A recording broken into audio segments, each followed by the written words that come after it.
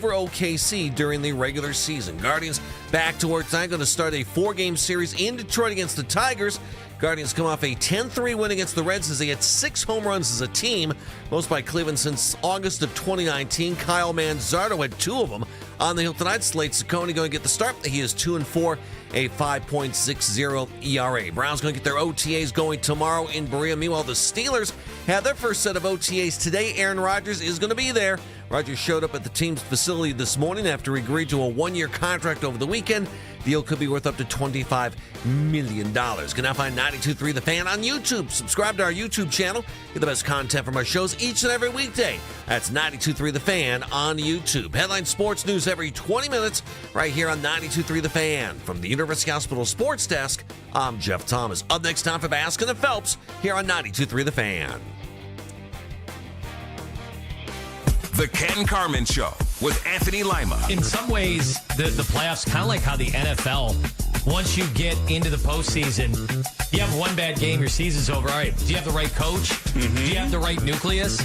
Like, think of how people talk about Lamar Jackson, two-time MVP based on, 4 bad playoff games, and that's it. Well, we were wondering if Donovan Mitchell had a bad game 7.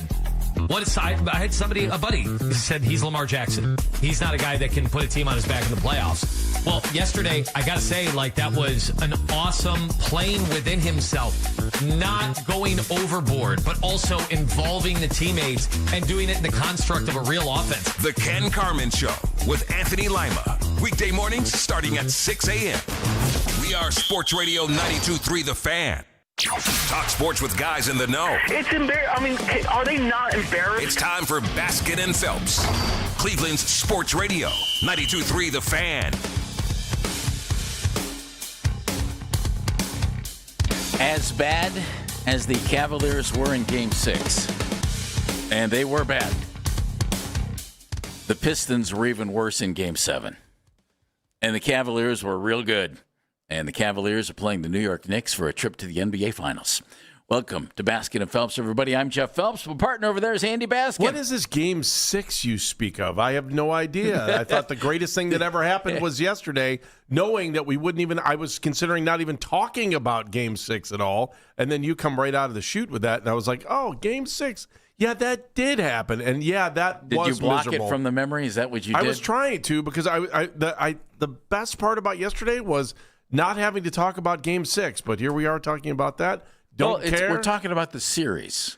Yeah. We're talking about the series. Sure. As a wise man said during a conference call today, the Cavs are just 2 games over 500 in the last 3 weeks. I don't know who that wise man was, but unfortunately I looked at him in the mirror today. It doesn't matter. That's all you have to do is be 2 games over. All you got to do is win 4. Yeah, I know we'll get to it later, but I am a little concerned about the wear and tear on this team right now going into after playing back-to-back 7-game series and going up against a team that, 8 days rest in between games. So, but I do think that could be to the Cavs' advantage tomorrow night. So I'm looking forward to this next series. They don't get any easier. But I got to tell you, last night's game was impressive, and everything they needed they got last night. And I don't care if you want to sit here and talk about what James Harden did or didn't do. They played as a team last night, and when you've got, 4 guys with 20-plus, boom, that's all you need. The Cavs were outstanding last night, and we mentioned this in the first 2 games of the series when the Pistons won twice. But we mentioned, boy, is this an offensively challenged team. And, boy, were they offensively challenged yesterday. And I don't care how good your defense is. You can't make up a 20-point deficit if your offense is that bad. No, they were just – they could awful, never, man. ever get rolling. And then sometimes, I was watching the game of Tropical Storm, and he was like, man, we are getting all the calls too. And I was like, yeah, we are. But they were drawing the calls. Yeah, they were the aggressor. We did. The Cavs were definitely the aggressor yesterday. Yeah, every once in a while you'd see a little bit of flopping, but it's okay. I don't want to go. That was part of it, though. Yeah, I I love the way they played yesterday. If they play like that, then I think they can beat the Knicks. Can they do that for 4 out of 7 games against the Knicks? We are about to find out. Let's point out a bunch of different things about this, and we want to hear from you all day long. 216-474-0092. Mennigan's behind the glass. And by the way, Dan nailed it. If you recall last When was it? I think you guys both nailed it. Was it Thursday? Before Game 6, Dan said, Cavs lose Game 6, win Game 7 on the road. And one scenario that I said early in the week, it wouldn't surprise me if the road team won the last 3 games. That happened. Yeah. Now it does surprise me. But Dan nailed it in his prediction. I thought there was Dan no way. was super slap happy when he said it, so I couldn't really believe him when he said it. I wasn't buying what he was selling because he had been up for like 2 straight days, and he's like, "Oh, I could see them getting killed here in Game 6 and then coming back and winning Game 7 in Detroit." And I was like, "Well, they did." I was like, I hope he's right if that's the case. But Paul McCartney claims one of the best things that ever happened to him was doing acid. It's made him see things clearly. Maybe me lack of sleep makes me see things clearly. There it is. Become the greatest gambler on this earth if I stop sleeping. By the way, I know it's super 5-second thing here. Saturday Night Live, Paul McCartney sang 3 times. Either that or I turn Saturday. into Henry Hill and get all paranoid at the helicopter above me, but that's beside the point. Was he good? He's aged, but I think he's saying coming up as his last. Like, you know how normally they do the hugs and kisses thing at the end of the show and they say goodbye. Yeah. Will Ferrell threw him back on stage. Okay, good. It was awesome. It was probably one of the coolest ways I've seen SNL ever end. The first quarter of yesterday's game was a tone setter, and can I just get this out of the way? Sure. Is it negative? No. Oh, okay, then good. Yeah. You have 2 big guys who can score, who can be weapons, and the Cavs finally figured that out. Andy, congratulations on all about that, huh? On all of your Game 7 success. How about that? Donovan Mitchell. I received a text from a buddy last night who may or may not be named Sam Amico. And he said, how about that? Ding! Wonder why Donovan waited until Game 7 of the second round to decide, hey, passing the ball to big guys might work. I just thought, I sat there and yes. These guys don't have the ball. If you give them the ball, look what can happen.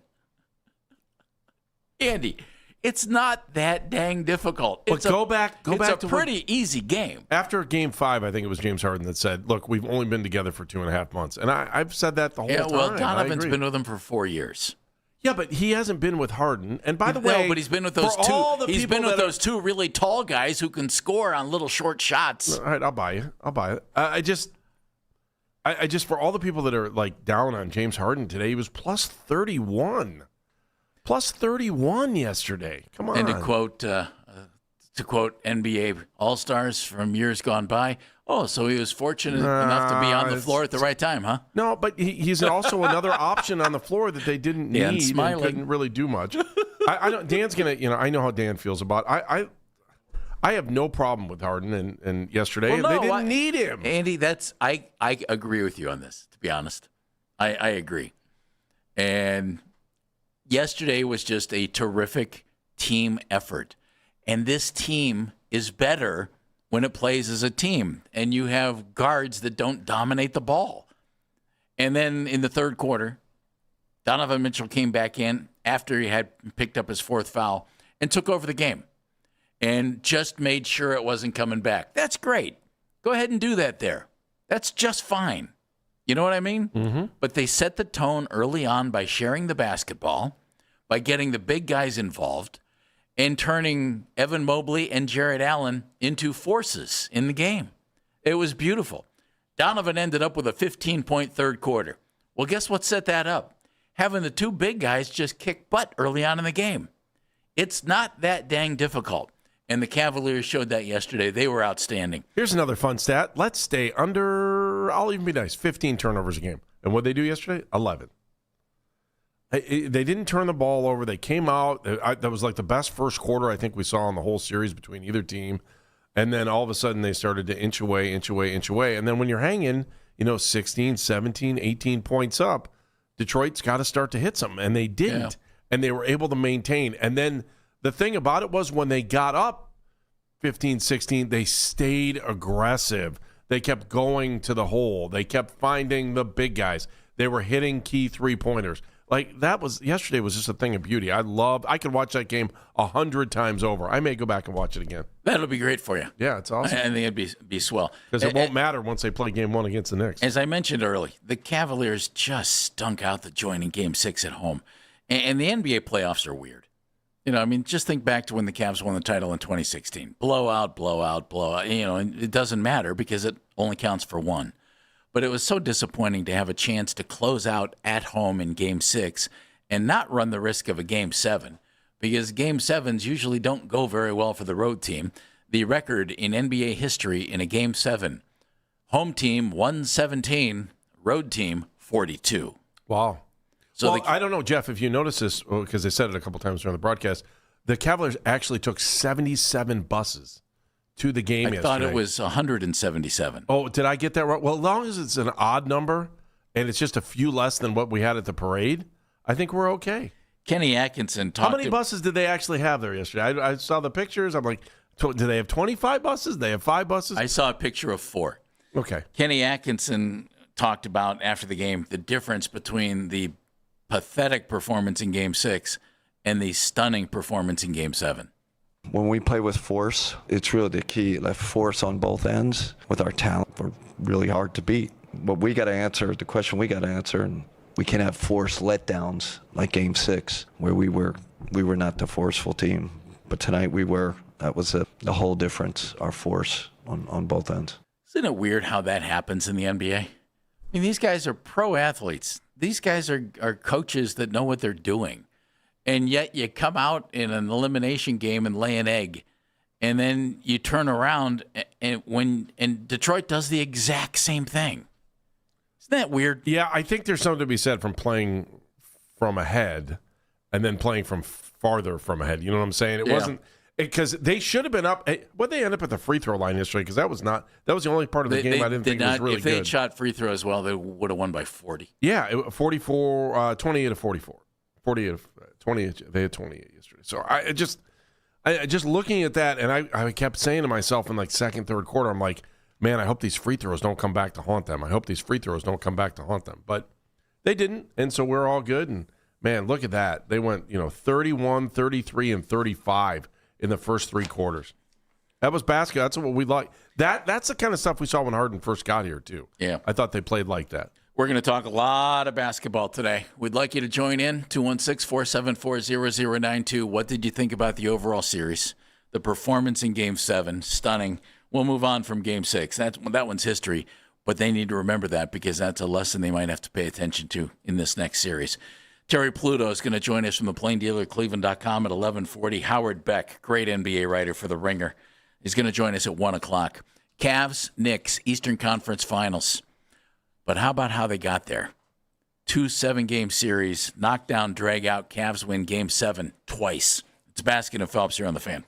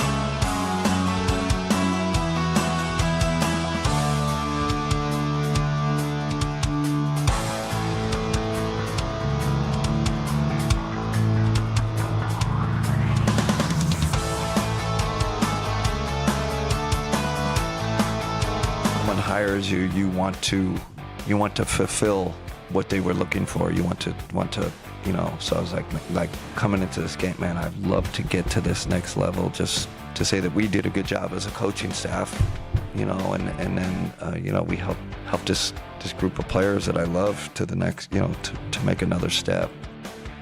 Yeah, and not getting to the level they've now reached. This is one of the things that got J.B. Bickerstaff fired.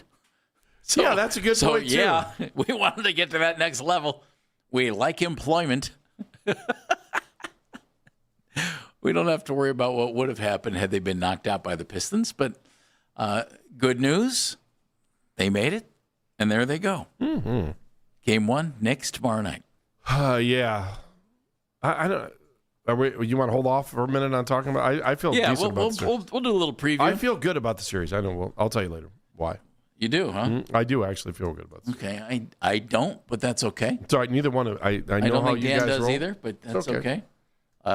If they play like they did yesterday, I feel real. Yeah, good. how many times did they do that in the 14 playoff games? Maybe they just started doing it. Maybe they'll get on a roll and do this. They just need to do it 4 times. I hope they do. That would be swell.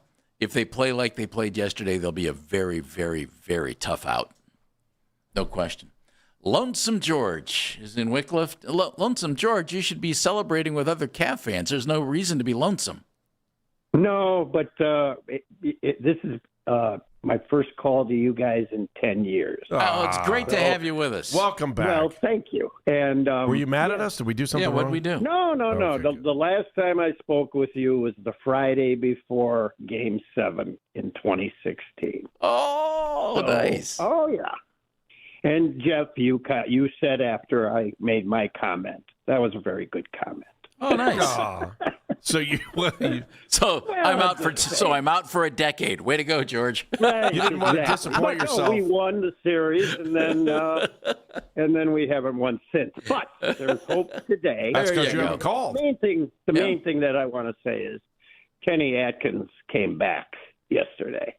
We found our coach again because he was coaching scared, and Kenny let the horses run last night.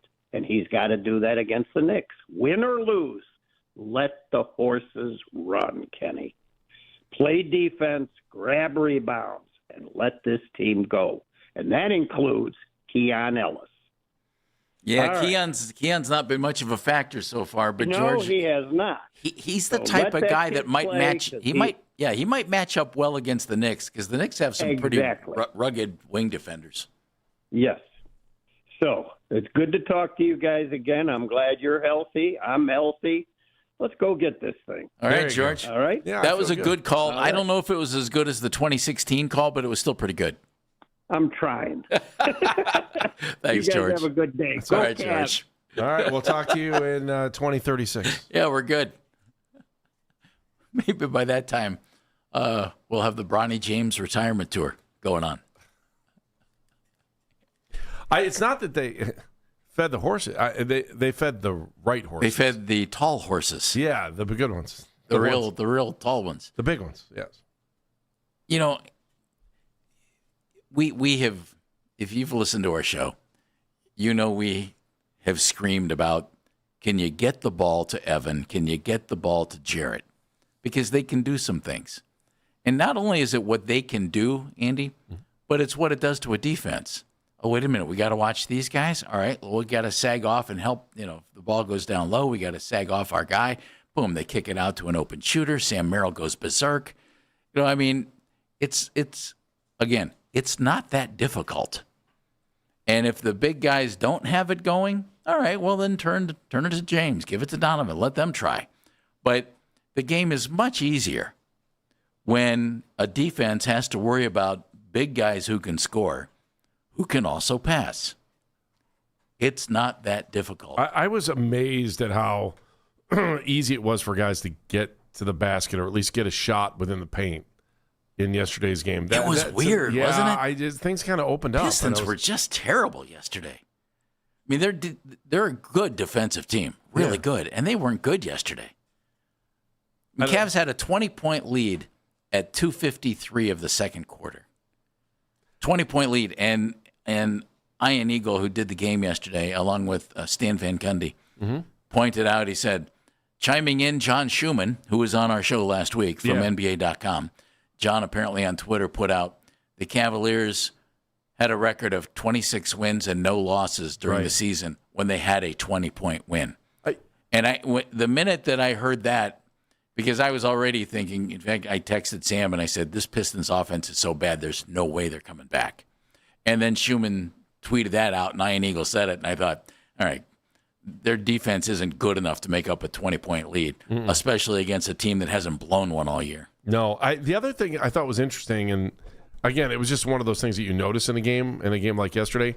How many, and I don't even know if this is a stat, assists within the paint? You know what I'm saying? That little interior passing? Yeah. Yeah. Seemed to be extremely relevant yesterday for them. That it's something I don't think you notice unless you're watching like a playoff game to see how a team's scoring. But I thought they were super impressive in making sure that they got the right shot. It wasn't only just the shot, it was the right shot when they got inside the paint. I was like, wow, I just thought it was an interesting mix to a game and an interesting thought to a game that I'm not used to, contemplating. I mean, just think about the balance they had yesterday. And Sam Merrill, when Sam gets it going, Andy, he's the closest thing to Kyle Korver, we've seen in a long time. Mm-hmm. He can shoot. And took that charge from Asar Thompson. That one, I'm surprised his teeth are still in place. But he made 7 of 10 shots and 5 of 8 threes. Who was it that said he just got Jerome Bettis? Yeah. It was a player. Somebody, it was Damian Lillard. That's what it was, yeah. And when Sam gets it going, and he's just such a perfect complement. Because I think if there's something that the Cavs lack, it's that guy, because you have the 2 big guys who can score inside. And can they shoot from the outside a little bit? A little bit, yeah, but, we don't want that. You don't have to have that. It's a nice thing, if Evan can go step out and hit a 3. We know Donovan can shoot. He's better, I think, at driving to the basket and being a scorer. He's a better scorer than a shooter. And James Harden is great at drawing fouls and scoring points. But Sam Merrill can flat out shoot. And if he's out on the floor, he's such a nice compliment to everybody else that they have that I think it's a real, real plus. And he had it going. Ken's in Brooklyn. Hey, Ken. Hey, Mr. Mayor. Good morning, guys. And to you. Listen, I think one thing last night, because I was video challenged last night. I'm sorry, dude. Yeah. Anyway, I want to give a tip of the cap to the guy that owns this team. Because I want to know how many other owners would get 25 busloads of people that he paid for. He paid for to get those people because the idiots up in Detroit, I guess they don't want to see their team in the playoffs. Okay? Hang on. I have a theory on this before we start ripping this. Like everyone realizes Dan has a lot of interest in Detroit, right? He used to be part owner of the Pistons. Yeah, and so let's be really honest. As much as, first of all, I totally 1,000% agree with you that it's really cool that the owner of the team did all these expense-paid trips for folks, season ticket holders, folks that work for him. Like, totally into it. But I also, because Jeff and I were talking about this on the way in, about, how did they get all those seats? Well, I mean, as generous as he is to his own employees here, he's generous to his own employees for Rocket Mortgage, too. And I've got to believe that that the seats that they were sitting in yesterday, somebody correct me if I'm wrong, were probably Rocket Mortgage seats to start with. So that could very well be. It totally makes sense knowing how generous Dan is. And by the way, let's not forget that while it was awesome that he was sending all these buses here, he has done this the entire time that he has worked here. He took planes out to the Bay Area when the team was in the finals against the Warriors. He would fill planes up with guys to go out there and folks that work for him and that worked hard for him. So I 100% agree with you. Tip of the cap to Dan Gilbert on all that. But let's not think that Pistons fans gave up those seats. I don't belittle them. Okay, but I just think he didn't have to do that. No, he didn't. He's without a doubt one of the best owners in the sports arena that there is, bar none. And he, I thought what was really interesting yesterday when Kenny was at his press conference, and he said Gilbert, I guess, came to see the team and everything and whatever. with dinner or something, and he said the key to this team tonight is Jared Allen. And Jeff, what do I always talk about the bigs? Okay, got to have them. If Evan Mobley and Jared Allen can come with that type of energy and force every single night, nobody in the league could beat these guys. I agree with you. And I still want another big, and I think that we need to be a little bit more size at the guard spot. But I'll take this, and I think, quite frankly, we can, without a doubt, beat the Knicks because we only lost by single digits to them in New York, and we beat them pretty well Harden here. wasn't here for those first two. Yeah, so. Right. So I think that we got a puncher's chance in this thing, and like Evan said last night, 8 more wins. There you go, Ken. Mm-hmm. There you go. Ken just talked about Dan Gilbert and what Kenny had said about having dinner with Dan and everything else, and Dan pointing out something about Jared Allen, thinking he was a key. Here's what Kenny had to say about that. It's the coolest thing, and it was like a surprise. Like he just kind of surprised us. I'm not having dinner with Dan every night, right? It's kind of special. It was cool that he did that. He made the effort to come see us. He just had some sage advice, right? Like it's like, man, this guy's probably knows the team better than me. He knows these guys better than me. And I told you, made me think, especially the JA thing. I was like, JA's the key to this? You sure? He was right. How about that? Yeah, he's getting. Dan will be coaching the team coming up tomorrow night in Game 1 against New York. I mean, you love an owner for saying something like that because maybe that's what the fans see. But I mean, Kenny's. Yeah, but you know what? Kenny's no fool for saying that, guys. I mean, let's. He's giving his owner. But credit. you know what it might have done, Andy? Maybe it put a thought in Donovan Mitchell's head. Dan said, "Jay is the key." You know what? Let me get Jay the ball. Let's see what we can do. Out of the gate, he said, the first play. So. Yeah, and seriously, Donovan Mitchell was... What are you saying, run a play for the big guys? Stunning concept. Well, Donovan had 3 assists in the first quarter, and they were going inside of the big guys. He didn't score until very late in the first quarter. And Donovan had 6, as it turned out. That just goes to show you. You get the other guys involved, Andy. Evan had 5 in the first quarter. Jarrett had 6. Donovan had 6. Sam Merrill had 6. Dean Wade had 5. Dean didn't start. Max Strus did. Yeah, I was going to ask you about that if you thought that made That's a difference. Fine. Yeah, that's fine. I think one gives you offense, one doesn't. Again, Wade yesterday had the ball and hit a clean look right off the glass and decided to kick it back out. But Dean had 5 points in the first quarter. Helped set that tone early on. Just shoot. If 2 you're and right 6. there, just shoot. Absolutely. 216-474-0092. It's Baskin and Phelps. Here's the Cavaliers. Knicks tomorrow, Game 1. Cavs get it done in 7 over the Pistons. Attention.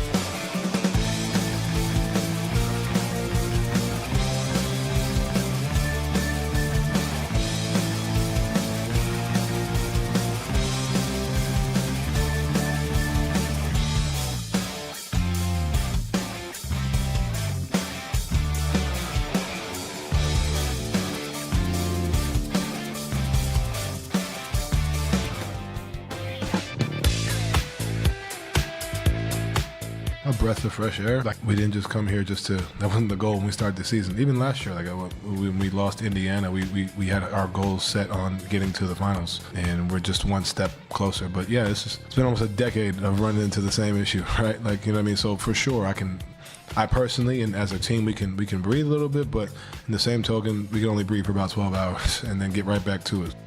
But you bury the narrative. Donovan Mitchell has never made it out of the second round of the NBA playoffs.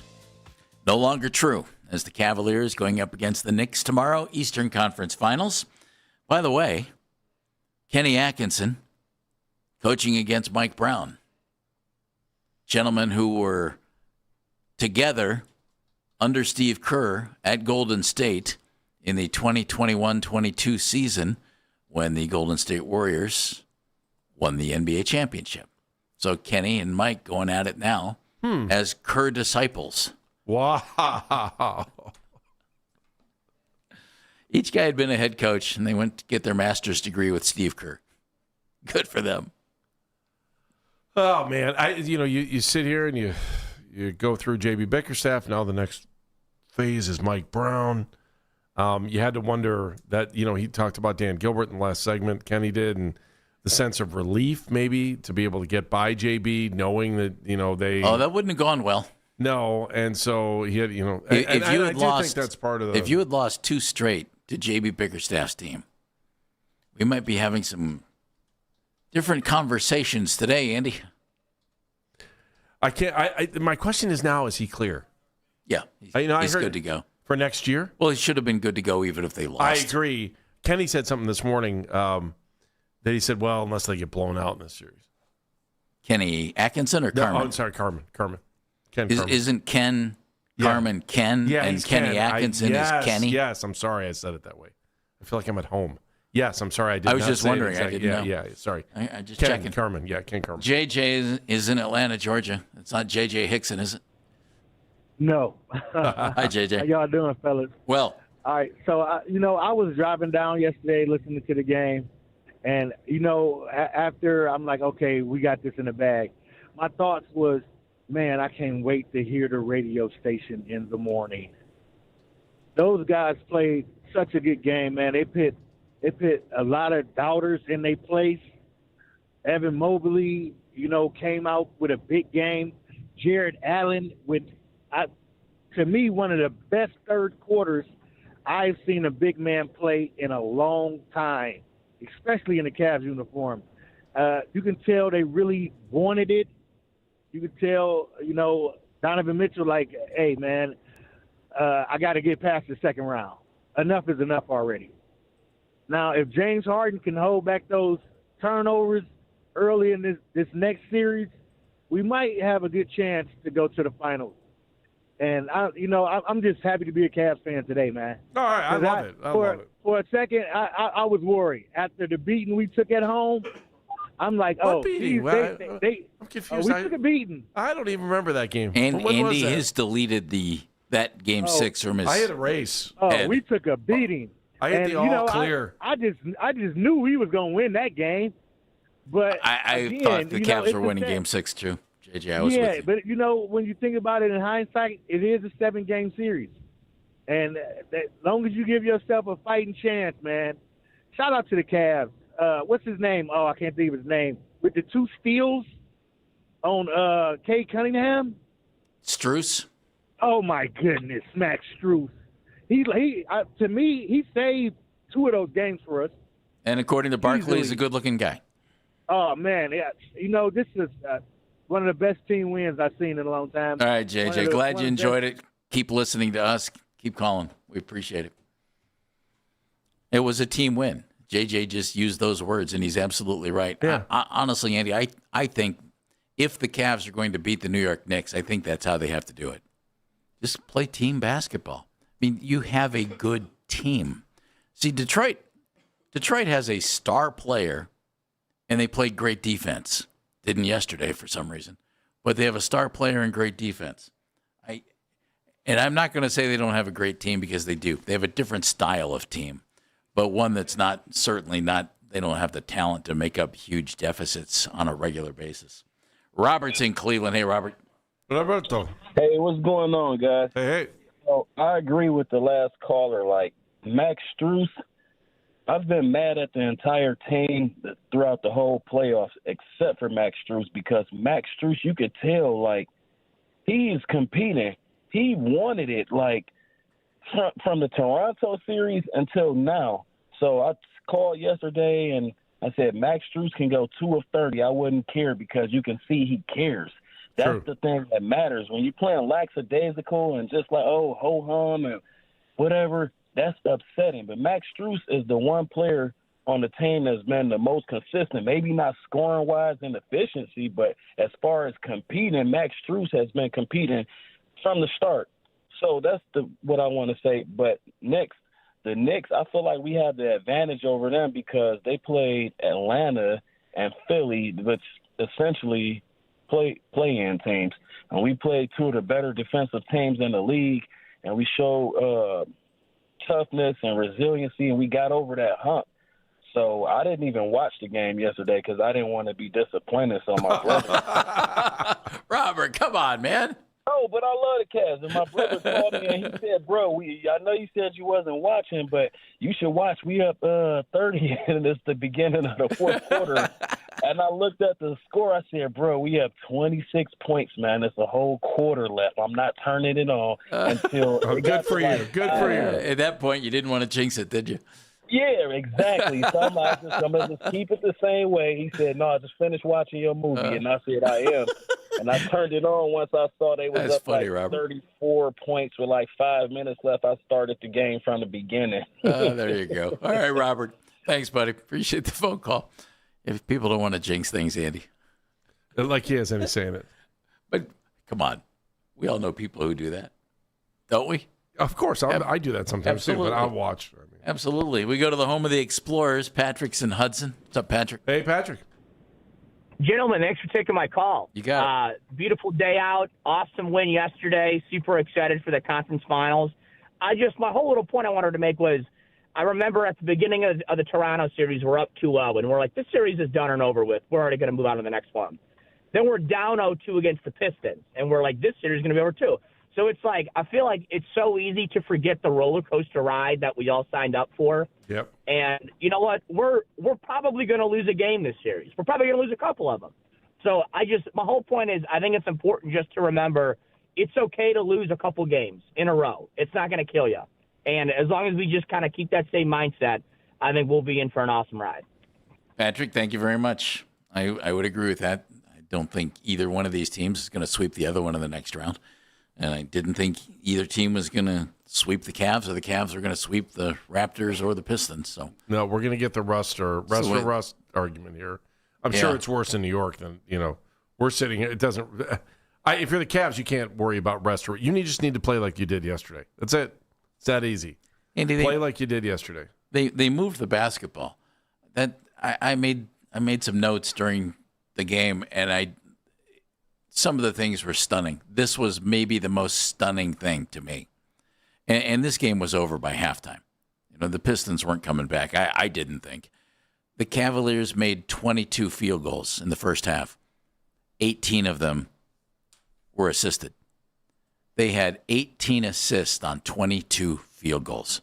And what does that mean? That means the ball is moving like crazy and you are passing to find good shots. That's what it's all about. When you have that kind of a ratio, and you almost never lose a game.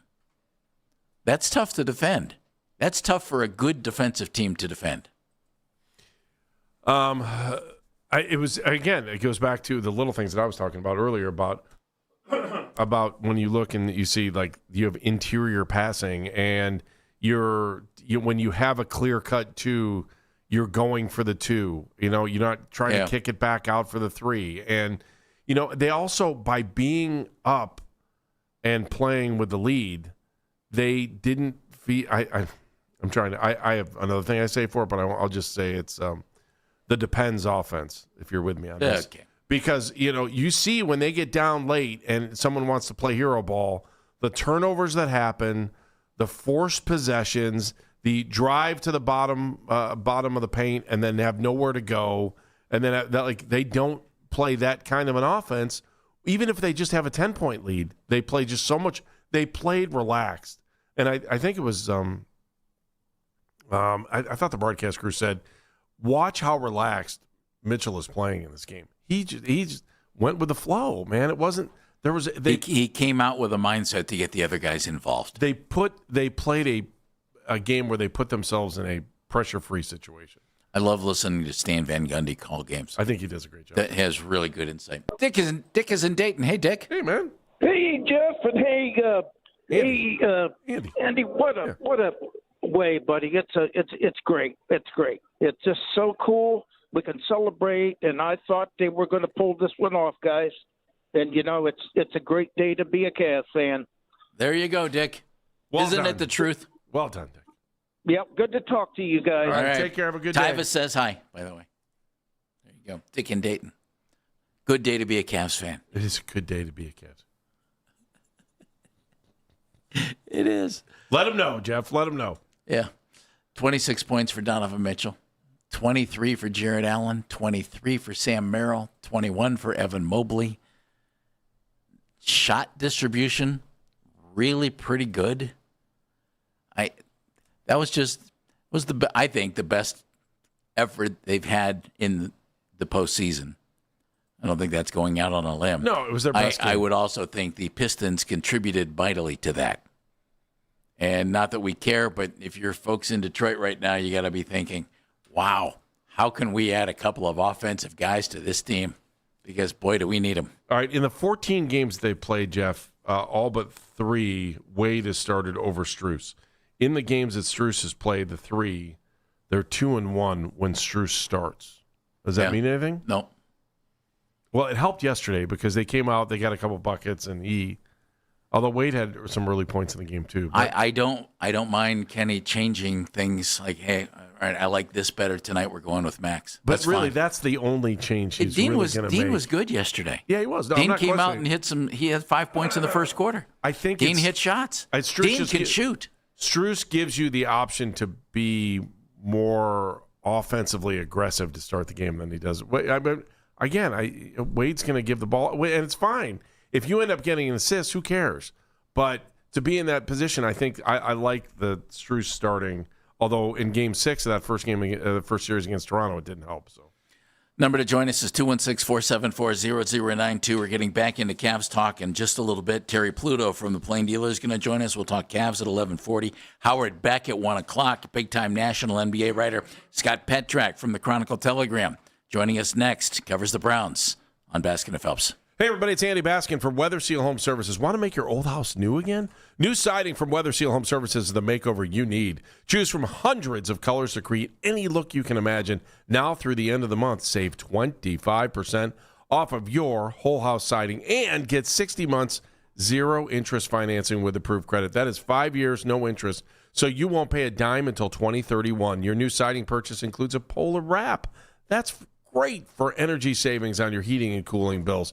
Weather Seal's a local company my family trusts, and you can too. Weather Seal siding professionals give you the peace of mind you're getting the best siding, best insulation, best price.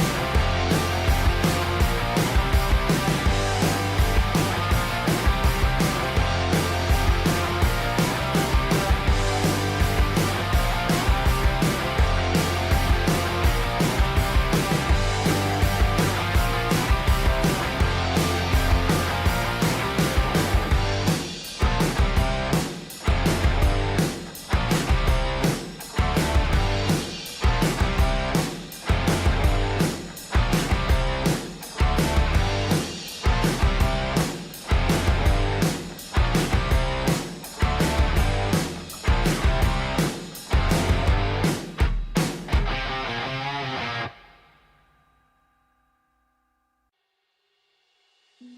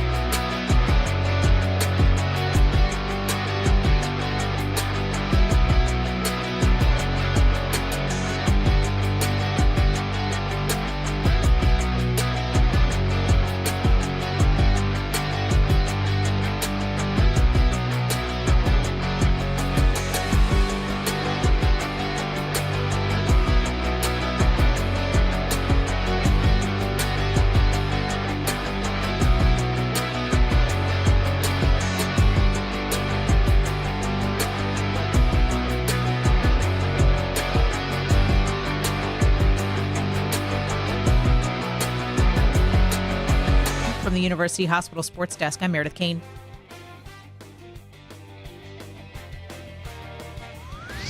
The only place to get ready for the NBA playoffs. Weekday mornings in the CLE. The Ken Carman Show with Anthony Lima. Weekday mornings starting at 6 a.m. Cleveland's Sports Radio. 92.3 The Fan.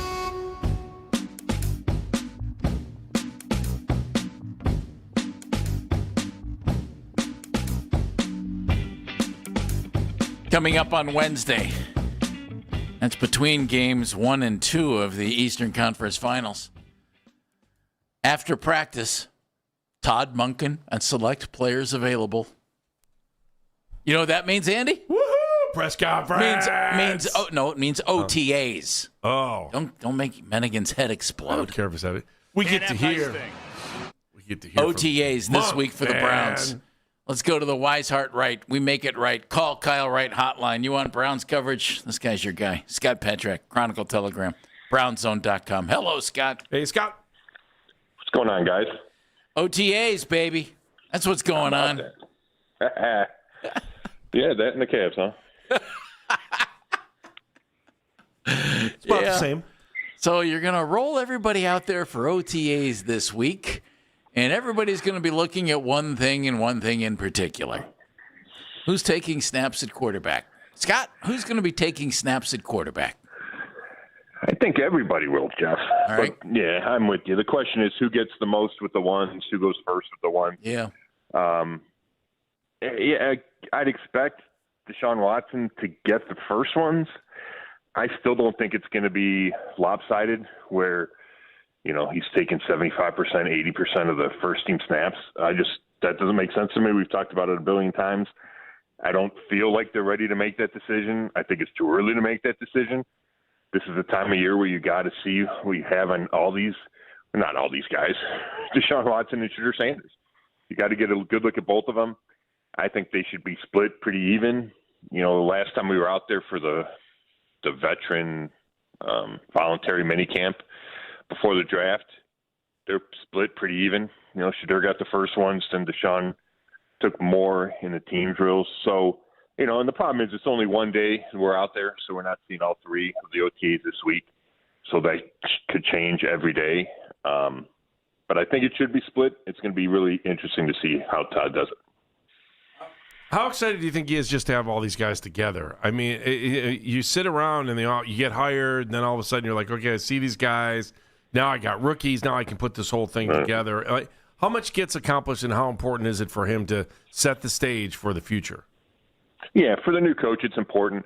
And each of these is an extra step, right? I talked about the voluntary minicamp, and then you had the rookie camp, and then we'll have OTAs. And not everybody will be there. I don't think Myles Garrett's going to be there.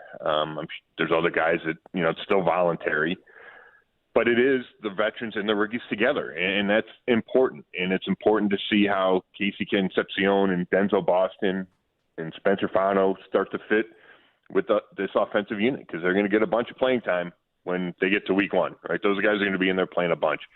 So, and even on the defensive side of the ball with Emmanuel McNeil Warren. So to me, that's one of the big parts of OTAs, especially the early OTAs, is fitting in the rookies with the veterans.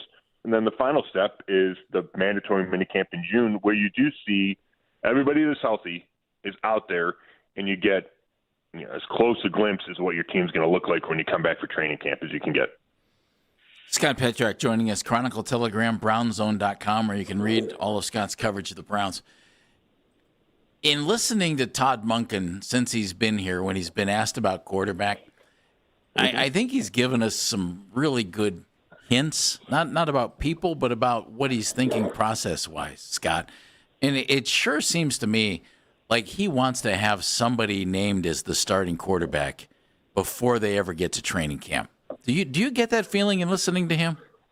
Oh, there's no doubt. There's no doubt, Jeff. I mean, he said that, I don't know, the first time he said it, was it before the Combine? At the Combine for sure, when he talked about that.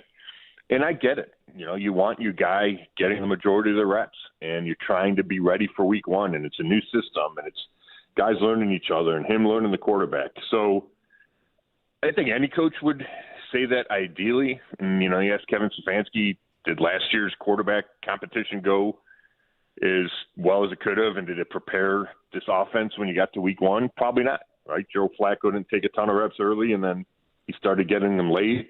And there are reasons for all that. But I think ideally you want to know. Now, you can't make the wrong decision in May or June that's going to affect you in September. So that's why I do think you have to take some time and really make an informed decision, because making a quick one just to make a quick one could come back to bite you. What's important to get implemented, and when you have these sessions, like what?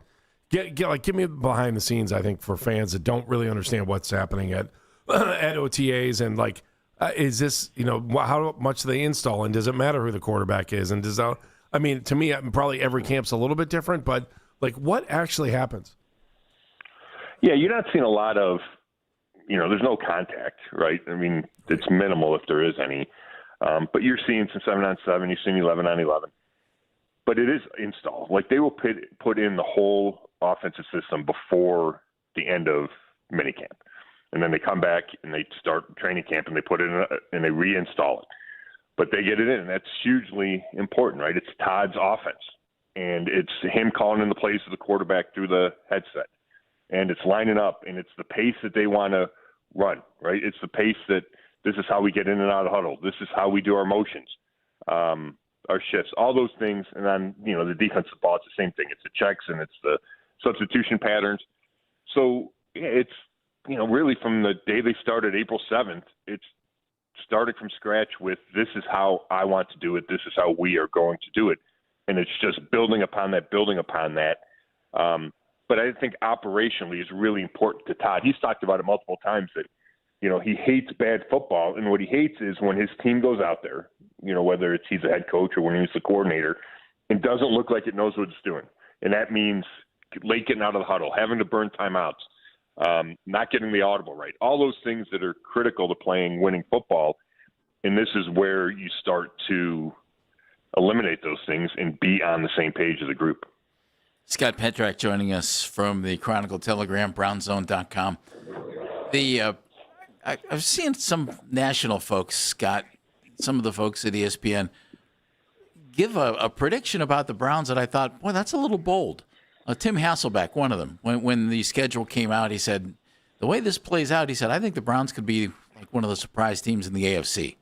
I don't see that yet, but I wonder if that is a possibility this year. Do you think this the defense, we know, can the offense mesh quickly enough to make this thing fly quickly?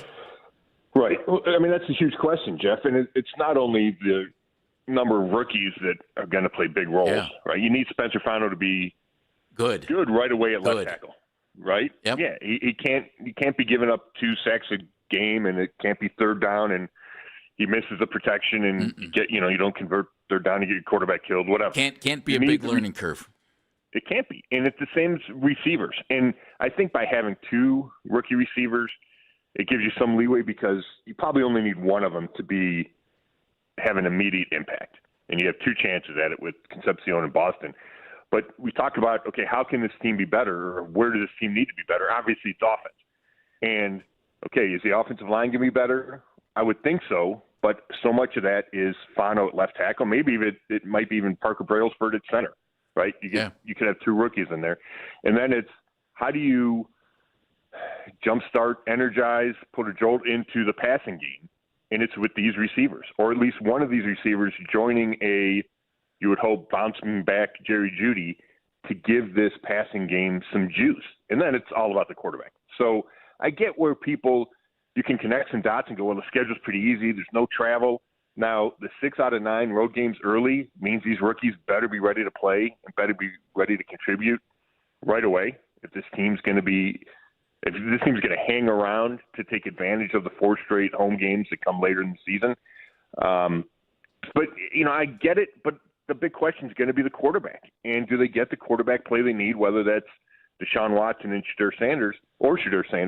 And going back to the original question, the issue with just giving Deshaun Watson, if that's going to be the choice, all the reps, is that we haven't seen him stay healthy. Yeah. So I do think you have to have a dual track where you get Shedeur Sanders ready, even if he's not the number one guy, because I feel like just looking at history, there's a good chance that he's going to have to play because Deshaun Watson hasn't made it through a full season since he's been here. Scott, we haven't had a chance to talk about the schedule yet. Your thoughts on just the way this whole thing kind of shook out? You get to see Baker Mayfield early in the season. Yeah. You got to go to Florida when it's going to be about 104 degrees, Scott, twice. But at least you're home for 5 weeks, though, too. So. Yeah, it's a weird one. Right? The back-to-back road games to start, you don't see very often. Both of them being in Florida in September when it's hot, like Jeff mentioned. That's strange. The 6 out of 9 to start is weird, and then the 4 in a row at home is weird too. Like there's just a bunch of weird parts of this schedule. Now, if they can manage to win 1 or 2 in Florida and then come home, and you get Carolina and they get the Thursday night game, you go, okay, they're 2-2, they're 3-1. Then you can settle in and go, okay, they're probably going to be relevant for a while. If they get off to a bad start, then it's an uphill climb, and a lot of that's on the road. So it's an interesting schedule. You have to stay in contention or around contention to take advantage of those home games. Like to me, that's going to be the bottom line: is can they start well enough to hang on long enough? What's impressed you most about Todd Monken so far? Anything come to mind? Yeah, and I don't know if it's not a surprise because we knew him a little bit from 2019 and just his reputation. But I do still appreciate the straightforwardness of him, whether it's dealing with us or dealing with the players. There's not a lot of airs there. He just tells you what he's thinking, and I do appreciate that. And I think that's not that Kevin wasn't like that. I think behind the scenes Kevin was like that. But from a media perspective, it's a little bit of breath of fresh air. And I think there's enough of a change in personality inside the locker room, behind the scenes, in the meeting rooms, that it changes kind of the tone in the building, which is probably necessary after 6 years. Thank you, Ken, sir. Thank you. Looking forward to all your coverage of OTAs and everything else. Thank you. Thanks, guys. Scott Petrak joining us on the Wise Heart Right, We Make It Right, Call Kyle Wright hotline. That's coming up on Wednesday, OTAs. And Todd Monken and players will be speaking afterwards, and we should have that for you right here on Baskin and Phelps and Afternoon Drive as well. Yep. It'll be so fun. Looking forward to all of that. Andy, did you happen to notice one thing about the Guardians lineup the other day? The changes? Yeah. That's coming up on Baskin and Phelps. And we're going to get back into Cavaliers. Terry Pluto from the PlainDealerCleveland.com is going to join us coming up at 11:40. Hey, let's talk about your house. Hey, everybody, Andy Baskin for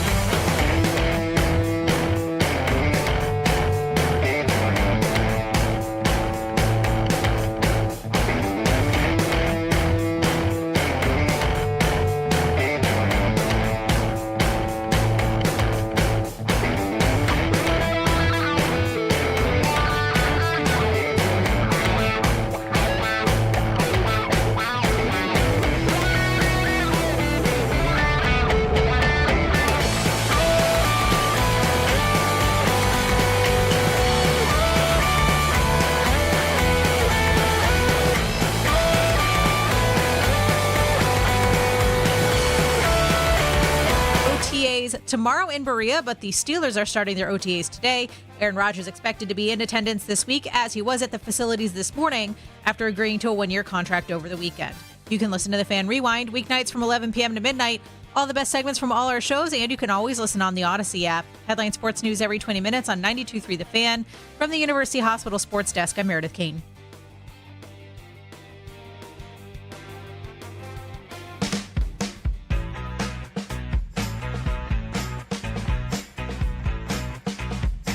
Coming up at 11:40, our buddy Terry Pluto from the Plain Dealer Cleveland.com will talk some Cavs with us as the Cavs knocking off the Pistons in 7 and bringing on the Knicks. Game 1 tomorrow, Game 2 coming up on Thursday. I'm Jeff Phelps. My buddy over there is Andy Baskin, Dan Mennigan behind the glass. Meredith taking your phone calls, 216-474-0092. Don't look now, Andy, but your Cleveland Guardians have won 8 of their last 11 games. Oh! And they should have. They should be on a 6-game winning streak. I'll be honest. The way they came back and played, they should on Friday. I wish they would have won that game. They lost 1-1. You wish they would have won. Boy, there's a stunner. No, I'm just saying they should be on a 6-game winning. It was funny because I think Tito was. Who were they? 1-6 against Tito since he's gone to Cincinnati. So finally, we're able to turn some things around against him. So, well, which is a good thing. Yeah. Stephen Vogt made the move that we've thought about, we've talked about, we kicked it around, and I say good. I think it's a good thing for the team, and I think it's a good thing for Stephen Kwan for now that he's been moved out of the leadoff spot. Mm-hmm. Bless you. It's got me choked up because Stephen's such a good guy. The last 2 games, he's hit 6th, and Daniel Schneemann led off the last 2 games. And Stephen Kwan in the 2 games hitting 6th, went 1 for 5, but with 4 walks. So he's still getting on base, which is good, and hopefully it helps him a little bit. I'm not going to say takes the heat off of a guy. I've never completely understood that because once the game starts, you step into the batter's box and it's your at bat, and there's the same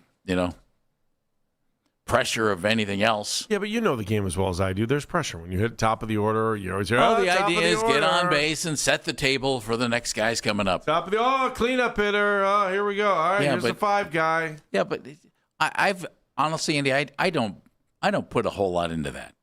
I really don't, because once you step into the batter's box, it's you against the pitcher, and nobody knows where you're hitting in the order. Oh, that's not true. How many times have you thought, okay, I got to get the 9 hitter out here. I got to get the 8 hitter out here. So, except once the guy gets into the batter's box, he's just a hitter, and he can do damage like anybody else. I get it. The guys at the bottom of the order aren't usually as good of hitters as the guys at the top of the order. Unless you're the Guardians, where Rocchio's hitting, 285 right now. Yeah, Rocchio's doing just fine. Yesterday, the team had 6 home runs. It was fun. Jose had 1. Chase DeLauder had 1. Kyle Manzardo had 2. He's raised his average above 220. Ladies and gentlemen, way to go, Kyle. That's terrific. Angel Martinez keeps hitting home runs. I keep thinking he's the perfect guy to hit at the top of the order, but that's okay. And Rocchio had 1. Squeaking up there? Who? Bailey? Bailey's under 100. Yeah. It's the way to go right there, baby. He did double yesterday, though, didn't he? It was a double. Yep, double. That's great. Is it bad when you get a double and you raise your average? What, by 91 points? Yeah. Yeah. It means you're early in the season. That's all for you. Yeah. Or at least in the American League. League. The box score says he's hitting 091. His player page says he's hitting 140. Let's go with the 140. Well, Sounds better. For both teams, yeah. Okay. Do you like the idea of Kwan not hitting at the top of the order? And in your mind, is it permanent? In my mind, it's not. No. I like it for today. Hopefully this gives him a chance to warm up. And then, by the All-Star break, he's back up at the top spot. Unless they just... We hope, right? Well, unless, you're giving someone else, like you gave Schneemann the opportunity yesterday to hit leadoff. Yeah, he went 0 for 5. But, when you've got to get dropped down and move into another spot, you're giving someone else the opportunity for more at-bats. And, if you're struggling, the less at-bats seem to work out for him over the weekend. So it just takes some of the pressure off of him, and I'm okay with it. I'm down with it. And I think he'll be back up at top of the order here at some point. But Right now, it's the right fit, and I'll take it, especially when they put 10 runs on the board. I would agree with that. You want some good news for you? Oh, for me personally, is this a Bazana stat? This is absolutely it is. Of course it is. In his last 4 games, he's 8 of 18, and he's raised his batting average to 271. Yeah, I wasn't worried. You shouldn't have been worried, but it's just nice to let the guy find himself a little bit and get going, and he's done a terrific job. And his OPS is 750. I know you're not a big walk guy, but no, walking is critical. But if if all you do is walk and you can't hit, you're going to be in the minors. Yeah, guys aren't on major league rosters because they can't hit, but they get walks. But they leave them on major league rosters if they can strike out and hit a home run once every while. Yes, you guys silly. both did the exact same thing. You went, if a guy's batting average is like 100, but he's getting on base because of walks, he's going to be in AAA. That's just the way it is. You got to balance it, and Bazana's balancing it. Yeah, I just think Travis he's doing both. That's what you want. Right. But if a guy can't hit, you're just not going to be in the majors unless you're a catcher. I'll buy it, especially here. Especially here, unless you're in Seattle. I think that's a critical thing. Series starts tonight with the Tigers, and the Guardians. Isn't Detroit sick of us already? You know what should happen?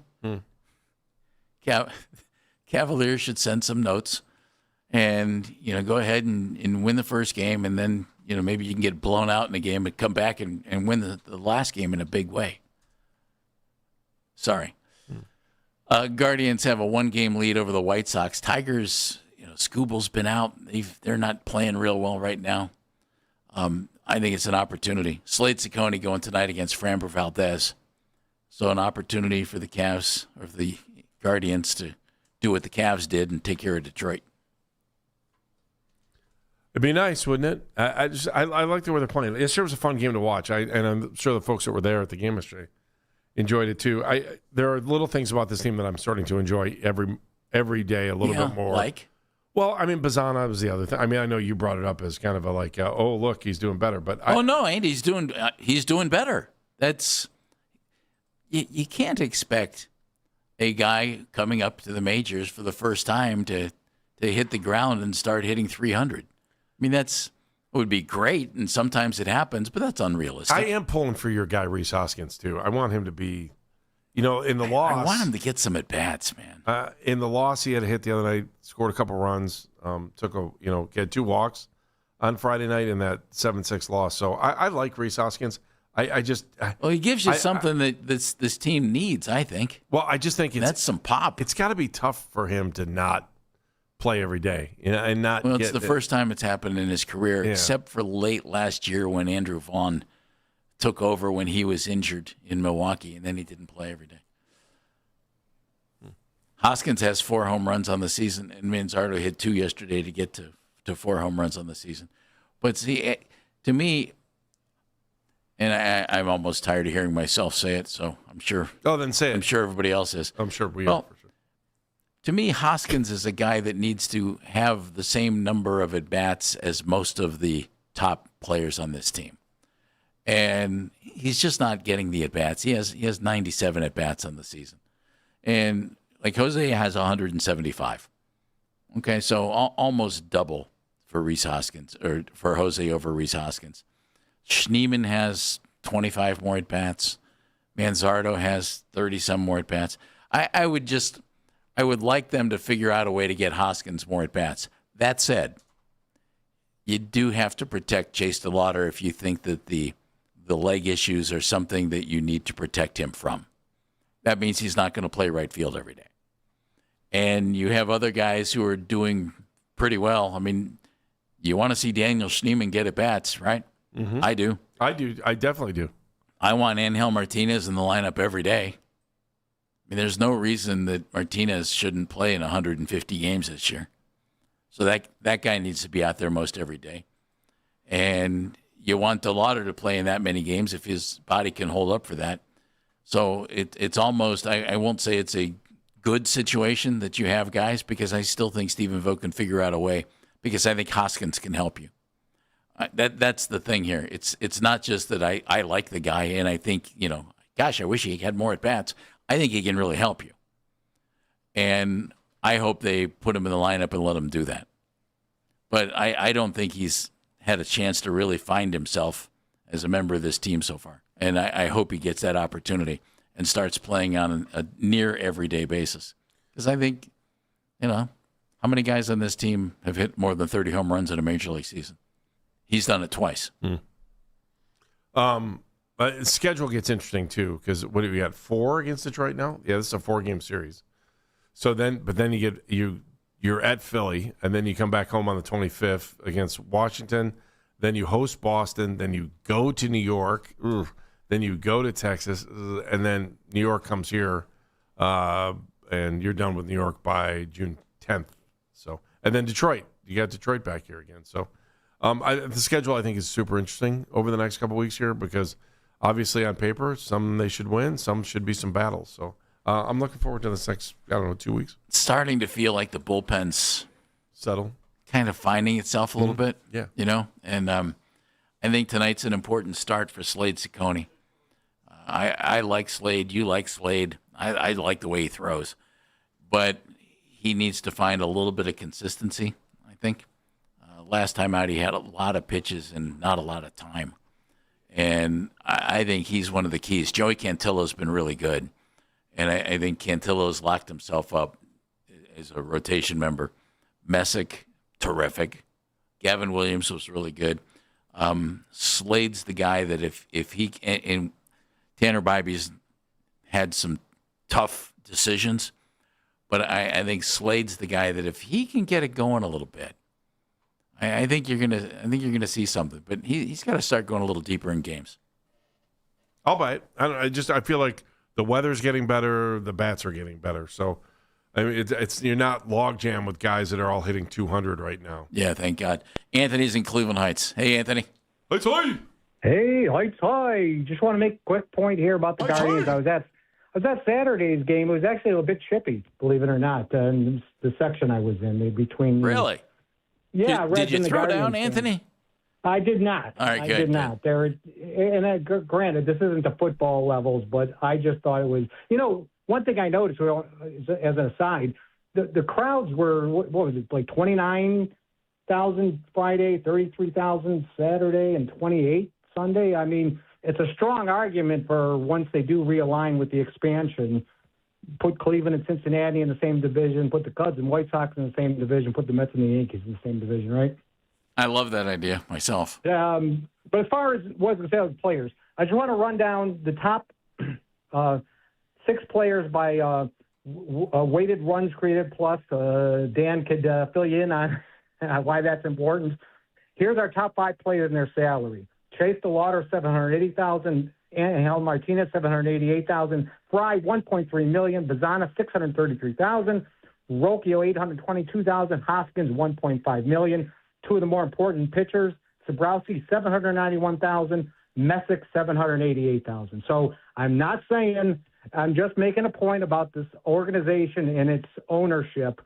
Who do you want to be? The Guardians right now, 5.5 games ahead of the Tigers. The Tigers with $100 million more in payroll. 32 million of it signed up, tied up in one guy who's injured, whose agent is Scott Boros, and doesn't seem to be on the same page with the front office there as to how quickly he's coming back. Anthony, when you can get productivity out of guys that you don't have to pay through the nose for, that's good baseball, isn't it? And you got flexibility. You come on the All-Star break, and you're in contention. Now you start looking around for those teams that spent money on $15 million a year salaries and say, that guy actually performed a little. We'll take him for and unload some prospects on you. There it is. All right, Anthony. Thank you very much. Anthony in Cleveland Heights. Guardians Tigers tonight. Again, it's Slade Ciccone up against Framber Valdez, who is the left-hander that came over from Houston. And fingers crossed that Slade comes through and gets into the 6th tonight. That'd be a good thing, and hopefully they can keep it going. They've won 8 of their last 11 games. Terry Pluto covers everything in Cleveland sports as the columnist for the Plain Dealer, Cleveland.com. Terry joining us next is the Cavs getting ready to go to the Eastern Conference Finals against the New York Knicks. Game 1 tomorrow.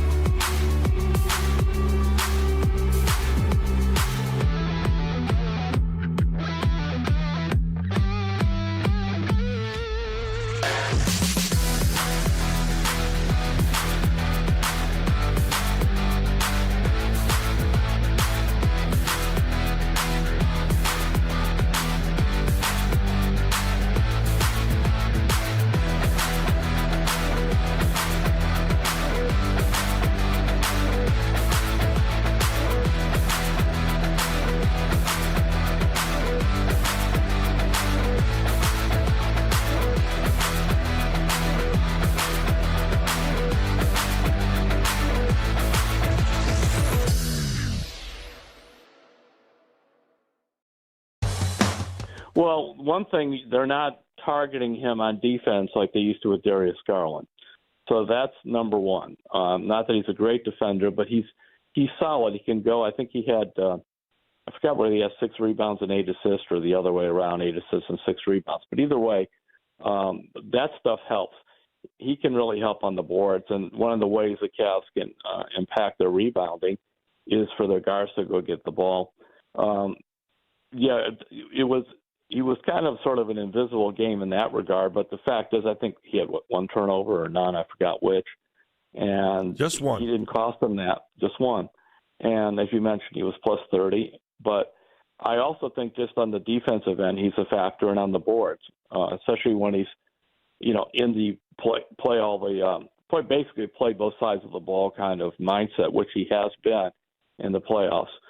The fact is, I don't think we're talking about the Cavs right now, other than what they're doing. How they kept Darius Garland. That wasn't going to go anywhere. I mean, Garland even said at the end of their Clippers season, "I'm playing on 9 toes." 9 toes. That surgically repaired toe is not right. Terry Pluto joining us from the Plain Dealer, Cleveland.com. The Pistons play such an aggressive style of defense, Terry. I was stunned that their defense, and I think you're right about being exhausted, but I was stunned how poor their defense was yesterday, because that just wasn't what we've seen all series long. No, once in a while you see that in the Game 7.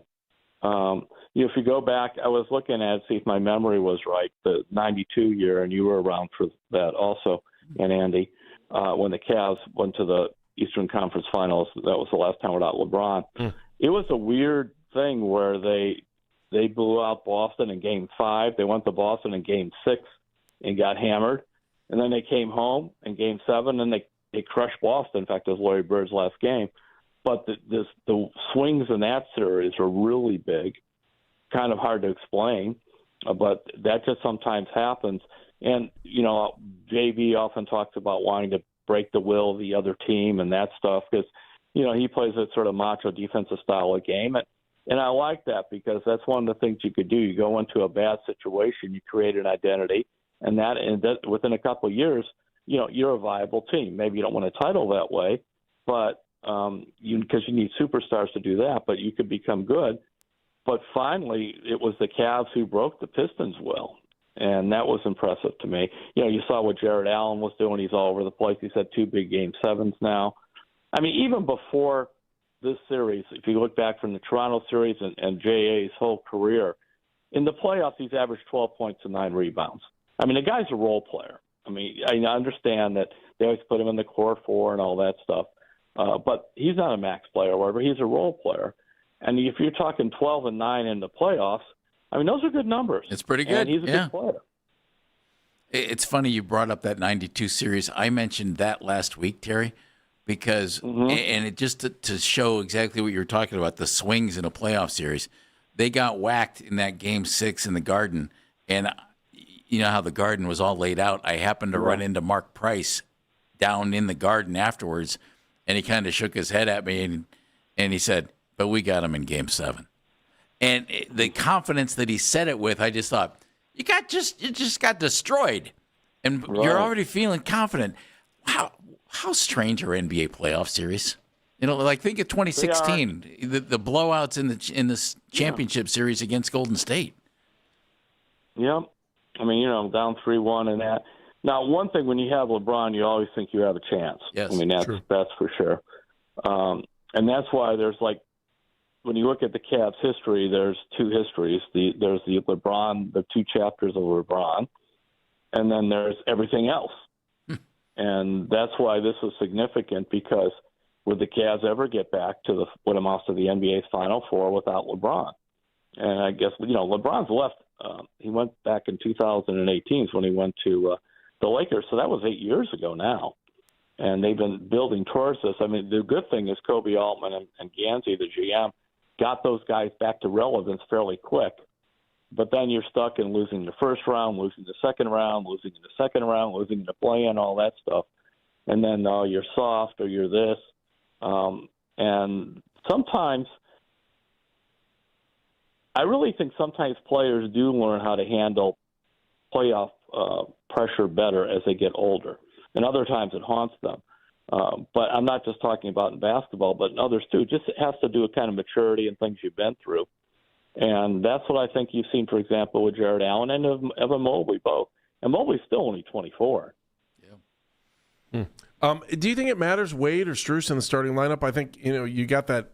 I think they got a little jump start yesterday by having Strus, although Wade had 5 points early on. But you look and you go back through the last 14 games they played here, that Strus has started 3 and that Wade has started the other game. So your thoughts on Strus, Wade, and how much does it matter in the starting lineup? I don't have a big thought on that. Okay.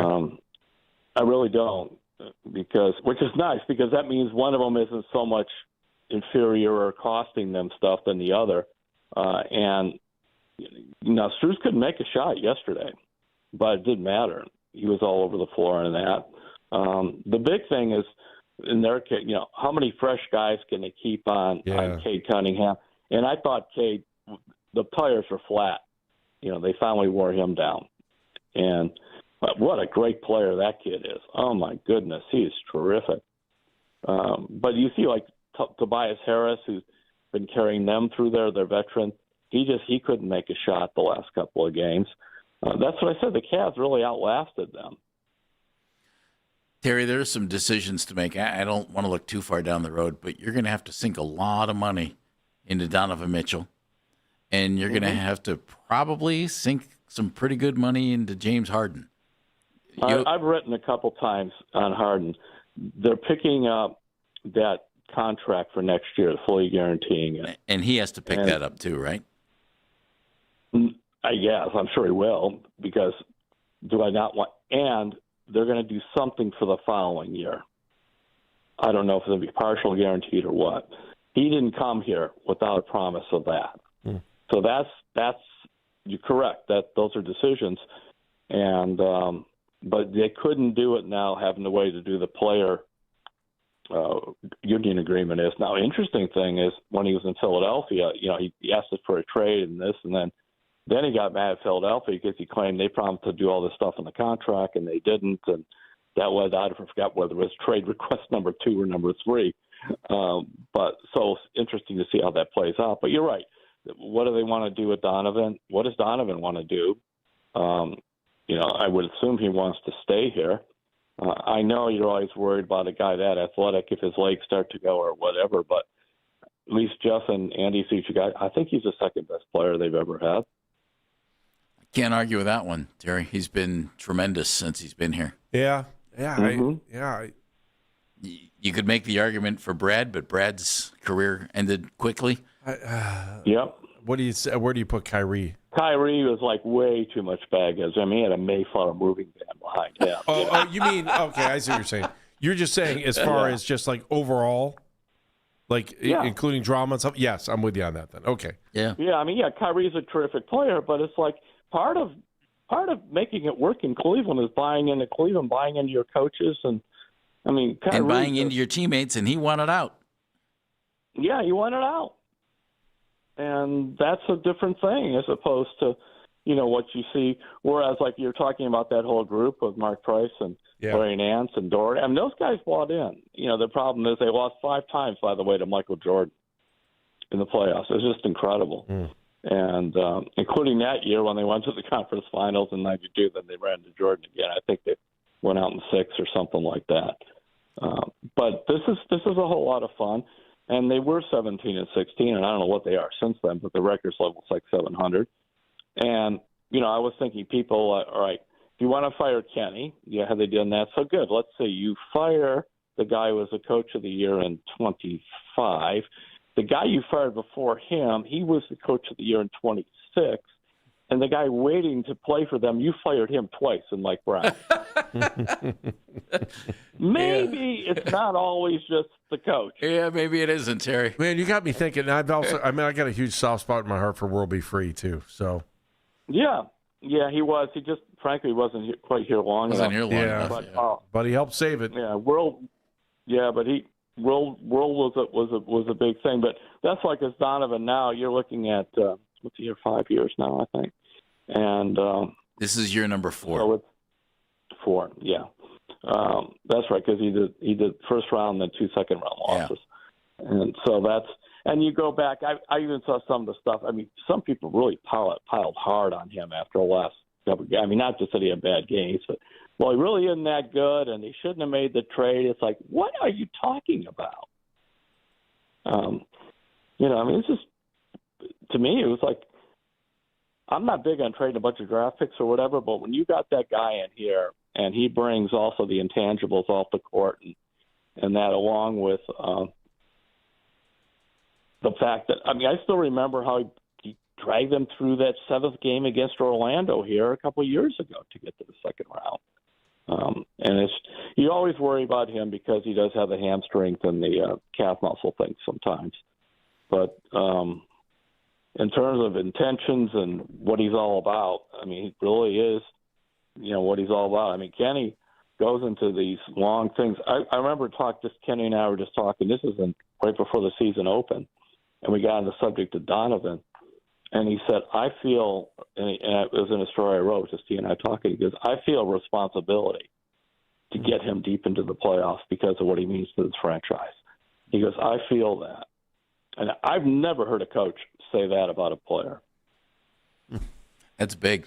Terry, thank you for your time today, buddy. Thanks, we appreciate it very much. Take care, guys. Talk to you soon. Bye-bye. Terry Pluto, plain dealer, Cleveland.com, and he's got a great story out right now about what yesterday's Game 7 win means to the Cavaliers. What does Donovan Mitchell mean to the Cavaliers? What's he mean to the city of Cleveland? Some thoughts on that coming up next on Baskin and Phelps.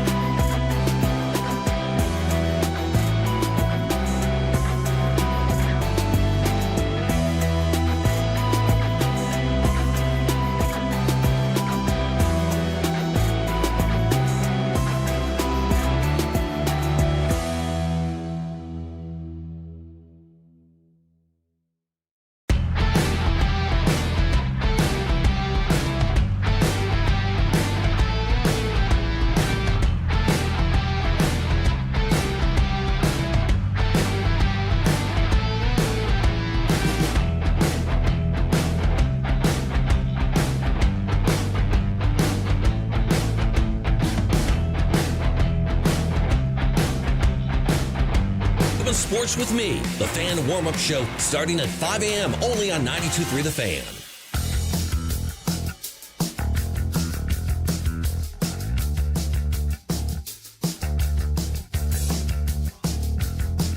Welcome back to Baskin and Phelps. Howard Beck, national NBA writer from The Ringer, is going to join us. Howard has covered the NBA for decades. He's going to be with us at 1 o'clock.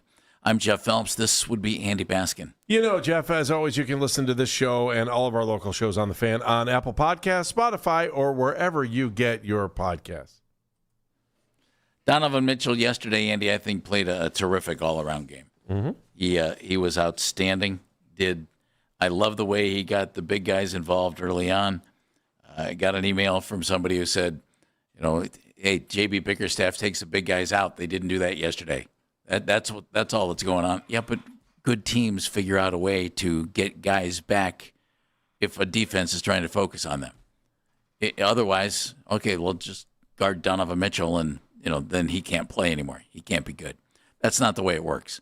It's make move, and the Cavaliers figured out a way to get their big guys involved. Yeah, it's a minute move, too, because you know each other so well. You played each other for 6 games, and sometimes it could be as simple, and I'll say it's as simple as, starting Strus instead of Wade, whether, one way or another. Sometimes it seemed to get both of them going a little bit. Yeah, and they're going to end up with they normally end up with pretty equal time, 28 minutes for Strus, 21 for Wade, and so... But sometimes those little things can make a difference, and maybe you catch the hot hand in the first quarter and you're not down 10 points. And so, sometimes there's some luck to it. Sure, there's definitely some luck to it. But, I kind of I'm feeling a little negativity about where the Cavs are right now. Just like we're trying to from home pick not you guys, but I just listening to callers. I was reading some stuff and. Maybe it's just because they're going up against... How can you be negative about getting to the Eastern Conference Finals? Because you sit here and you talk about things like, Harden didn't, or this didn't happen, or this guy can do this in certain situations, or... The Cavs are a better playoff team with James Harden than with I'm not questioning Darius that, Garland. and I think they're just a better team all around, whether it's regular season or playoffs. But, sometimes I think we get into these habits where we start picking on things and go, well... I think we're setting ourselves up for failure by saying, well, this isn't going to work against the Knicks, and I don't know how this is going to happen. And, oh, man, the Knicks have had, more than a week off, and we're playing every other day, and now we're going to find out, what this team is really made of. They could run out of gas, but I'm just waiting for all of these things, so I'm just preparing for negativity. I mean, I feel good about the Cavs going into the next series. How can't you after last night? That was an awesome game to watch. It was fun. They got the lead. They never looked back, and they put they put the pedal to the metal. And you want to nitpick on something? Free throws. That's about the only thing I would pick on for yesterday. Yeah, that didn't go well. Evan Mobley and Jared Allen both missed a bunch. We'll see if they can clean that up a little bit. Donovan Mitchell has been certainly the guy on this team. Terry Pluto was just with us. Terry throughout. Might be the second best player in franchise history. It might very well be true. When they made the trade, I said, and I hate these kind of trades. I think they gave up too much. Now, is he working here? Yeah, he absolutely is working here. I hate trades where you give up so much. I think they're dangerous. And I think they gave up too much. That said. Oh, well, we're in the Eastern Conference Finals, so. Well, but which whippy fizz, that's great. Well, it's not whippy fizz. No, you're in the Final Four. It's great, but you make this kind of a trade to win an NBA championship, and you're on your way. Okay, hang on a second. Let me finish this thought. Okay. The thought is this. Donovan has done things that make the price of the trade less damaging. Re-signing, he signed his extension. That was the biggest, yeah. He's probably going to re-sign again, and he has been nothing but a top-notch citizen. And I don't mean that like, he's visiting the Boys and Girls Club. I mean that from this standpoint. He's done nothing but say, I love playing here, I love being here, and I love this team. And that makes up for a lot of the price tag because he didn't just use the Cavs as a stepping stone to go somewhere else, at least not yet. No. And I think that's vital. and I think it's critical. And because he has stuck around, and because he has been able to, I mean, he's clearly bought into everything, has he not? Which is good because there's still first-round draft choices that are, going to Utah, 27 and 29 for sure. Okay, and pick they could swap this year, and they could swap in 2028. So here's my question for you, Jeff. The threshold then for you to change your mind on is there any way, if they came back and won a championship, would you go, all right, well, maybe it really was worth it? If that's the price you have to pay for a championship, that's fine. And I know that's the goal. Right. I just don't like those trades, Andy. No, I get you don't like the trades. I I'm don't just like wondering, those kind of trades. You gave away some pretty good. You gave away something that I thought was pretty good in Lowry Markkanen and a lot of draft choices.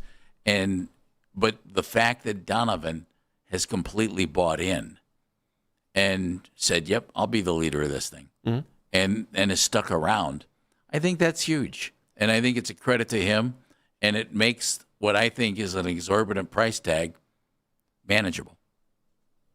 Does that make sense? Yep. I just wondered if there was a threshold for you to kind of go, you know what? I always thought they paid too much, but man, I got to tell you, it was worth it. I'm just wondering if there's a point where you're over. Well, you'd be hard pressed to not say a NBA championship would mean that, wouldn't you? 100% correct. Yeah. If you never get to the NBA championship, then you wonder, well, would you have been better off building your team in a different way? They've already tweaked some things. That's why James Harden is here and Darius Garland is not. We'll see what they do moving forward with that. Jake is in Menor. Hello, Jake. Hey, Jake. Hey, guys. How you doing? Good. Jeff, I agree with you that I don't really like trades like this, but last week, weren't you just advocating that we possibly trade Evan and Donovan and Jalen Tyson for Giannis? I mean, who are we going to be left with at that point if we trade our whole team and our future away again? I just don't understand. No, I get that. It's just if this doesn't work, Jake, and getting to the Eastern Conference Finals isn't Dan Gilbert's idea of making it work. It's a step in the right direction. But there are very few players. For instance, Donovan's not Giannis. No, I agree. Donovan's not Giannis. If Giannis is healthy, he's one of the top 5 players in the NBA, and Donovan is not. Donovan is a 6'2" guard who is phenomenal. But Giannis is the kind of guy you build a championship team around. You hope you can build one around Donovan. Giannis has already done it. I personally wouldn't trade Evan and Donovan for Giannis. I mean, we kicked that around like crazy last week. I don't think I would give up that much for him because of his injury history. But, man, if you could get him for Donovan or Evan Mobley, I think you got to do that. One or the other, I would agree with. But if we're throwing it, we start throwing in Tyson and all of our you're going to have to do stuff like that. I mean, if you want a guy like that, you're going to have to trade a bunch because you don't have first rounders. Didn't we just watch Giannis not be able to win with a team around him, and now we're going to have even less if we trade away more picks and more players, and then he's left with. Well, you don't have the picks. You don't have the picks to trade, Jake. Right. So then we're left with no role players, no bench. We'd be left with Giannis and Jared Allen. I don't think that's starting 5 if you throw 3 other guys out. Well, I just said I wouldn't trade Donovan and Evan Mobley for him. All right. I would do one or the other. I could swear you did say both of them last week, but no. All right. I would do one or the other. Okay. All right. Thanks, man. Thanks, Jake. Mark is in Cleveland. Hey, Mark. Hey, Mark. Hey, fellas. I don't think we give enough credit to Sam Merrill and the show he put out yesterday. Man, did he let it up, Mark. And the cold part, pound for pound, he might have been the toughest dude on the court last night because he got ran over, beat up, and that dude didn't do nothing but come out and drop dime after dime on him, man. So I got to give a shout out to him. We talk about the bigs and everybody else. That guy showed up and showed out yesterday. And then Kenny, one thing he did that I thought changed the whole thing, man, when he started blitzing, old boy over there, the big guy over there, Kay Cunningham. They wouldn't let him go one-on-one. They started throwing more bodies at him. He had to get rid of that ball more, and ain't nobody on that team was going to beat us besides him. So I thought he did a good job coaching, and go Cavs. All right, Mark, thank you very much. Thank you.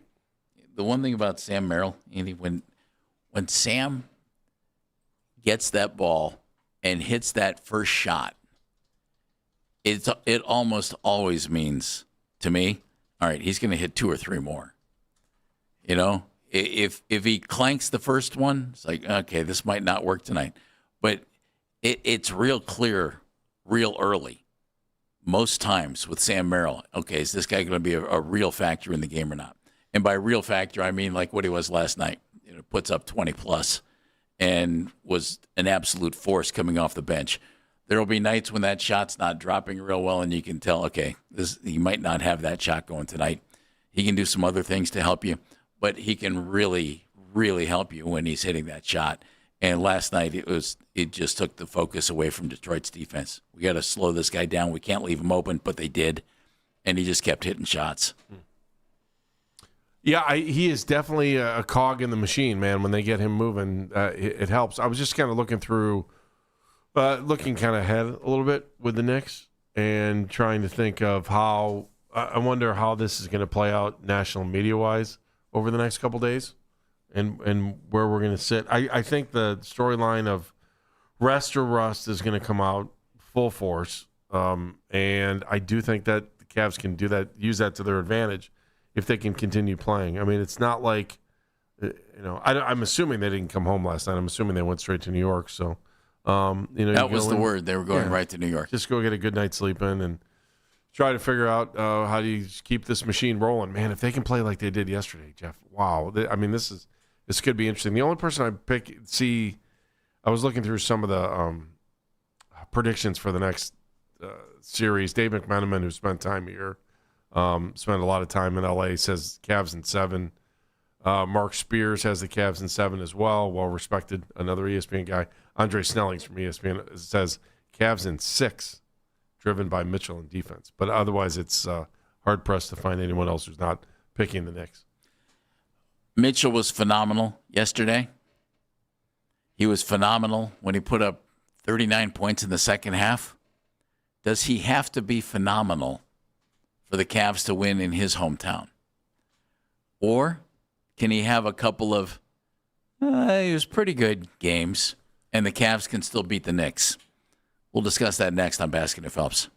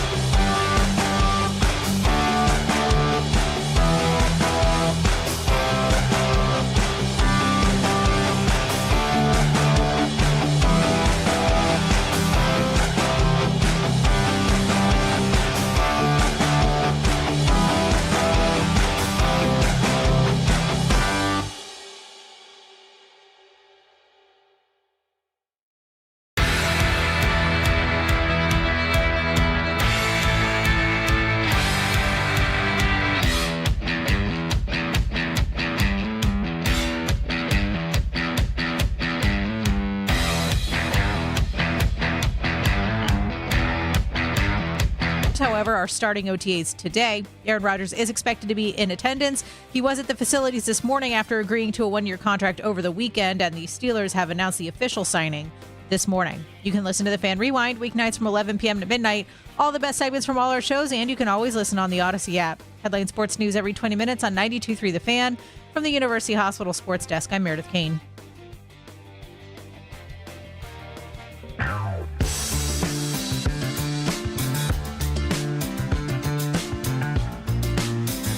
One o'clock, Howard Beck is going to join us from The Ringer. Howard, longtime national NBA writer, anxious to get his thoughts on the Eastern Conference Finals. Cavaliers against the New York Knicks. You know, you can listen to The Fan anytime, anywhere on the free Odyssey app or by telling your smart speaker to play 92.3 The Fan.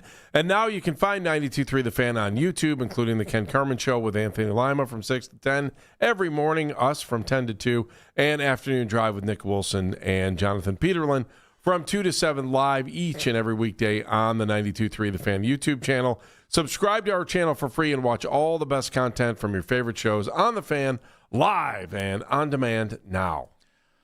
Yesterday, the Cavaliers getting it done against the Detroit Pistons. What does this mean moving forward? I don't know. They get the Knicks. It'll be a challenging series. And I wonder, Donovan Mitchell's hometown team. You know, that's a big deal. Mm-hmm. There was the rumbling of, you know, are the Knicks the team that Donovan Mitchell's going to end up with? Whatever. I wonder, though. He had 3 games in this series against the Pistons where he put up some serious point totals. Games 2, 3, and 4 was 31, 35, and then he had the 39-point second half in Game 4 when he had 43 points and the Cavs won that game. Took a lot of shots in those games. I wonder this, and think about what Terry said when Terry Pluto was with us at 1140. Terry talked about Donovan, and when you're that athletic, you know, your concern, if you're thinking long-term, might be, are your legs going to hold up, whatever. After those 3 games, 31 points, 35 points, 43 points, where he took at least 24 shots in each game, he came back and went 7 of 18 in the winning Game 5 when James Harden really did the heavy lifting and was just 1 of 8 on threes. And the last 2 games, both just 2 of 6 on threes. Although yesterday had the 26 points, but 6 of 20 shooting in Game 6 and 10 of 22 in Game 7. So what's that, 23 of 60 shooting the basketball in the last 3 games. It's not what you'd expect. No. You know, it's not typical Donovan Mitchell. And on threes in those games, he was 5 of 20. That's not what you'd expect either in the last 3 games. And but no one's looking at it from a 3-game performance standpoint. No, and I don't know that you should, but we are for just a touch. That's the same. It's kind of the, hey, you realize the Cavs are only 2 games over 400 or over 500 in their last 14 games, right? Which is all you have to be, right? And in his situation, it's the wear and tear. It's the minutes on the body. That's kind of the thing I'm wondering a little bit, because ever since he had that huge second half, his shooting percentage isn't down. In other words, might his legs be a little gassed? I think everyone's legs. I mean, 5 of 20 is not the 3-point shooting that you want from Donovan Mitchell, and 23 of 60 is not the regular shooting you want from Donovan Mitchell. The Pistons definitely looked tired at the end of the game yesterday. They couldn't buy anything, and they couldn't get back in it. And they're so offensively Nobody challenged. was there to pick up anybody's back on that one, other than Cunningham. You know, and then even Cunningham looked really tired at the end. Well, you can only carry a team by yourself for so long. Unless and that kid was carrying it by himself. Yeah, he's a heck of a player. You know, the thing I love about his game, Andy, you see his assist totals, and they're there every night. I thought it was interesting that Donovan had 8 assists last night and was looking for the big guys and got it to him and did a great job of that. In games 4, 5, and 6, he combined for 8 assists. And he had 8 last night. It's so obvious that this team is better when they share the basketball. It's plain as day.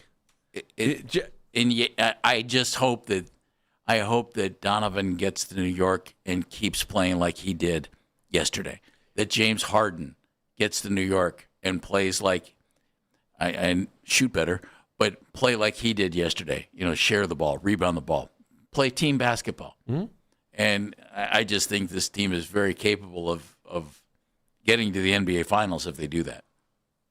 Does Kenny Atkinson have to look at his bench a little bit more for this series, knowing the number of minutes that his team has played, knowing that he's going up against a team that is extremely well rested, but some people will say that's not good because you want to keep playing in the playoffs, and even if it's not, when you're playing every other day, my fears are going to come into game one tired. That's the only thing. Or they're either going to have momentum or they're going to be tired. And we talked about how silly the momentum thing is. It doesn't matter. You're one bucket into the game, you're down 2-0. Well, guess what? You don't have momentum anymore. If you want to carry it over from another game, that doesn't make any sense. But there's a part of me that's wondering if he's going to have to play Jalen Tyson a little bit more, get Craig Porter out on the floor, Keon Ellis. I mean, is he going to have to use Bryant or Tomlin a little bit more in this series? Because they put a lot of miles on the tire in the first 14 games of this playoffs. I would think the answer to that is no. I think it's no too, but like in game 5, the critical game and win in overtime, he played 8 guys, and he played Jalen Tyson 3 minutes, so that's 9 guys. But although Jalen made his own bed in that game, but he looked like he wanted to fight early on. Yeah, so in other words, he couldn't help you. So you yanked him and you went with 8 guys. It was like Max had to get pulled back yesterday too. He has to. I think Kenny has to absolutely ride Harden and Mitchell, Mobley and Allen, and Strus. It's either Strus or Wade. It doesn't matter because I think and Merrill. I think Max. Well, and again, as much as you can. I think it kind of goes back to Sam. If Sam's hitting that shot, he's invaluable to you. If he's not hitting the shot, I'm going to give the minutes to somebody else. I think. LaVon is in Cleveland. Hey, LaVon. Hey, what's going on, huh? Hey. How are you? All right, I'm going to give you the winning formula. I didn't watch the game. I listened to it on the radio, but what I've seen from the Cavs, I like Mitchell going to the hole, doing what you do. I don't like when Harden, you're Wallace. LaVon, let me share a line from Terry Pluto from when Terry was with us a week or so ago.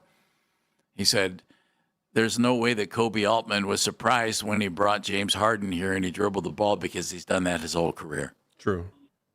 We need him to shoot 3 points. We don't need him to be dribbling the ball.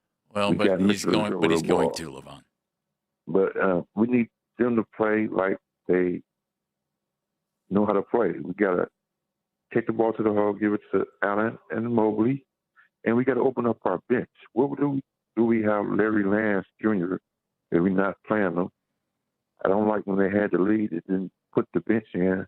When they have a 12-point lead, you're supposed to give your starters some rest and get the bench in. You got to play basketball smart because New York is not going to be playing with us. So you just got to straighten up and get the team gelling. LaVon, I agree with you. That 12-point lead in the playoffs is probably a little low. I would say if you're starting to think about putting some reserves in, you got to be at least 18, don't you, Jeff? 12. That's 4 buckets. That's it. He's going to ride his starters. Yeah. I mean, I like the idea of playing the bench, but you're not going to do that. I mean, they have a chance to get to the NBA Finals. What's he going to trust? A tired Donovan Mitchell? A tired James Harden?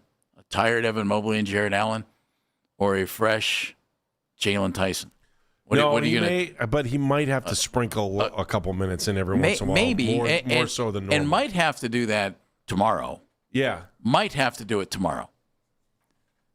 After a 7-game series. Yeah. But, Andy, these things come at you fast here. No. You got Tuesday, you got Thursday. You can rest while you're fishing when the season's over, Rest while you're fishing. It's not a bad thought, actually. I don't think he has a choice but to ride the guys. I like Keon Ellis. And I think Keon can help you. And I wonder if Keon gets a few more minutes maybe against the Knicks than he did, in this last series and against Toronto as well. I just think he's a pretty scrappy defender. And if you take a look at the Knicks team, the Knicks have some guys that play that kind of style of ball a little bit. And I just think that might be a formula. If you're going to try and match some things up a little bit, that might be a way to go. Might be. Yeah, I think game one is crucial. I don't. I do, because you could catch the Knicks coming in flat. I think you have a great chance to. Yeah, and so that's I think you why have a great chance to do that. If you're going to go in and win a road game, go get it right away. And if they can do that and continue to play, man, if they just play like they did yesterday, how much fun would this be? There's a see you, Knicks. Yeah. I just don't see that happening. See, Josh Hart is a tough player for the Knicks. I've always liked Josh Hart's game. Mm-hmm. Miles McBride is pretty scrappy, a young guy who comes through for them. OG Anunoby was out for the last 2 games of the 76ers series with a slight hamstring strain. I think he hurt it in game 2 of that series. I think that was it. But he's expected to be good to go. He's had 2 full practices for the Knicks, and he's a guy who I think could hurt the Cavs. 6'7" wing guy, averaged 16.5 points a game during the regular season. And I've always liked OG Anunoby's game. And when he's been needed, he's come through in a pretty big way. And he might be the guy that you're not thinking about with the Knicks, and everybody's going to think Brunson and Karl Anthony Towns. And OG Anunoby might be the guy who ends up really hurting you in this series. I also like Mikal Bridges. He's scrappy. He's tough. So Bridges and Anunoby, to me, are going to be guys that really going to have to keep an eye on. Cleveland's in Cleveland. Cleveland, you got about a minute, buddy. Yeah, this is real quick. I just wanted to make mention that Dennis Schroeder coming in the way he did, controlling that ball, made a big difference, and I think he was one of the reasons that we did what we did yesterday. And I'll let you guys go. Good show. Thanks. Cleveland, thank you. I like I do Schroeder. too. He's nails. Sometimes he forces passes in transition though, coming out of the defensive zone. That's the only time I'm like, well, sometimes he's got his pedal to the metal. Yeah. And sometimes that's a little much. But Schroeder's he's a pro. He's been in those situations. He's performed well in those situations. And keep an eye on him in this series. I just think it's going to be a good matchup. There's another guy on the Knicks that I really like, probably a little underused, but I can't get enough of Jordan Clarkson. I loved him when he was here. I mean, Jordan is the kind of guy, and Mike Brown hasn't used him this way a whole lot, not in the playoffs. He's only played 13 minutes a game in the playoffs. But we all know, we've seen it. You know, if you need some instant offense, you can bring Jordan Clarkson into the game and you can get some things rolling. Yeah, you can. The Knicks are going to be a tough challenge. Will Mike Brown be a tough challenge? It's coming up on Baskin and Phelps. And don't forget, Howard Beck joining us at 1 o'clock. Hey, everybody. It's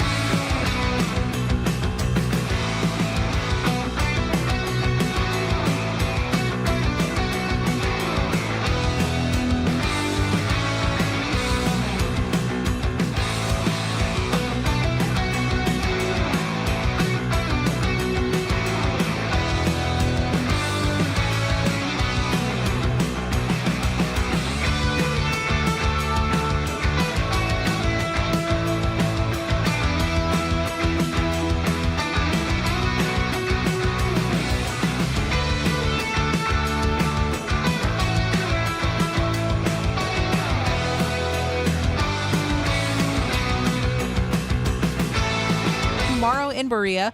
The Steelers are starting today. Aaron Rodgers expected to be in attendance this week as he was at the facilities this morning after agreeing to a one-year contract over the weekend. The Steelers announced the official signing this morning. Want to catch highlights from The Fan from throughout the day?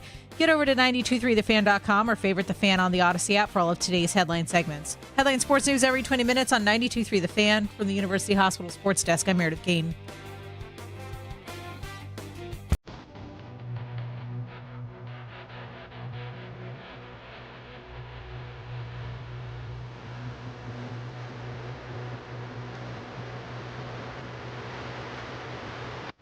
$1:00. Our buddy Howard Beck from The Ringer is going to join us.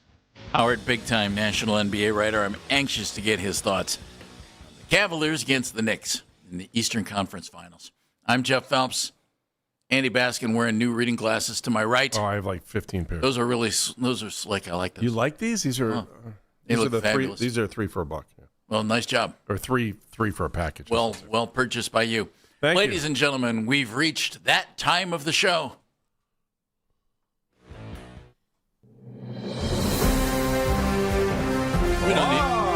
We don't need to be timely on that. We'll go ahead and pause. That's great. I like it.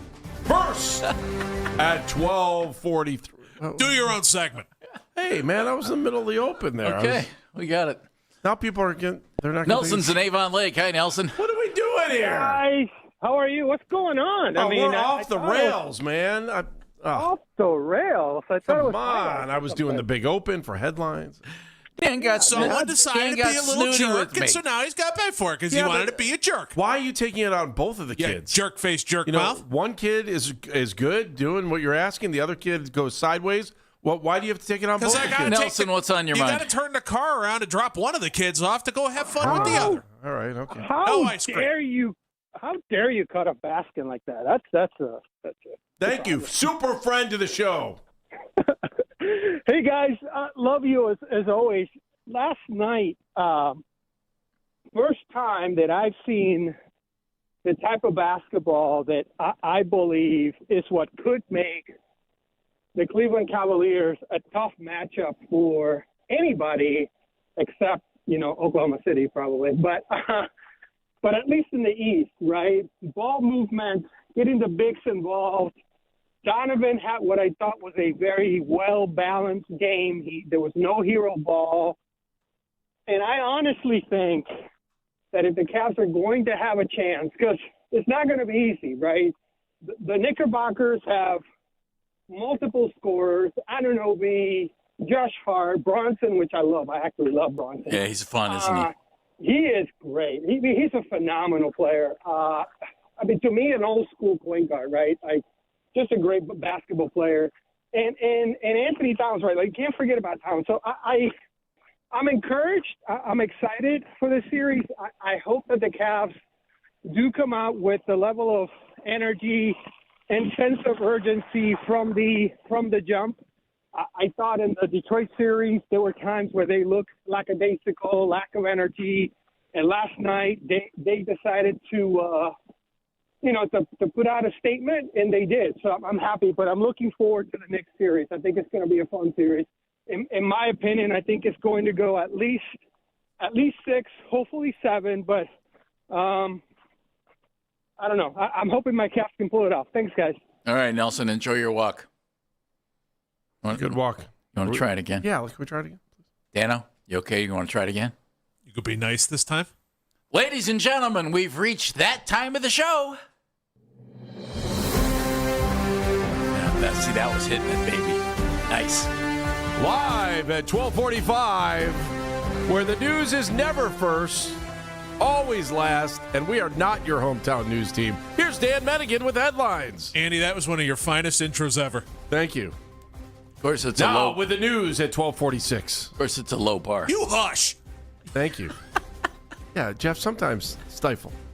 Exactly. A little bit of news coming down, Andy. Steelers have re-signed Aaron Rodgers to a one-year contract. He can make up to $25 million. They just made it official today. What do you think of that move now, bringing in Aaron Rodgers to add to Will Howard and Drew Aller? And do you like the idea of Aaron Rodgers kind of teaching the young guys the way that he goes? Year 2 for Howard, year 1 for Drew Aller? Well, there's a couple things here. One, I read a story this morning that he was waiting till after the schedule release to actually sign the deal, which I thought was fascinating. And so I was like, okay. It's understandable. You hit a certain age, and so many late nights will do you in. I do think this is he is in a learning situation, a teaching situation, I should say. I just don't know if he's going to teach the kids what I want them to teach. You know what I'm saying? I mean, it's Aaron Rodgers, and now he's got Drew Aller and Will Howard. And, sometimes the upperclassmen, they force the younger kids into doing things that they shouldn't do. So peer pressure might put them all in a cave at some point. And he's not there to coach. No, he's not there to coach, but lead by example. They are there to learn. So also showed up to OTAs. Andy, you think that's interesting? I was surprised by that. Well, he's going to set a tone with Coach McCarthy being back there with Mike. I will also say $25 million. Right, Dano, your guy? For $25 million, I'd pretty much show up anywhere, anytime. And, That's a good point, Andy. Yeah, I always enjoy these segments when it's the two of us. It is. This is great. It's like a Friday. It's the way that it should be. This is like Fridays when we do. Should we do quick predicts today, too? We could look into it. We'll see what we can do. I think it's interesting he's at OTAs as well. The New Orleans Pelicans hiring Jamal Mosley as the franchise's new head coach on a 5-year contract, accepting the Pelicans job after 5 seasons in Orlando and was unemployed for all of 2 weeks. The Pelicans clearly had an eye on this, Andy. They surprised. definitely wanted to hire him. Not surprised. You have to bring Jeff in on this. He likes this stuff. Can you please bring Jeff in? No, he still made me mad. No, get over it. I'm still grumpy at him. I'm going to make you mad here in a second. Don't bring Jeff in just so he doesn't. I don't want to have to go sit in the corner or go into the principal's office after this thing. I'm enjoying this. Yeah. I didn't think he'd sit out that long, and he didn't. And so I thought he did a fantastic job in Orlando. So well-deserved. I'm glad he's got another job. Mr. Meanie Pants, do you like the Jamal Mosley hire? As the only guy in the room who actually knows Jamal Mosley. Oh, wow. Ding. Jamal's stretch before you bend over and pick up that name. Jamal's a good coach, and I thought he got a raw deal in Orlando. And they fought through some injuries for years there in Orlando, and I thought he did a really nice job, and I don't think he should have been canned. And I think Orlando will – depends who they hire, how they get it going. But I'm sure it'll be somebody you know. Jamal's a good coach, and I think he'll do a fine job in New Orleans with a team that's got some talent. They have some bodies down there, and Joe Dumars is running that show. I think it's interesting that Joe hired Jamal, and I hope our buddy Joe Prunty. I said our buddy. Okay. Joe was with us, on the show. I know, but we wouldn't know Joe Prunty if it wasn't for you. So Ding. Thank you. If Joe goes with Jamal to New Orleans, good for both of them. Shai Gilgeous-Alexander wins the MVP award in the NBA. Shocking. I believe absolutely no one becomes the 14th player in league history to win consecutive MVP awards. If you were lucky enough in Northeast Ohio to be able to watch the Cavaliers game yesterday on Prime, a lot of people not happy about that they weren't able to see it. We've had a bunch of people call and say they couldn't watch the game. That's ridiculous. And I thought you guys brought up a great point. That if you live within 100 miles of the home market, someone should put it on free TV. Well, so that was kind of my thought with the Amazon thing. So I'm going to go back to the Amazon. Sorry, I didn't mean to cut you off. How about the fact that, Shams' job is to break news. And the guys on Prime last night, who I think do a pretty good job, but, they ripped him. They told me, what did he say? Go to brunch or something? Blake said that. Yeah. And I was just like, come on, man. He's doing his job. Stop it. Sorry, they ruined the big surprise for you. Well, that shows why you haven't had many games on your air and you've never been really any kind of sports network until now. So it was silly for them to say it. Blake Griffin, it was weird. So Taylor, they called him a nerd. Taylor Brooks, that was wrong. It was wrong.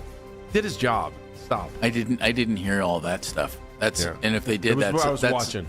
If they did, that's out of line. Yeah, hey, look, if somebody broke the news before you had it, you got to go out there and act like you're breaking news, because if part of the deal with the NBA for them was to announce who the MVP is, then just act like you're the first ones to say it. But they spent more time whining about the fact that Shams Charania actually broke the story that I was just like, oh my God, man, guys, shut up and just do your job. Does this mean anything? Last American to win the MVP award. I'll say LeBron, but I don't feel good about it. A guy named James Harden in 2018. Shea, twice. Jokic, Embiid, Jokic, Giannis, James Harden. Who's before that? But I'm counting back. No, I'm just trying to think year. who was before that. Before Harden, it was Russell Westbrook and Steph Curry. Oh, it was okay. Just shows how great the game of basketball is growing around the world. I mean, the foreign-born guys are phenomenal, as are American-born guys. But I think it's really interesting. Who isn't? The last American-born player to win the MVP award was in 2018. So let me get this straight. The American guys are phenomenal, and the non-American guys are phenomenal, too. Just making sure. Just like your hockey guys, Andy. That's what you just said. Spurs Thunder starts tonight. But I do think, there's great talent in the NBA, and it comes from around the world now. It's not just American-born players. It's not been just American for a while. But you could make the argument right now that the best players in the world are being produced by other countries.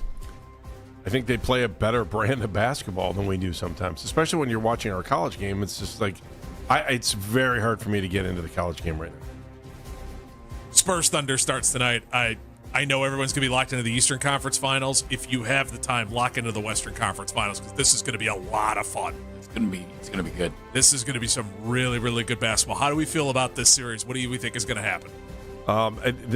Sorry, this is the NBA Finals. I'm not trying to be mean, but I think you're right, Andy. It's the This NBA is the NBA Finals. Thunder in in 6. Thunder in 6. I'm going to go Thunder in 7. 7. I like Thunder in 7 screams, I don't know what's going to happen, and I'm here for Thunder in 7 for that exact reason. And it's like, you know what? I'll just take the home team in 7 because I got a feeling this is going to be so much fun and so back and forth. San Antonio has some really nice young talent, though. Absolutely. I have no idea what's going to happen in this one, and it's going to be a lot of fun. Castle's terrific, Harper, and, of course, Wemby. That Wemby guy's pretty good. Yeah, so I've heard. All right, Daniel, well done. Way to go. Good job. That was the news at 12:54. Andy, you were outstanding. You're still a jerk. Thank you. Howard Beck covers the NBA. Now for the Ringer. Howard has worked for some big-time operations. Howard is one of the top national reporters on the NBA, and he's been with us over the years numerous times, and he's going to be with us in about 5 minutes right here on Baskin and Phelps. His thoughts, Knicks, Cavs, how's this play out? Next.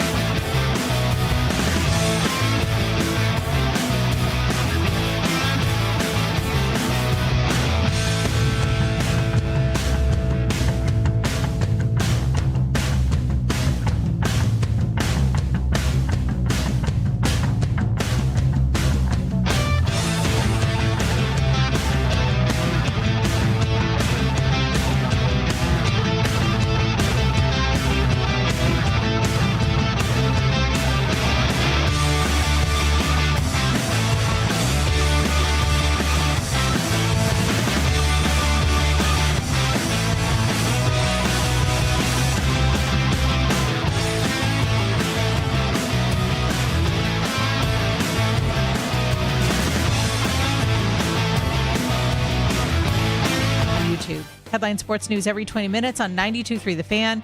From the University Hospital Sports Desk, I'm Meredith Kane.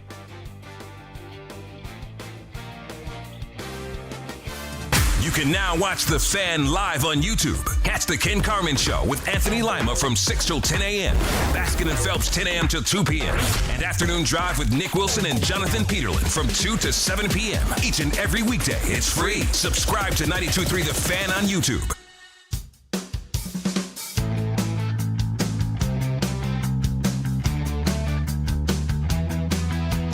Oh, this is a good one.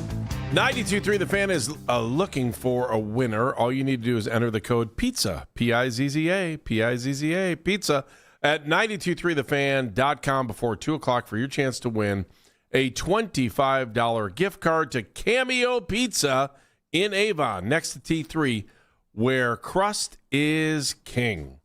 Catch our happy hour Tuesday through Sunday from 4 to 6. Again, we're talking about Cameo Pizza, a $25 gift card to the one in Avon, and you got to text that code PIZZA to 923thefan.com before 2 o'clock. It's all brought to you by your Cameo Pizza in Avon and Sports Radio 92.3 The Fan. That's Andy Baskin. I'm Jeff Phelps. Welcome back, everybody. When we want to get some thoughts on big picture stuff in the NBA, there's nobody better than a gentleman who has been covering the league for decades. And he's been with the LA Daily News, the New York Times, Bleacher Report, Sports Illustrated, now with The Ringer. And his podcast, Real Ones Podcast with Raja Bell. He is Mr. Howard Beck, and he joins us right now on the Wise Heart Right, We Make It Right, Call Kyle Wright hotline. Howard, Cavs and Knicks, what do you think? Hey, Howard. That's something. Gentlemen, how are you? Quick just addendum on the Real Ones Podcast with my co-host Logan Murdoch and former Cavaliers front office member Raja Bell. So very true. Well played. Well played. We should give him his due there. You know, and we certainly we certainly will. Yeah. So gotta admit, did not see this coming. Maybe a lot of Cavs fans did not either. I don't know how you guys felt about it, but I mean, what a wild, like the Knicks have had their own journey. We can talk about that too. But the Cavs, like every couple of weeks, does it just flip the story-line with these guys? And in this case, it's every day. Game 6. Yeah, Game 6 to Game 7. I admit, I thought that was it. Game 6, okay, that was a nice run. But they're gone. That's it. The Game 7 in Detroit, and Pistons will clamp down, and that'll be that. And lo and behold, the Cavs kicked their butts all over the floor. That was a pretty embarrassing Game 7 for the Pistons. But as I've been saying all along, with regard to the Pistons specifically, this is not to excuse anything for them that was embarrassing, but it's very, very rare in this league that we see a team go from never won a playoff round to number 1 seed in 60 wins. It just doesn't happen very often unless you just added, LeBron James to the roster in his prime. But a young team that had not actually won a playoff series yet suddenly is a number 1 seed, probably a little bit out in front of their skis, right? Like not quite, they weren't quite ready for that position. But, they've got a bright future. They'll make adjustments to their roster. And the Cavaliers, meanwhile, showed what you're supposed to do when you are the team that has James Harden and Donovan Mitchell and Evan Mobley, and you've got all the playoff experience in the world under you. And that's the way it should go. But the Cavs mess around just enough to, I think, make everybody lose faith long enough that you wonder if they're capable of it. That sounds exactly right. You feel the same way that I think Andy and I felt. We thought for sure they're going to win Game 6 after what they did in Game 5. And then they were just so horrendous that you thought there's no way they're bouncing back. I was stunned more than anything, Howard, that Detroit, after showing up so well in Game 6 and really being tenacious, just seemed to have nothing going, certainly offensively nor defensively, which is, their calling card. Yeah, I know this is a little bit reductive, but I think it's also probably accurate where it regards the Pistons.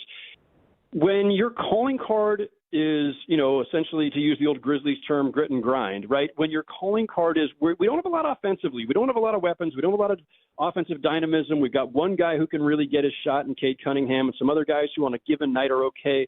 But we're going to beat you up every night. We're going to take it to you on the boards. We're going to lock you down defensively. We're going to get out in transition. and then we'll rely on our star to bring it home every night.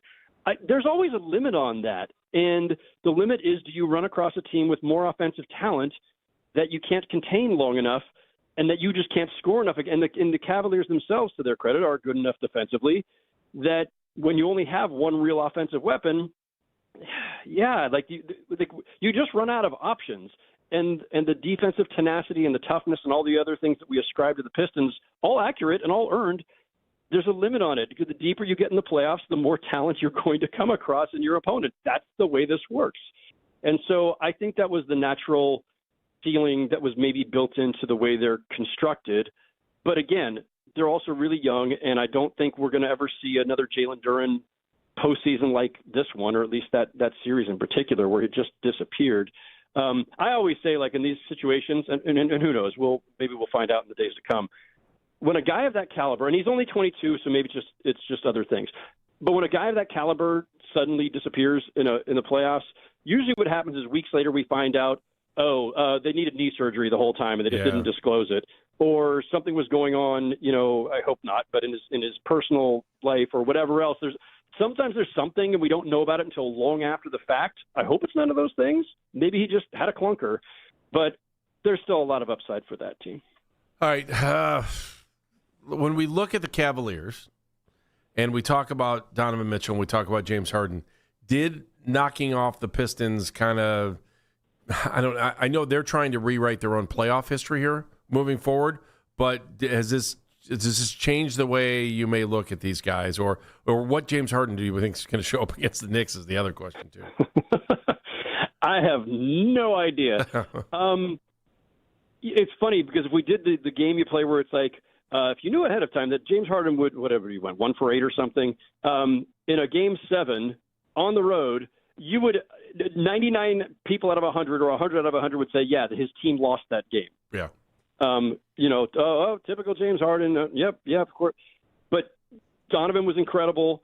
Evan Mobley, that's the Evan Mobley I think you guys have been waiting for, the whole league has been waiting for 3-4 years here. Yes, sir. And when on a night like that, you think, well, if they can do this every night, right? If Evan Mobley does it every night, and we know Donovan's capable of that, and I think the way this team is constructed, I was just saying this to my editor like an hour or so ago, this shouldn't be, we should not be doing referendums on James Harden anymore. He's 36, he'll be 37 in August. He's not the most important player on this team. He's super important, especially as a playmaker, orchestrator, all that. And sometimes as a scorer.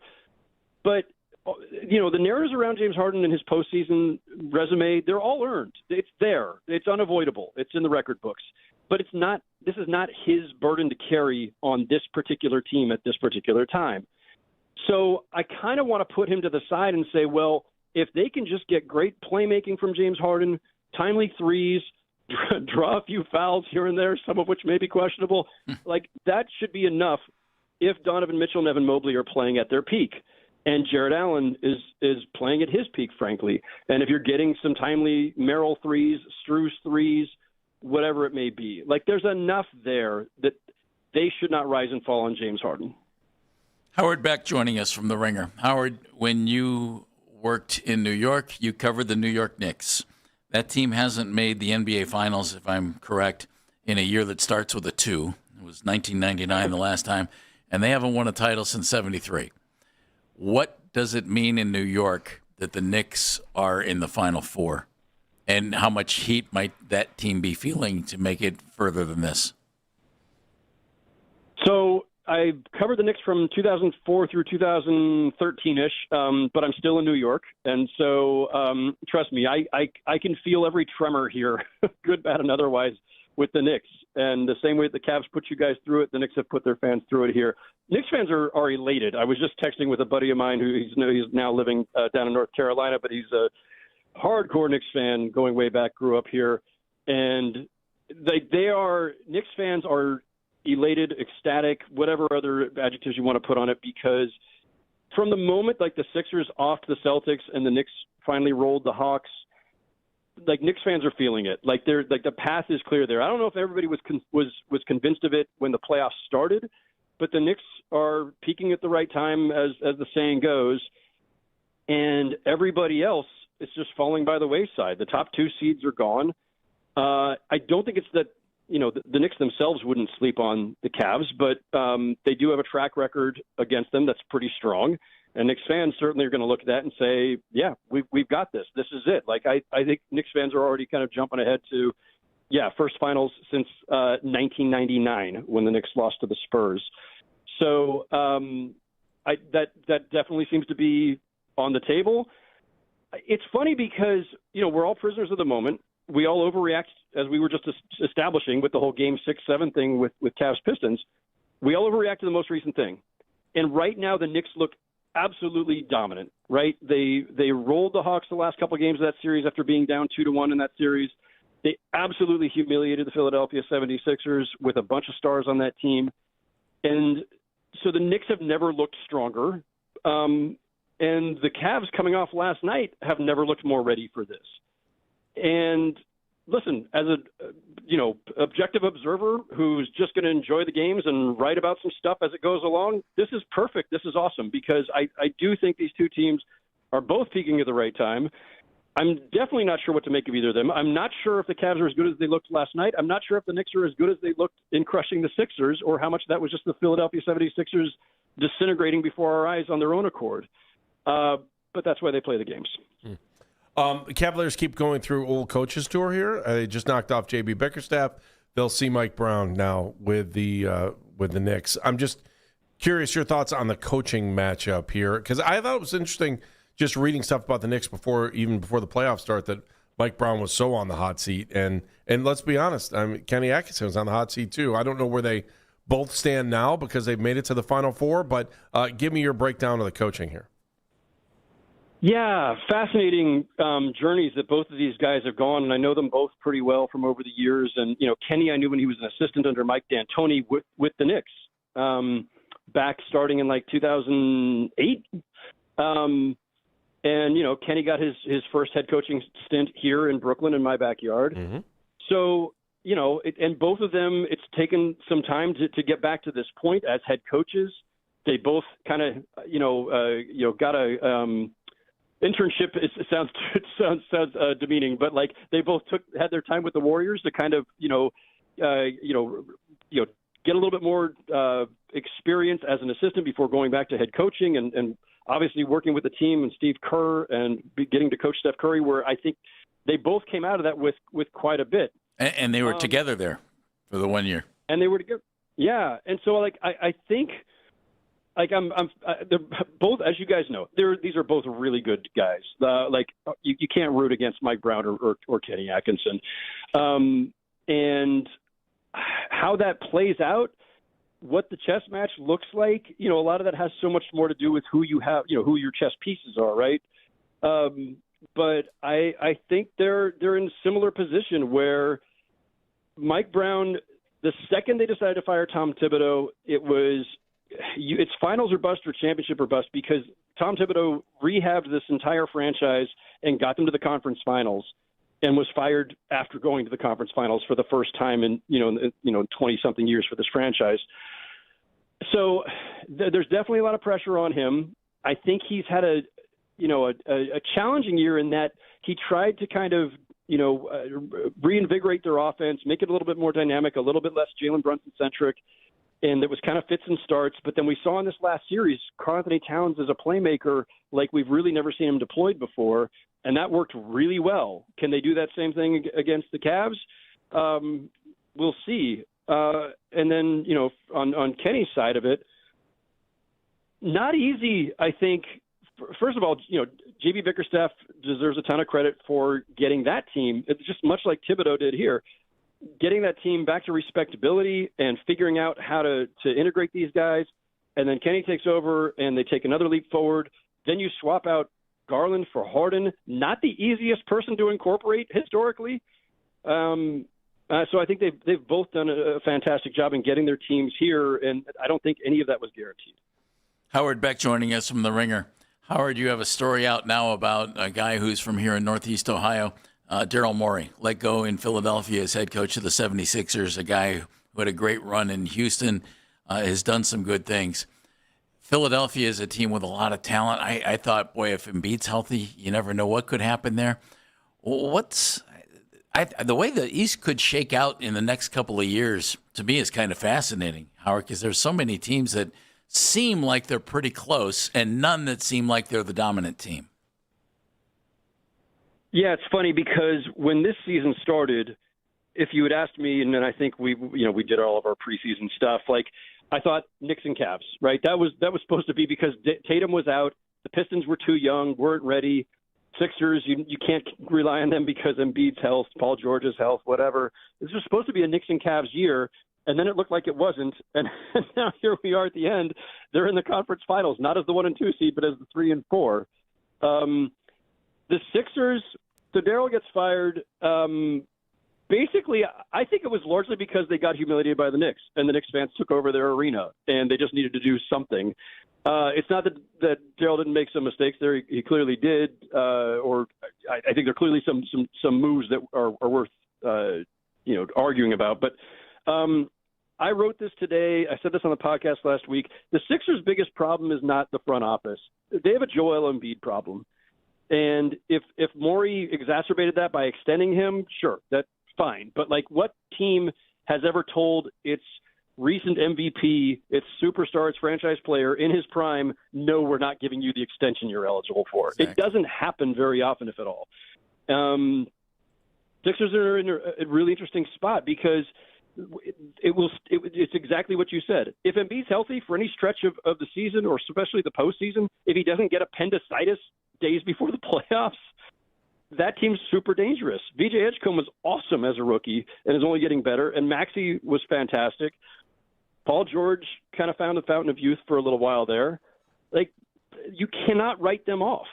And so, when you guys are calling me again in October, if you do, and we're having this conversation, we'd be delighted. We will. As long as we're still here. Like that's it's yeah, all of us for that matter. True. It's going to be really interesting because I think the Pistons, they'll find help this summer. They'll get Cade a running mate of some sort. They'll improve their shooting. So they're going to be back. Unless the Celtics do something rash and like trade Jaylen Brown or something, the Celtics starting the season with the two Jays again and some additions, they're going to be formidable. The Knicks are going to be formidable. The Cavs will be there, and I don't think you can ever rule out the Sixers. The Hawks are on the rise. It's going to be tough for the foreseeable future. It's just funny the way this season played out, where we are back to where we began, where it was like, oh yeah, of course it's New York and Cleveland. Knicks or Cavs? Who do you like? I was afraid you'd ask. Sorry. I think it's really a coin flip. I think I would take the easy way out and say Knicks in 7. But I could see this going any direction. And truly, like, as somebody who's in this market, the Knicks look incredible right now, and it's hard to argue against them. But I also am leery of overreacting to, especially a Hawks team that had never been in the playoffs and had no experience and really no, they didn't really have a true like scorer there. It was like leaning on C.J. McCollum too much. And then a Philadelphia team that just, had just come off an incredible Game 7, exhausted, Embiid's not 100%. I don't know how much to read into the Knicks looking as dominant as they. I think Knicks fans are ready to say like Knicks in 5 or 6. I think they're the stronger team, but not by a lot. Howard, always appreciate your time. Thank you very much, buddy, and enjoy the series. It'll be a fun one either way. Thank you, Howard. I'm sorry, guys. My phone, my Bluetooth stole the signal while I was in the middle of talking. I didn't even realize it. Been there, we done caught that. it. It's okay. Thanks, Howard. Appreciate your time, bud. Thanks, Howard. Take care. Howard Beck, Real Ones Podcast with Raja Bell, Logan Murdoch, and, of course, does a phenomenal job of covering the NBA for The Ringer and has been an outstanding NBA writer for decades. Really, really good. Could go either way. That's what Howard says. Could go either way. Do you believe that? Do you buy that? Do you think that's the case? 216-474-0092. It's Baskin and Phelps here on The Fan.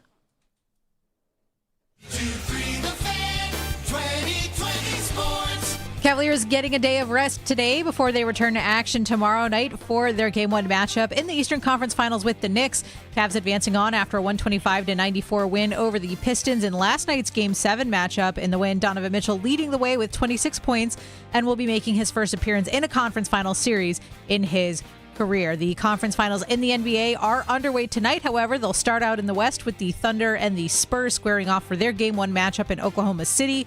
The Thunder so far this postseason are 8-0. They've swept both the Suns and the Lakers. Spurs needed 5 games to get past the Blazers and 6 games to take down the Timberwolves. Guardians and Tigers face off in the first of a 4-game divisional series tonight at Comerica Park. The Tigers sitting at the bottom of the division. They're tied with the Royals at 20-27. Guardians leading the AL Central. They're sitting a game ahead of the White Sox. Slade Ciccone will get the start. He's 2-4 on the season with a 5.60 ERA. First pitch set for 6:40. And the Browns will be starting OTAs tomorrow in Berea, but the Steelers starting their OTA workouts today. Aaron Rodgers expected to be in attendance as he was at the facilities this morning and signed a 1-year contract over the weekend. The Steelers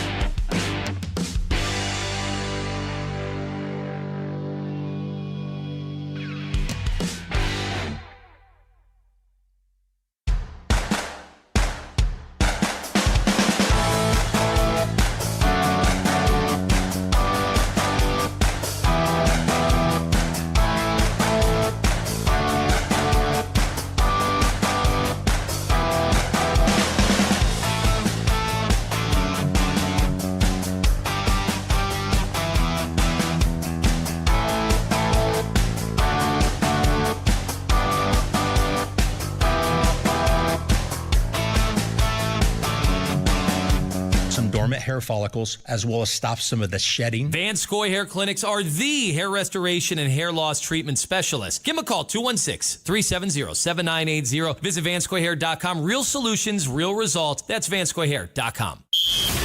The best playoff coverage in Cleveland. We are Sports Radio 92.3 The Fan.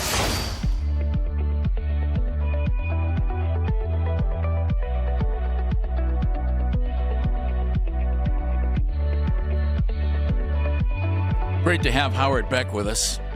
Howard in New York has covered the Knicks in the past. When he worked for the New York Times, covers everything in the NBA. He knows what an NBA championship would mean in New York. Andy, I've had the pleasure, you've had the pleasure of watching games in arenas around the NBA. Mm-hmm. Coolest venue to watch a game in to me is Madison Square Garden. And the reason why was because of the fans. The fans were so into the game. It was, and you can talk about fans being great everywhere, and for the most part they are. Mm-hmm. We have a great fan base for the Cavs, and so many teams have great fan bases. But the Knicks fans, to me, were so engaged. You know what I mean? More so than any, like there were little things that happened on the floor that most fan bases wouldn't do anything, wouldn't. Right. But like somebody had a crossover dribble and the place went nuts, or a pass that they're just little things that happened in the game that Knicks fans reacted to, and I just thought, man, these people are into it. So that's the kind of environment that the Cavs are going to have to go win in. Yeah. In Madison Square Garden. That's a Yankees environment too. I think that. Yeah, you know what? That's true. It's as much as I don't like the Yankees, I respect their fans, and I may not even like their fans, but I respect them because when you go there, they know what they're talking about when it comes to baseball. I mean, when you're getting heckled, and you're getting heckled by a Yankee fan for stuff that you did in rookie A-ball, like those guys do their research before they come in to say stuff. So I think roll call is one of the coolest things in sports. But I do think that that's a numbers game too, Jeff, because you have so many people that live in that area, and despite the fact that you've got real diehard fans are going to be there. Yeah, and it's not just a place to go hang out. Unless you're a celebrity. No, it's a diehard group that lives and dies by the team, and they come prepared and they know what they're spending their money on. Right? It's not.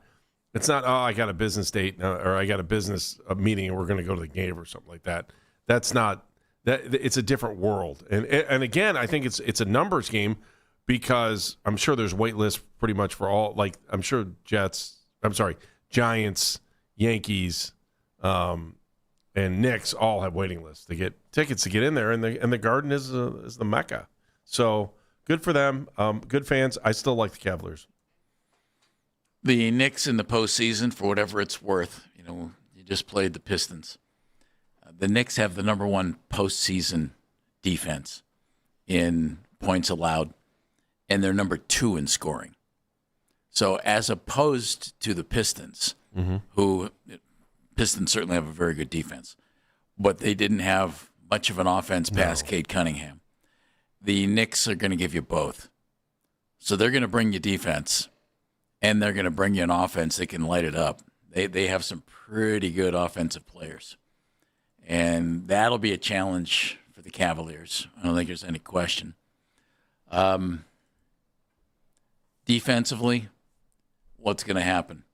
Who knows? Knicks had the 5th best defense in points per game in the NBA during the regular season. So Mike Brown, we know Mike from here. What did Mike stress when he was here? He stressed defense. It sounds old, it sounds trite, but it's true. And then he went to Golden State, sat there with Steve Kerr, figured out how to do some things on offense that didn't involve LeBron James. So hopefully that helps Mike if you're a Knicks fan. Yeah, they've won 7 games in a row. Their low point total is 108. In this winning streak, their low point total in every one of the games they played in the playoffs, so a short one, aren't they? That was 107.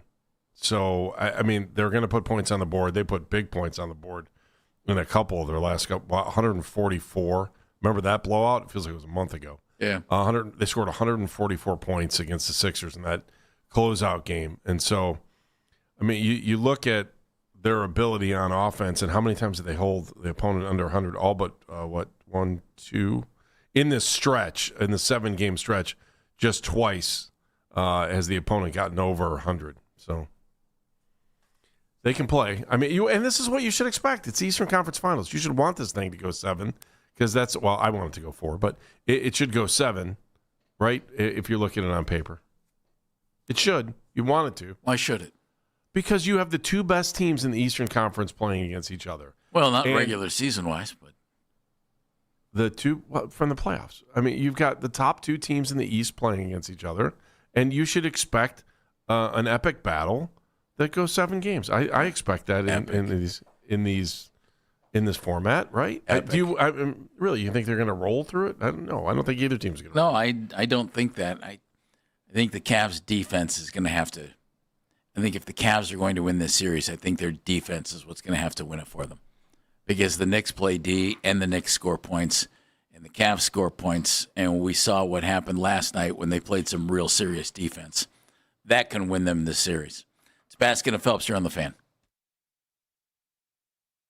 Thunder Spurs game 1. I think the defending champs make a statement to start the series. Wemby and the Spurs look dominant against Minnesota, and they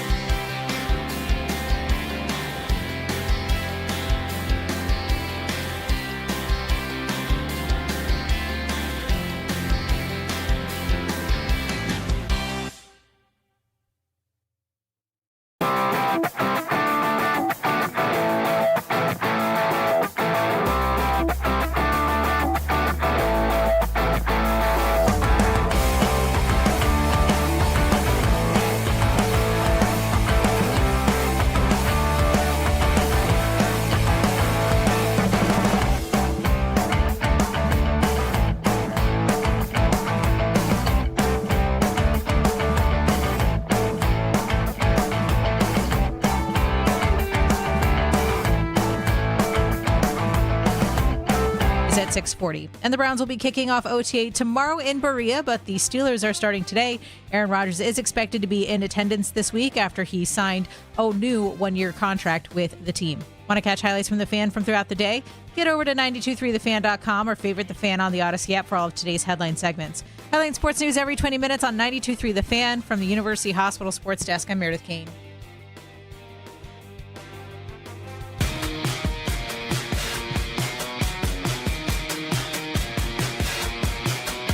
You like the idea of every other day for an NBA playoff game like you had during the series there against the Pistons? I think the Cavs could use an extra day off here, but yeah, they probably could. It is what it is. You want to be here, you earned it. So you want some time off? I think they get a little time off during the NBA Finals on that first road trip, don't they? The NBA Finals take 2.5 months, right? I thought it was 7 months. To play every other week. Well, to give you some rest. First Tuesday of every month. They'll start doing that. I don't blame fans for being mad. This whole Prime thing was just so goofy. Yeah, Andy, it was goofy. I mean, I don't know. You can do better, NBA. They need the NFL rule. It's not that Prime did a bad job on the broadcast production. I thought it was pretty good. But it's the notion that you left a lot of fans high and dry. Can we go be able behind to the watch curtain it. one time? Yeah. Same folks are doing productions. Yeah, the only reason it's different is because you're seeing different graphics packages. That's it. It's not rocket science to televise an NBA game. I will say I love Prime Studio. That studio is awesome. And it's legit. That's not chroma key. There's no way that's chroma key. I think it's the real deal. Yeah, I think it's a 2-floor studio. It's It is. nice. It's gargantuan. Yeah, it's really nice. Yeah, they need the NFL rule. For those of you who don't know what that is, the NFL, if your game is on cable or a streaming service or anything like that, and you're within, I think it's 100 miles. I might be off base on that one. You have it on your local affiliate. They have to sell off the local rights. Correct. Yeah. And the NBA but that's needs, because of the isn't that antitrust stuff? That's part of the antitrust stuff, yeah. And the NBA needs to do the same thing. Yeah, because it's silly. It's been ridiculous that fans that did not have Amazon Prime in the local market could not see Game 6 or 7. Like, that's just for a road game. That's just what are we doing here? Like, I could even understand it if they did it on a home game that wasn't sold out, but the game's sold out. So, yeah, why are you taking the game away from your fans? Exactly. It's silly. Apparently, Andy, there are. Can I go basking? Sure. Apparently, there are tickets available for tomorrow night. Oh, there are? Yeah, they're as low as $516. Well, are you looking at the secondary market, or did you go to like? I just called up a game thing on ESPN and just had that sitting there. Yeah, I bet that's. I guess it'd be secondary. Yeah, I can't see Knicks in the Eastern Conference Finals having tickets available. I don't think New Yorkers would allow it. Well, but you can always get a ticket. That's valid. All it takes is money. Okay, so only directly money, through Jeff. the team. It's only money. Directly through the team. Q's in Cleveland. Q, thanks for hanging on, buddy. Hey, Q. Hey, what's up, y'all? Hey. How's it going? Good. You got us on speakerphone or Bluetooth? You driving a tow motor? I'm sorry. Yeah, no. I got a tow motor at my job, but is it too bad? Is it real bad? Go ahead and talk. Yeah, just go for it. We'll cut you off if it's bad. Oh, okay, no, what I was getting ready to say is I tuned in a little late, so I didn't know if Jeff had picked against us again. But I just think that with Philly and what was that, the 6th seed and the 7th seed, the Knicks got fat off them bums, man. They didn't play anybody like us, man.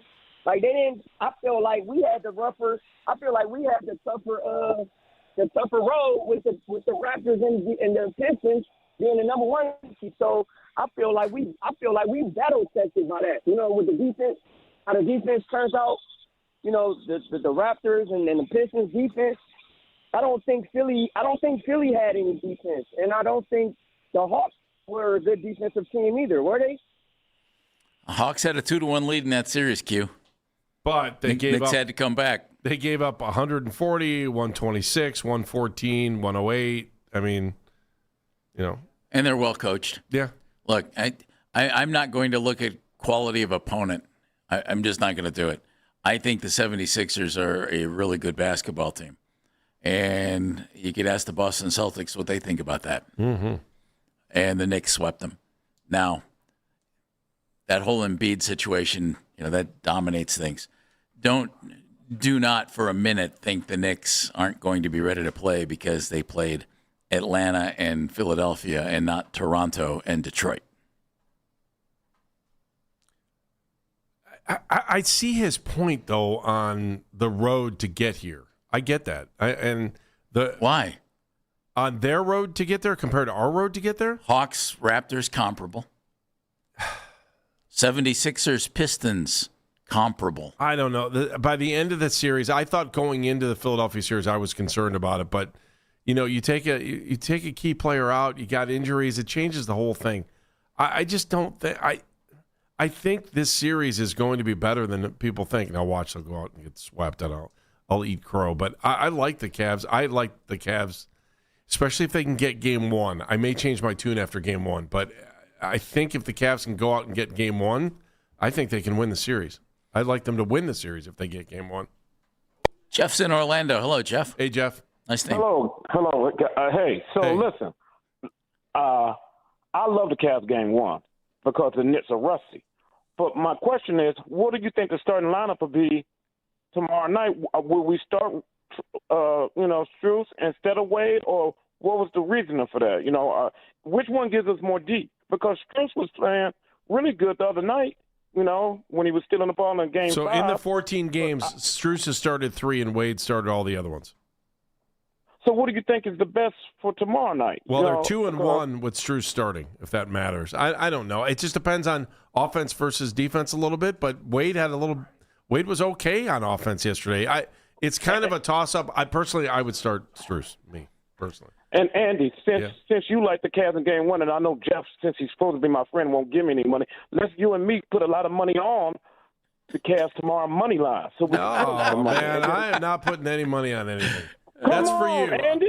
Come on. I don't want to spend your money. Sorry, man. I tell you and I together put some money on it. I don't want to put it all myself. We're going to be a team? We're going to be a team. You got to talk to my agent about this stuff.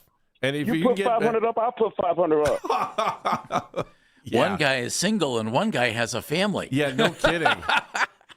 Oh, yeah, I forgot about that. I'm sorry, you can't gamble now.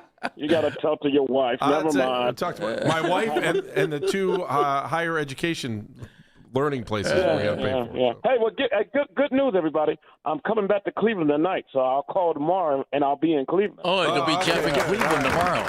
All right. Jeff in Cleveland tomorrow, everybody. Jeff in Orlando today. Okay. Thanks, buddy. Yeah. All right. Bye. Bye. All right, thank you. Try fly safely. I'm not betting $500 on anything right now. Are you kidding? Even if you told me it was a guaranteed winner, I still wouldn't. I am curious to see if they go with Dean Wade. I wonder if OG Anunoby's availability for the Knicks plays any role in. Are you going to start Anunoby? What are we hearing? Is he? Well, they say he's going to be good to go. Okay. That's the word. Moment of the show, Meredith Kane. Our moment of the show comes from Howard Beck, and he was talking about the Cavs and how they match up with the Knicks. It's funny because, we're all prisoners of the moment. We all overreact, as we were just establishing with the whole Game 6-7 thing with Cavs Pistons. We all overreact to the most recent thing. And right now the Knicks look absolutely dominant, right? They rolled the Hawks the last couple of games of that series after being down 2-1 in that series. They absolutely humiliated the Philadelphia 76ers with a bunch of stars on that team. And so the Knicks have never looked stronger. And the Cavs coming off last night have never looked more ready for this. And listen, as a objective observer who's just going to enjoy the games and write about some stuff as it goes along, this is perfect. This is awesome because I do think these two teams are both peaking at the right time. I'm definitely not sure what to make of either of them. I'm not sure if the Cavs are as good as they looked last night. I'm not sure if the Knicks are as good as they looked in crushing the Sixers or how much that was just the Philadelphia 76ers disintegrating before our eyes on their own accord. But that's why they play the games. And that's exactly right. If you missed that interview with Howard Beck from The Ringer, he joined us at 1. Terry Pluto from the Plain Deal at Cleveland.com at 11:40. Scott Petrak talks some Browns with us at 11. If you missed any of that or any moment in our show, use the Rewind feature on the Odyssey app. It's powered by Integrated Restoration, your local experts in water, fire, and storm disaster restoration. Why are we smarter? After 4 hours of Baskin and Phelps, brought to us by QC Kinetics, the leader in regenerative medicine. If you're in pain, give QC Kinetics a call. 216-770-5488. The man in his Mammoths t-shirt today. Love that. Minor League Baseball. Dan Mennigan. Smarter Day courtesy of Howard Beck. That listen to that guy talk hoops is one of the joys that comes with this show. Give that a listen, 92thefan.com, wherever you get your podcast. And, of course, our social media mentions powered by Scheibin Jewelers, Cleveland's premier jewelry store. MK. Hey, Andy, why don't you give me $500 and I'll wink, wink, nudge, nudge, invest it for you. Oh, great. That's it's exciting. Oh, why don't I give you more? You can have all. I mean, we're not betting because neither you nor I are betting people, but I'll invest it for you. That's why you're smarter? That's why you're smarter? Yeah. I'm smarter because I'm trying to swindle Andy out of $500. Yeah, that's not going to happen. That's not, yeah, that's pretty good at that. AB. Unless it comes with a bill that says University of, you're probably not going to have a shot at it. I'm smarter today. I got to say Howard Beck, too. I mean, Howard, I love the fact that Howard wasn't, like, all in on the Knicks. He wasn't all in on the Cavs, which makes me think we're about to see a great series. I enjoyed our conversations today and just looking at how the Cavaliers just melted in Game 6 and then were phenomenal in Game 7. And that's the strange beast that is the NBA playoffs. So you can look at anything that happened in a previous series and throw it out the window because you have no idea what's going to happen starting tomorrow night in Madison Square Garden. I'm Jeff Phelps. I'm Andy Baskin. Thanks for listening. Afternoon Drive, man. They'll keep talking Cavs with you coming up in just a few moments. Be a hero. Be a real hero. Be an organ donor. Lifebank.org. See you, Cleveland. See you. We'll talk to you tomorrow at 10.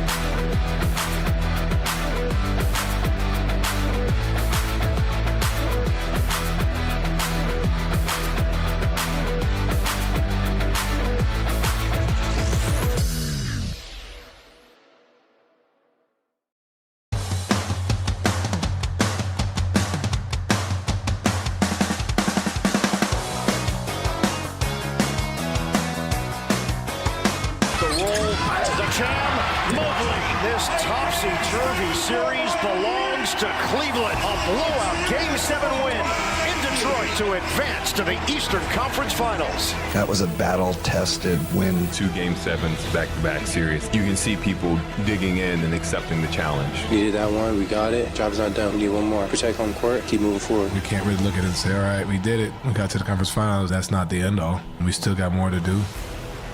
The show is back. Nick Wilson, Jonathan Peterlin. We are Afternoon Drive.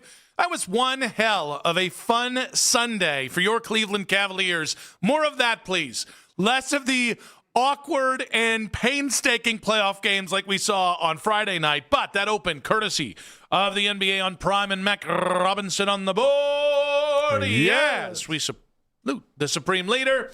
Because if we didn't, there would be consequences. We got Jake Murren, man, on the 92.3 The Fan YouTube channel. As always, you guys can follow along. All 5 hours. Don't forget to subscribe to 92.3 The Fan's YouTube channel. It is free after all. And like our videos, we like to be liked. Get out of here, Baskin. Stop it. We're talking Cavs. I don't care. He just had so much fun. Cavs in 6. There we go. Look at that. Got very close. There was a Steven Tyler, Joe Perry situation. We almost kissed. I thought he was going to kiss you. Yeah. Well, hey. It was pretty close. With his profile, who wouldn't? Matt Corrali on the 2020s. Hi, JP. It was like a Joe Namath situation. It He was like, was. I want to kiss you. I'm going to kiss you. I get it. A lot of guys have that reaction when they see this. Now, how's it going today? Yeah, it's going all right. We're feeling good. Good. I'm glad you're feeling good. I'm feeling good as well. Yeah, it's fun. You know, I really enjoyed the idea that we didn't have to be on after Game 6 at all, and then we just got to watch that one away. Did it happen? I don't think it happened. I think we just get to all just put that in our rearview mirror. We get to just. I think they had the flu. I think that's what I'm going with. Yeah. I think they had the flu. Yeah, it could have been the Hanta. Who knows? Everyone talked about it between Games 4 and 5. Atkinson was violently ill. I just think there was something maybe hanging around there. And then Game 7, you know, as I always say, Nick, this team just better on the road. You know, as I always say. Many people have said it. Winners of the past 2 road games they played. That's a road team if I've ever seen one. Road schmode, as many people have been saying.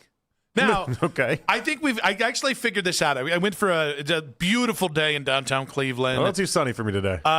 That's very Irish of you. Yeah. A little too sunny. Yeah. What's wrong with me? I'm like, I just can't wait till summer hits, and then you get like this really nice, beautiful day, and I'm like, that's goddamn bright out here, isn't it? I just don't. Whatever you do, don't answer that question. What's wrong with you? Yeah. Just keep putting it off. Much like the Game 6 talk. Never happened. I just can't find weather I like. But now I'm walking down the street here. It's beautiful. I'm down to Town Square and around, and I mean, it really is just as pristine as can be.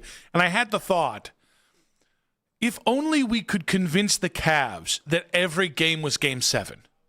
If we could just have some sort of distortion reality field that you could just convince, hey, just so you know, Tuesday night, Madison Square Garden, that's Game 7. And I think we'd win by 30 points every damn time. Yeah, if Jarrett Allen just knew, apparently the lights being too bright they need to be brighter. That's the idea. He got it wrong for 3 years. Right. They just weren't bright enough Stop for him. dimming these bees. Turn it up. That's all he needed in order to turn into one of the better players. So it's remarkable. And are you embarrassed for Detroit a little bit? You got to be a little embarrassed for Detroit. Oh, in what way? In the idea that they just got I feel bad for Detroit. That was the second largest Game 7 deficit in the past 25 years of NBA basketball. Sucks to suck. Like that was a deep pantsing that you just I don't know how you come back from that. They're going to try, but I can't even if you're a Pistons fan, you can't even get mad that Cade Cunningham went 0 for a million from 3 and was 6 of 15 or something stupid from the field. You can't even get mad at that. Listen, I managed to listen to the ticket. Our buddies Jim and John. Yeah, their great segment today of when did you turn off the game? Yeah, really riveting stuff. What a great fan base that is. What quarter did you turn off the game? I listened to our friends Boomer and Gio in New York. I listened to Ken and Anthony. Let me just tell you, I don't know who laid down more, the Detroit Pistons in Game 7 or their radio station today.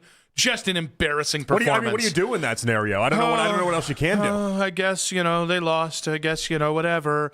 Easy. You're starting to sound like Lima after Game 2 of the series. Ooh. I went a little too hard on the ooh there. Here's the point. That was the most embarrassing output for Detroit. And the best thing about this series, other than the Cavs advancing, is that we watched Detroit go from, hey, we're just happy to be here, playing with house money, to being crushed at the way the Cavaliers just snatched the soul of their favorite team. They went from, hey, we're not even supposed to be here. Nobody believes in us as a 1 seed. To JB Bickerstaff, after the game being asked, is this a disappointment? That is a chef's kiss. That's how you steal a town soul. No, but then JB was like, I don't want to hear any negativity. I don't want to hear only positive stuff. And the fact that their fan base reacted. Only complaints about officials. The fact that their fan base reacted in such a way of like, huh? Yeah. Well, no, we get to complain. It was a Game 7. You guys were supposed to win this thing. Your favorites in Vegas to win that game. What happened? Meanwhile, JP is acting as if everything should be sunshine and rainbows. And your team just the one thing that you should be able to count on your team specifically, a bunch of gym class heroes, as you've dubbed them, is showing up with the tenacity and intensity that you need. You can't build a team on a bunch of tryhards and then have them not try hard in the most important game of the season. After treating Game 6 as if it was Game 7 of the NBA Finals. Like, you didn't, like, there were, and I will give them credit. I saw a few people from Detroit go, are we celebrating this Game 6 victory a little too hard? Are we taking too big of a victory lap? And the answer is yes. You won Game 6 and forgot there was a Game 7.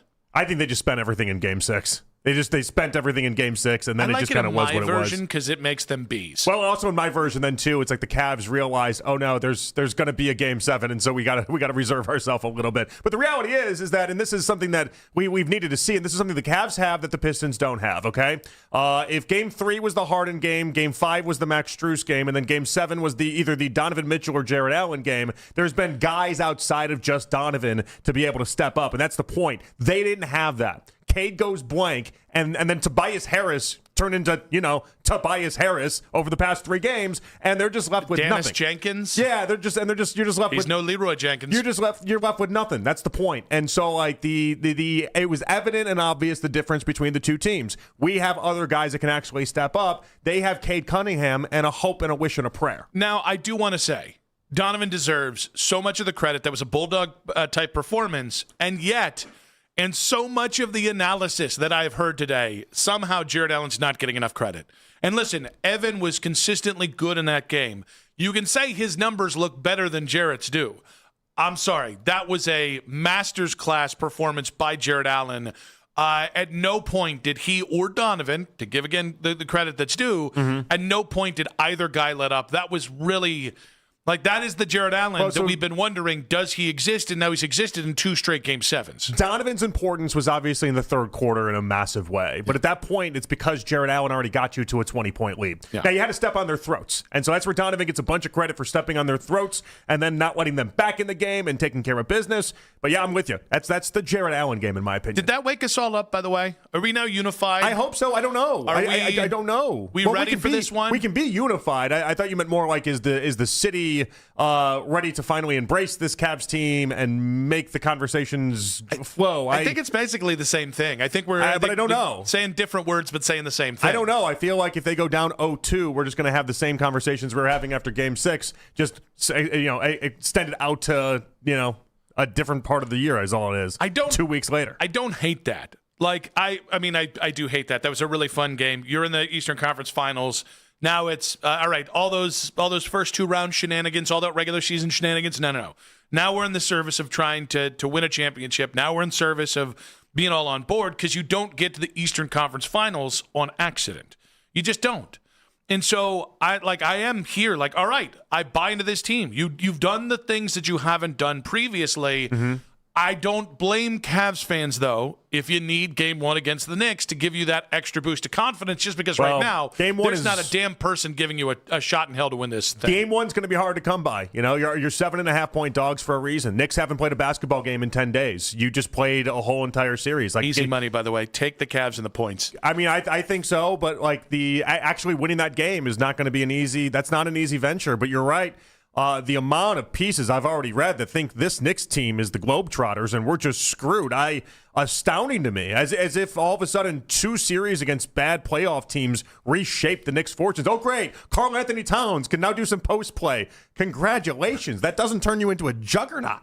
Yeah. Astounding. You beat a team that was, a play-in caliber team. That's what you beat in the second round. What are we doing? I don't understand it. I don't. And by the way, with Joel Embiid on one leg, actually, that's what it used to be. On no legs. You know what it is? I'll tell you exactly what it is. What happened was in the Philadelphia 76ers series, There were more media members than not that picked Philadelphia to beat the Knicks team. Okay, There were more, just way more than we'll ever feel comfortable coming back and being like, "Yep, definitely had the 76ers in there," and they got embarrassed. They obviously heard it all from the New Yorkers, and this is their way of coming back, almost to be like, "All right, wrong about that one. Not going to be slept on with you guys again." And I just think they've gone a little too hard. I also think that.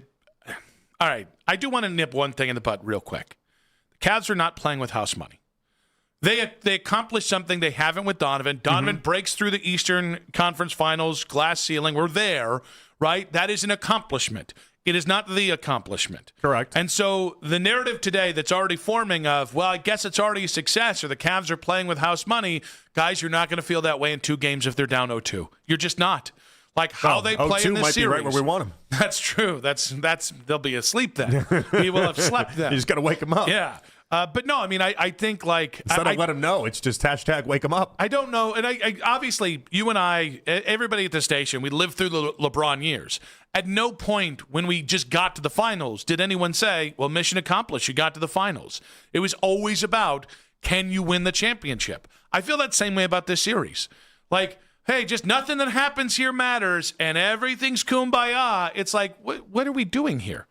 Like nobody goes fourth place. No, like let's be a little honest. You can love what they did and also want more and expect more in this series. And that's kind of where we have to sit. Like you can love what they did, and instead of the conversation being if they lose this series. Like it was last series where you're blowing everything up. Now it's just a little bit different. Now it's like, all right, if they lose this series, you're probably running it back with the same core and you're trying to get LeBron James. Maybe you're entertaining stuff if you can get Giannis, but like the idea that you're blowing it up and becoming a 20-win team, that seems to go away. And that's probably the difference that we have here between rounds 2 and round 3, Nick. 216-474-0092. At Nick Wilson says, at Jay Peterlin on social media. Social media reactions on X, powered by Scheibin Jewelers, Cleveland's premier jewelry store. Are the Cavs already playing with house money?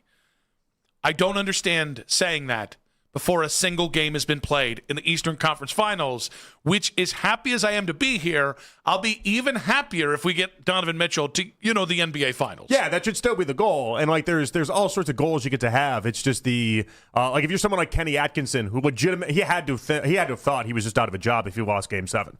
And so now that's a little bit of a different conversation. I don't think Kenny thinks that far ahead. 216-474-0092. No. He's no James Borrego. Quick hits coming up at 2:40 today. Dan Favale, Bleacher Report and Hardwood Knocks at 3:20. We got Spencer Davies with Clutch Points coming up at 4 o'clock today. And then Carlos Boozer, former Cavalier, coming up at 5:40 today. Interested to see what his take is on this Cavalier team. But 216-474-0092. Obviously, today we got a lot of Cavs talk as the Cavs advance to the Eastern Conference Finals for the first time without LeBron James since 1992. Donovan Mitchell gets to the Eastern Conference Finals for the first time in his career. Are the Cavs already playing with house money? And Donovan's big Game 7 and what it means going forward in 5 minutes on 92.3 The Fan.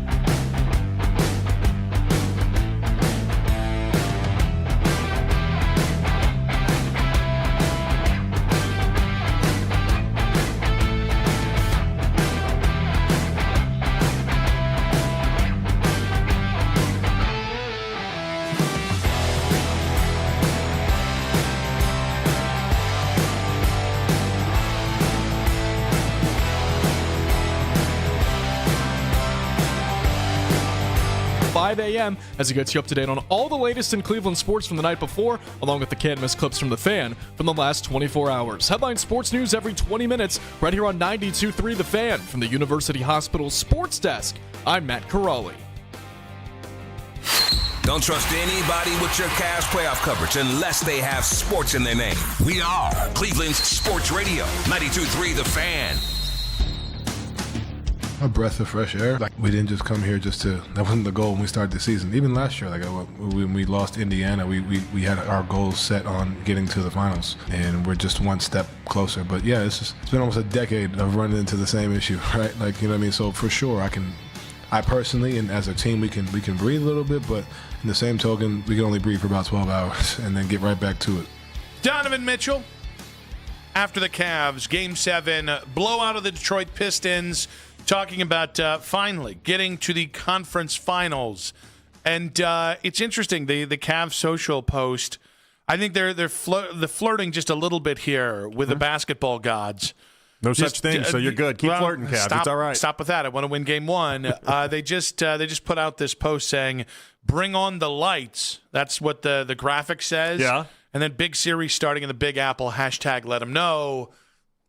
You got to defeat the lights before you can say bring on the lights, right? Well, so that's kind of what makes this series so perfect in many ways, is that if the whole postseason right now has been Jared Allen in Game 7s just dimming those bright lights, like you get to go back to the place where it originated. You get to go back to the place where it all started. It's almost like a full circle type moment if he's able just to ball out in the series. I will say, in terms of the Donovan angle, wanting to go to New York not wanting to up the ante, the fact that the Knicks, I think, have been we know they've been the more successful postseason team of the last 4 years. There's so much on the line. Oh, the fact that it does feel like everybody in the national media is just rooting for the Knicks to go ahead and go to the NBA Finals for the first time since 1994? And never mind. The point is, I went to a fact that I did not have off the top of my head. The point is, it's been a long-ass time since they went to the finals and a longer time since they won the finals.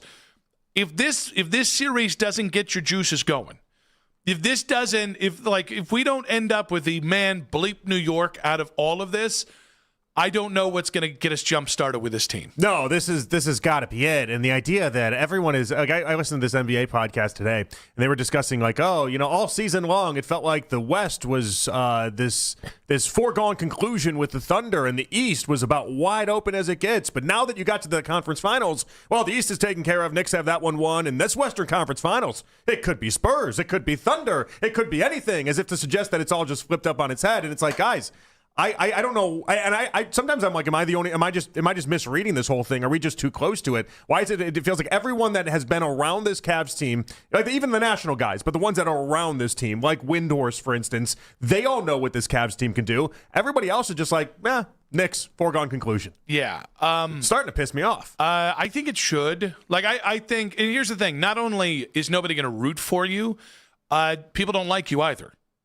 People do not like James Harden. But people don't like the Knicks at the end of the day either, though. The national media does, but the collective fan doesn't sit back and root for the Knicks. I think this is You think New York Knicks fans are just insufferable people? Yeah, I don't know the casual fan knows that enough. I think the Knicks are going to get the 2015, 2016 Cavs treatment, where I think, or the 2014, 2015, like when LeBron came home and it was the march to gold, I think that's how people are, and where like, you couldn't find anybody in the national media. You couldn't find fans.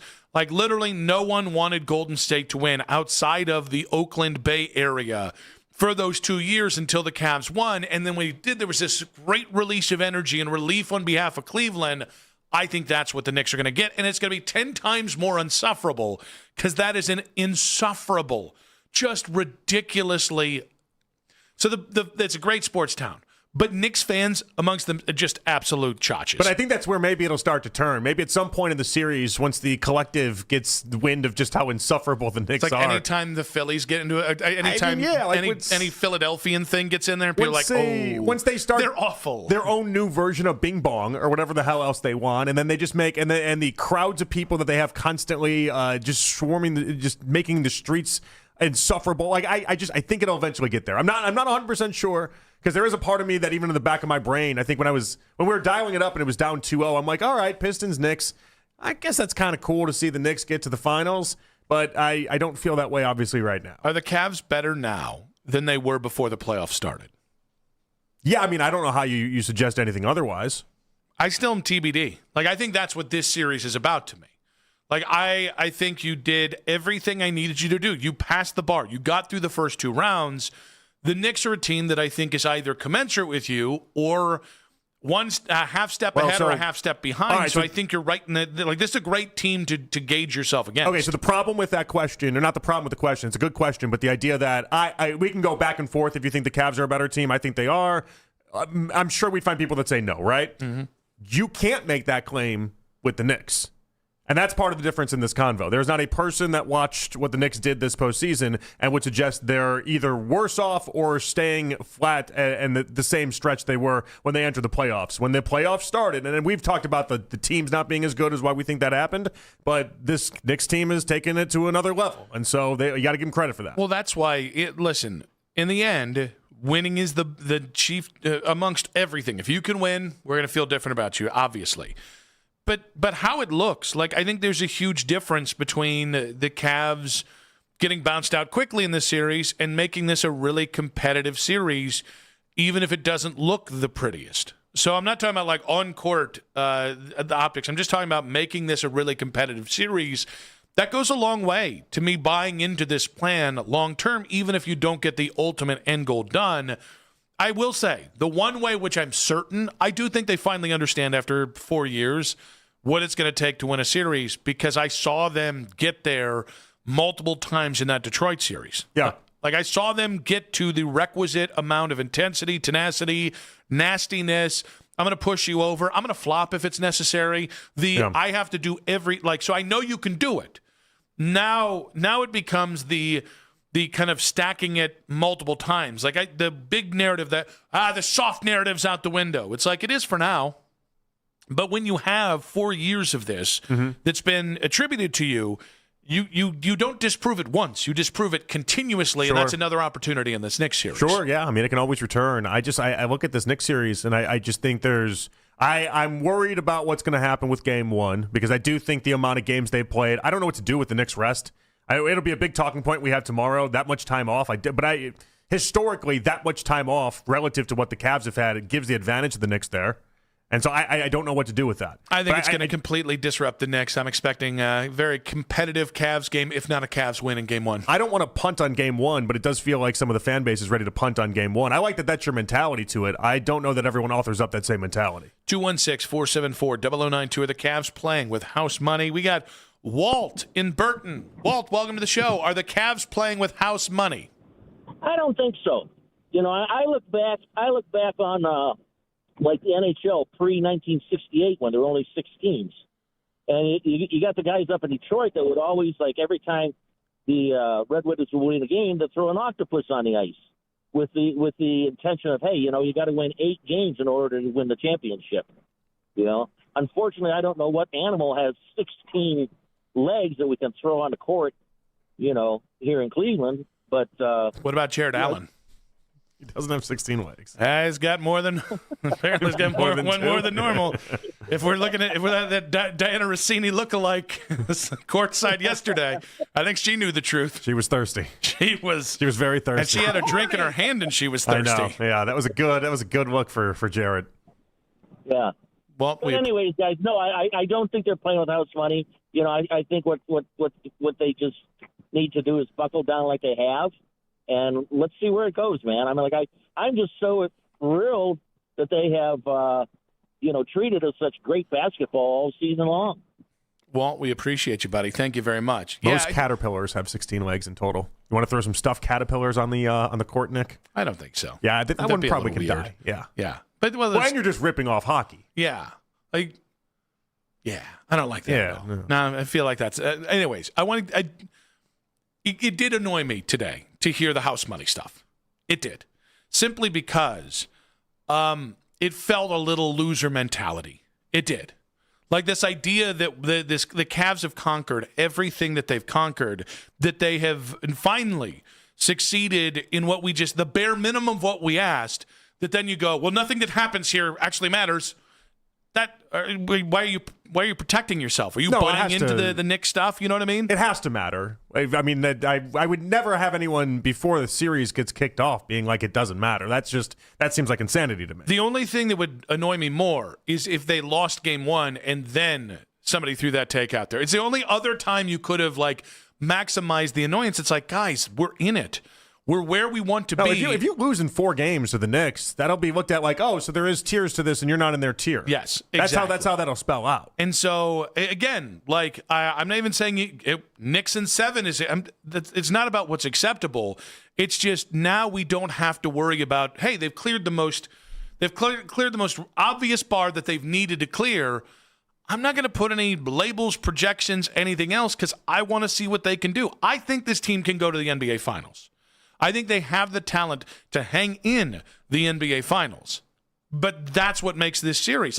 Every nice thing that you can say about the Cavs goes out the window in 4 really bad games. Yeah, they have to. I mean, this is the part where they got to step up. There's no denying it. And I'm happy right now in the moment. I'm happy for Donovan that he was able to get over whatever that was in Game 6 and be able to clear it in Game 7. And I mean, Game 6, Nick, you spent all Saturday, I'm sure, discussing Cavs basketball with people. People are ready to burn the house down, which, by the way, we're way too up and down with this team with some of the people's reactions. You can have whatever reaction you want, but it was... I disagree. Way too up and down for me. The stakes are really high. The stakes are impossibly high. So when they lose the way they lost on Friday, if you want to send me Donovan Mitchell trade ideas, I get it. All right? I'm looking at you, Mac. Mac was ready. Mac was disgusted by the report about Donovan getting that extension or whatever that was.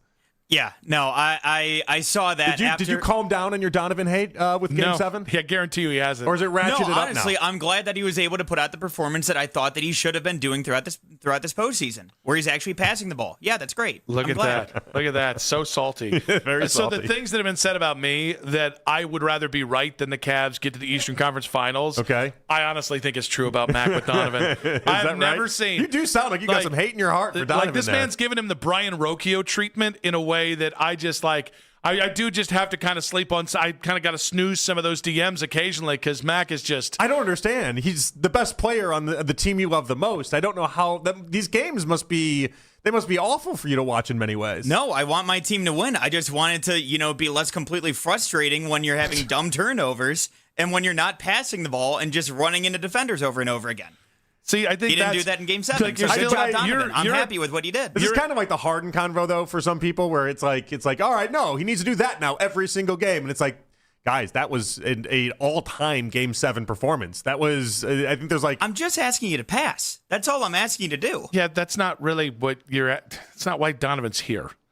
I understand what you're saying, and Donovan does go through inefficient streaks that drive everyone crazy, and if he's not scoring 30 points a game, it's fair to say, well, what is it exactly that you do here? If you say right now one of these two things can go, the 26-point performance or the other thing, people are going to go ahead and take the 26-point performance every night. Without question. Now, what's going to be interesting about this upcoming series is between Harden and Donovan. I think this upcoming series is going to be better for them from a scoring standpoint because I just think the Pistons just gave them a lot of fits, and so it's going to be interesting to see 140 to 141. That's what we're going to get. Oh, you did the. I hate when people put the higher score second. We call that a Mackenzie Flume. Is that right? Yeah. Oh, I hate that. Can't stand that. No. But this because the Knicks they did it in the last game against the 76ers. They went for 144. They can score in big-time numbers, and so the Cavs got to match it. Has Donovan Mitchell finally gotten over the hump? It's a conditional yes. Let him continue to get over the next hump and the hump after that. Hump all day, that's what I say. Kenny Atkinson said the darndest things, and people hated every second of it. That leads off quick hits in 5 minutes on 92.3 The Fan.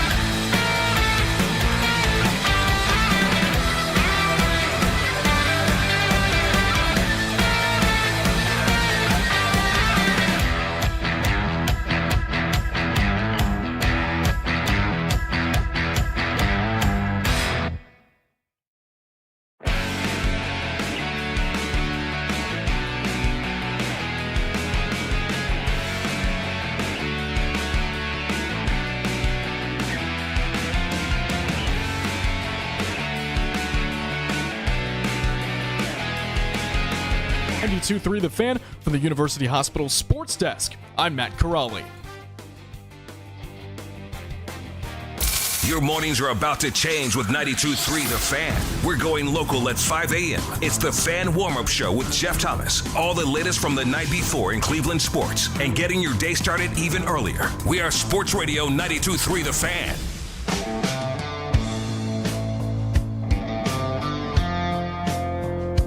Back on Afternoon Drive, Nick Wilson, Jonathan Peterlin with you here. Taking a deep breath, a nice little sigh here. Cavs getting the win over the Pistons in Game 7, Game 1 at Madison Square Garden in about 40 minutes. I've already started thinking of ways to insult New Yorkers. Yeah, what do you got? Zoolander 2 sucked. There, sorry. Somebody had to say it. Oh, yeah, Ben Stiller doing his best Tim Bontemps impression, already declaring Knicks in 5. Yeah. Suck it, Bontemps. Yeah. Also, so did their entire morning show. Boomer and Gio today. I think it could be Knicks in 4, Knicks in 5. I was pretty happy at the Cavs ESPN series predictions. Mm-hmm. We didn't just get completely whitewashed. We didn't get Bobby Marks. Yeah, it wasn't just 10-0 and then let's just go on to the next story. It was actually like a nice mix of some people that we maybe get to invite to the party later on if they make it to the NBA Finals. Let's get to quick hits. From the latest news and rumors around the sports world to the sound bites you need to hear. Hurry! It's Quick Hits. All right, JP, the Cavs advanced past the second round at last. And after the Game 7 win, head coach Kenny Atkinson gave insight into a recent dinner with Dan Gilbert. I had dinner with Dan Gilbert last night. He came over to our hotel. He goes, you know who the key to this whole thing is? The spark of this is Jared Allen. I said, really? People who observe from afar, plus Dan knows the team well and knows these guys. It was really, I was like, man, I went to my room. I'm like, man, I'm going to run the first play for him. I'm not having dinner with Dan every night, right? It's kind of special. It was cool that he did that. He made the effort to come see us. He just had some sage advice, right? Like, it's like, man, this guy's probably knows the team better than me. He knows these guys better than me. And until he made me think, especially the JA thing. I was like, JA's the key to this? You sure? He was right. This has led to allegations that Kenny Atkinson is self-admittedly not a ball knower. How do we feel about this clip? Okay, so all this clip tells me is that Kenny Atkinson likes to go ahead and make his boss feel good. Mm-hmm. That's all this tells me. It makes the Donovan... That's usually how you get the job, by the way. The Donovan thing makes a lot more sense now in hindsight. Remember where there was like that back and forth? It's like, well, Donovan said he wanted... No, keep those guys out on the court. Keep them out on the court. And Atkinson just likes to give glory to other people is the point here. He just likes to just make other people feel like they were the reason why. He's one of those guys, doesn't care about who gets the credit, just wants the job done. And so I'm going to think that's what this was here. I think coaches, for all their we're all ball, the coaches love to spin a narrative as much as anyone. It's why J.B. Bickerstaff spent the second half of the series crying about fouls when he knows his team's a bunch of dirty pirate hookers who foul more than pretty much anybody else does in the NBA. He's selling a narrative. That's all Kenny was doing. And watching people melt down over it, it's like, when your team wins in Game 7 that way and people go after the coach the way they did after this comment, it's like, maybe Kenny isn't safe from Cavs fans depending on what happens in the Eastern Conference Finals. I mean, think about it. He's over here like, oh, yeah, the owner might know just as much about these players than I do. Come on now. That's not. He knows it's not true. It's a bootlicking job from Atkinson is what that is. Job well done. I don't blame him. Those boots are clean. That's a company man right there. SGA, back-to-back MVPs. Two things off of this. One, we can talk about the reaction to him winning his second MVP and the ramifications of that and what this means for league history. The other is Shams potentially spoiling it with a tweet earlier on in the morning. And then Blake Griffin gets on Amazon later, and they were supposed to have this big grand announcement, and then Blake Griffin essentially calls him a nerd. Some people are suggesting that this is some payback by Shams to almost get back at the league for not getting rid of a tweet that he wanted gone at some point. Was there any foul play by Shams for scooping league MVP? Yeah, probably, because he seems to... He inherited the throne from Woj, and Woj was always a bit of a spiteful fellow, and I feel like Shams has become spiteful as well. Remember, there was the Shams blowback like 6 months ago as well, where he got very defensive because everyone kept pointing out he was copying and pasting what people were sending to him. Yeah. So, I think Shams is trying to use this as the beginning of his championship revenge tour. Good luck, because you're still Just a guy that copies and pastes what, agents send you. I mean, the NBA's got to be pissed. I mean, they built everything up, and that's Amazon was obviously pissed. They built everything up about this big grand reveal, and then it got spoiled 12 hours prior. It's a petty move by Shams. There's no denying it. But also on the other side of it, if his job is to report facts when he finds them out, or report information when he finds them out, all he was doing is reporting what he got. Yeah, the problem is you can't be a first-class stooge that just is it basically a do-boy for teams, agents in the league. And then when something happens you don't like, clap back at them and ruin something. I mean, the Amazon deal for them, Amazon is, well, you can, but it's stupid. you play the long game to be the kiss ass for everyone, and then what? You jammed agree, him up once. You agree the way I do. This was very intentional by Shams. Yes. I don't believe that this is a guy who, if he wants to walk across the street, probably calls Adam Silver, or at the very least Bob Myers, somebody in the NBA. Hey, is it cool if I walk across the street? And then he puts the biggest. We can haggle over how big of a news the MVP is, but it is to the league. Big. It's huge, especially with the way they set it up. And especially they wanted this new big announcement with Amazon there, and ahead of a Game 7. Like, this was going to be a big deal for them. And instead it just got, Shams broke this earlier. I mean, again, I like spite, so I'm not going to complain. I just think it's really short-sighted for a guy whose career is built on people give me information because they like me and I do what they say. NFL legend Tom Brady gave the commencement speech at Georgetown's graduation this weekend, and this line got a lot of attention. I want you to challenge yourself with ideas that are uncomfortable and people who push you to be your very best. Even if one of those people is a cranky old coach who cuts the sleeves off his sweatshirt and screams at you all day. Oh, God. The roast of Belichick. Grade the shot by Brady. 2.7 out of 10. Is there just a less organic human being on the face of the planet than Tom Brady? I don't think he knows how to human. Like, if you just said, do something that's organic and natural, it would be like you saying to me, run the 40 in, 4 minutes flat, or 4 seconds flat. I'm gonna guess he didn't write this one. I'm gonna guess this was somebody else's writing. So the writing's not good. The delivery's what really tanks it. Well, that's the problem with Brady. That Brady, he's not going to be able to deliver anything. That's it's a sneaky line. It's just a weird spot to deliver that as well. It's a commencement speech. I get you want to try to work in jokes, so I get what he was trying to go for there. It's odd. What school was this? You said Fordham. Where was this? Georgetown. Georgetown? Yeah. Wow. Why is Brady speaking at Georgetown? Why did nobody at Georgetown know how bad at public speaking Tom Brady is? These are questions I have. I think you get Tom Brady. You take Tom Brady as a commencement speaker. I'm trying to figure out the payoff for Tom Brady. So everyone can be bored for 10 minutes? It's Tom Brady. I just feel like if Tom Brady asks, if somehow the connections pop up where Tom Brady can be your commencement speaker, you take Tom Brady over the transportation secretary or something. Also, here's the other thing. I'm going to give you keys to life. Well, be drafted by the Patriots in the 6th round, have the perfect circumstance happen to you, and that you don't have to start as a rookie. You play your second year because Drew Bledsoe blows out his Achilles or his knee, and then take that team to the Super Bowl, and then do that a couple more times. You'll be fine. I mean, he's got one of the great NFL stories attached to him, though. You kind of numbed it there, but that's one of the great stories. A 6th-round pick turning into the GOAT is an awesome story. Yeah, but how is it's that? It's also kind of like what he should have done is done the whole hey, what you are in college does not define you at all. In college, I was defined as this. Then I became this. Michigan quarterback. He was really hurting there. This is only but there was he split snaps his senior year. It's not even like he wasn't a heralded. He wasn't like this. Even as a Michigan quarterback, he wasn't like a heralded quarterback.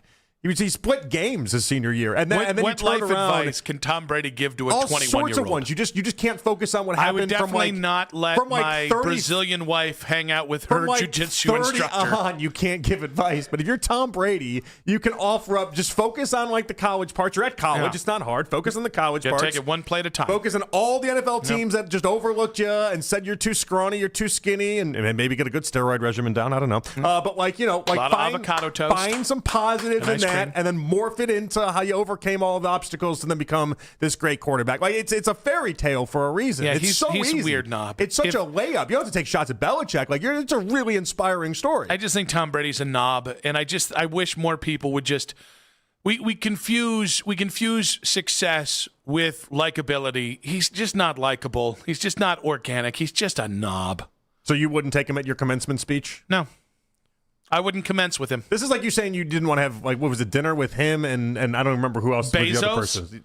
It wasn't Bezos. Was it Bezos? Yeah, I think it was Bezos and Brady. Oh, no, it was Brady and MJ. It was Brady and MJ. Yeah. You would take Jared Allen and who else?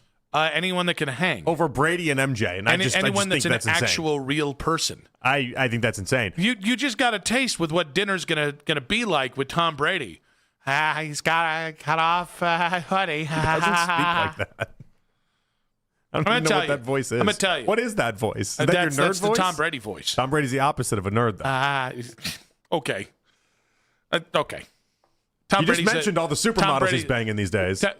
Yeah, because he's a millionaire and won a bunch of Super Bowls. Like, if he wasn't banging supermodels right now, we'd have a real problem. Do you think he's a nerd? Yes. Yes, I think he is an unapproachable, unlikable's harsh. We all got no shots of not being nerds if he's a nerd. I think you're confusing nerd with something else. I think you're confusing nerd maybe with something else. I know you are, but what am I? What is your definition of nerd then? That's fair. I'm besmirching nerds by calling them a Tom Brady. That's not great. It's unorganic. Okay. Not smooth. So he's a total knob. That's the better word. He's a knob. Should Georgetown have been like, no, we'll take somebody that was mayor of New York 40 years ago instead? I think you should have just proofed the script. Hey, Tom, that joke's not working. Maybe stick to the heart here. I thought your problem wasn't with the script; it was with the delivery. It's both. Well, yeah, that's the joke's not working. You're not going to tell him because you're not working. You just say, I don't think that joke works. Yeah. It bugs you how much I don't just bow down to Tom Brady because he won a bunch of Super Bowls. It's not a bowing down thing. It's how personal it seems with you and Brady that I can't figure out. Because I find him personally very annoying. I know, but it's like he hasn't done anything to you. I'm so confused. The hatred you have for Brady doesn't match up to what it should be. He's forced down my throat at every opportunity from people who saying, like when he shows up at a roast, you see that show? It was awful. That commencement speech was awful. Like we can say somebody who's really... The joke was a 2.7. I didn't say it was a good joke. We can say somebody's incredibly successful while also being like, they're gifted in other ways. We also can acknowledge the idea that if a school's like, hey, we got an opportunity to have Tom Brady as the commencement speaker, they're going to take it. Doesn't mean it works out, did it? I think Georgetown people, they're more than happy with how that went down. The latest development, you're either going to love or hate with the Browns in 5 minutes on 92.3 The Fan.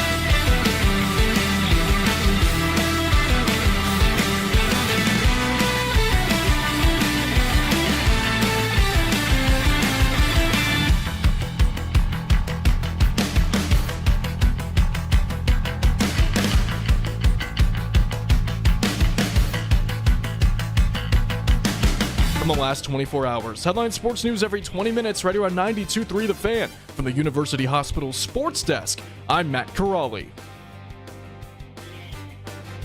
You can now stream The Ken Carmen Show with Anthony Lima live on the 92.3 The Fan YouTube channel every weekday from 6 till 10 a.m. Subscribe to the 92.3 The Fan YouTube page now for free. It's the 3 o'clock hour. I'm not wavering. I might be wavering. On Afternoon Drive.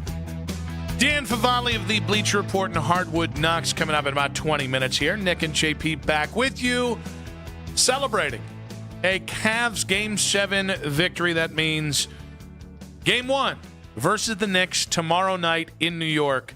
I want to win for more than just, winning reasons. I also really want to see the panic on Wednesday if the Knicks lose Game 1.